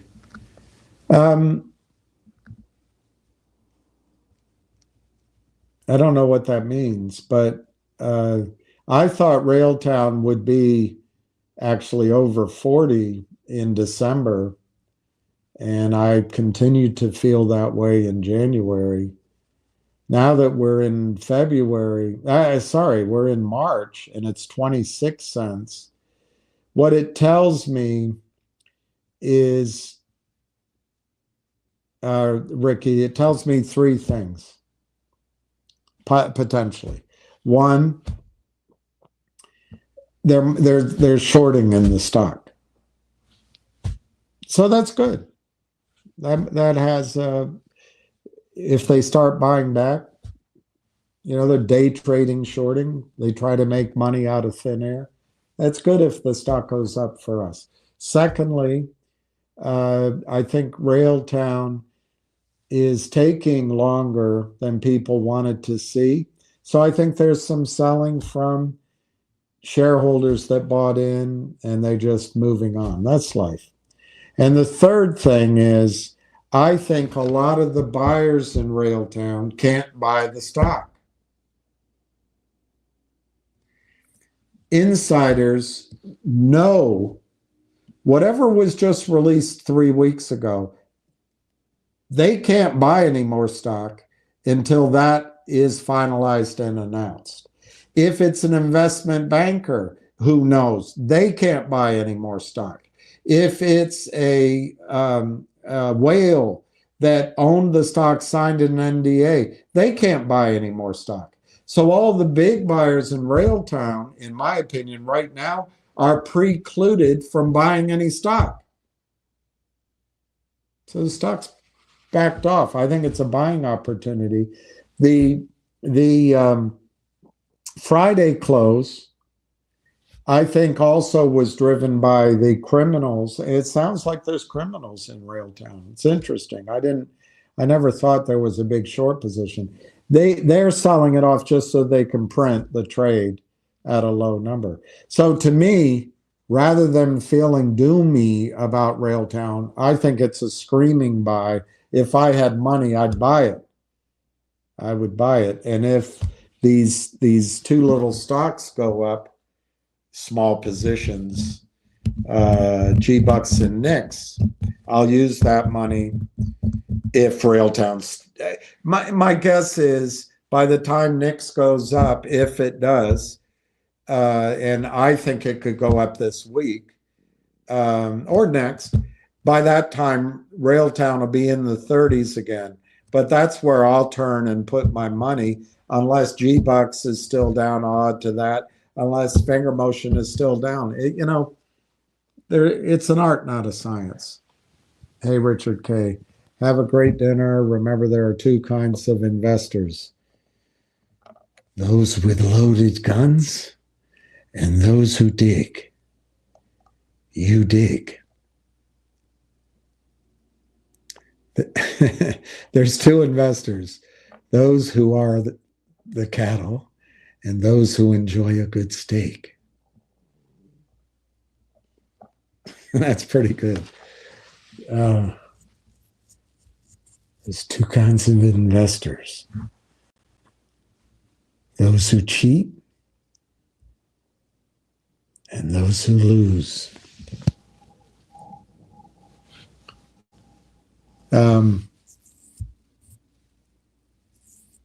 Thank you for coming on to gloat. I appreciate it. We all appreciate people who gloat at our.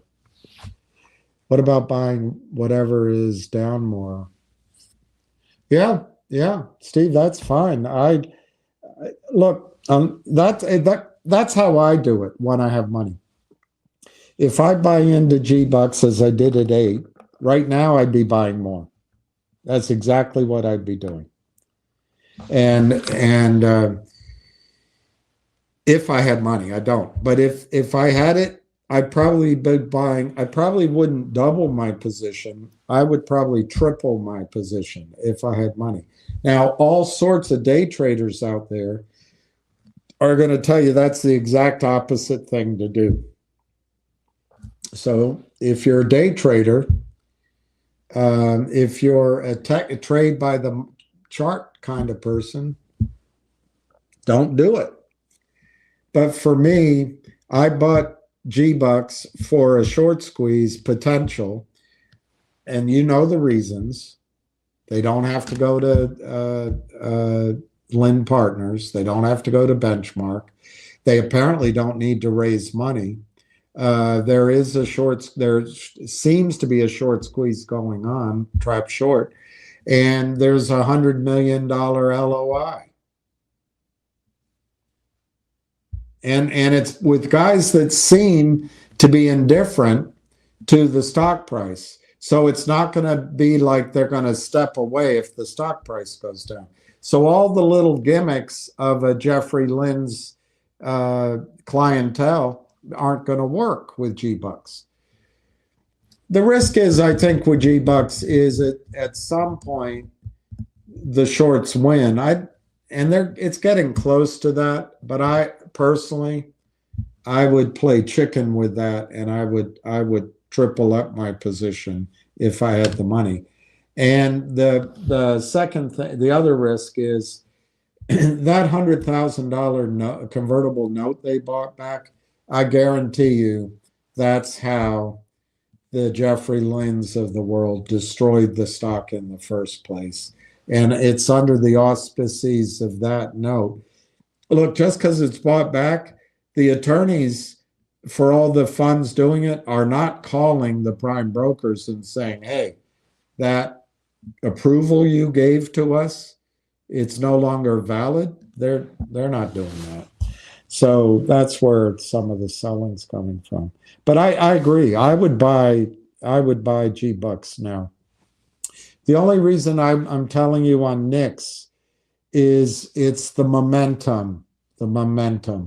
But Nix is highly risky. They've tried 2 times, maybe 3 times to gun it to the upside, and it hasn't caught hold. I will say if Nixie doesn't run now, if it doesn't run this week or next week, I'm not interested for the time being. That's what I would say.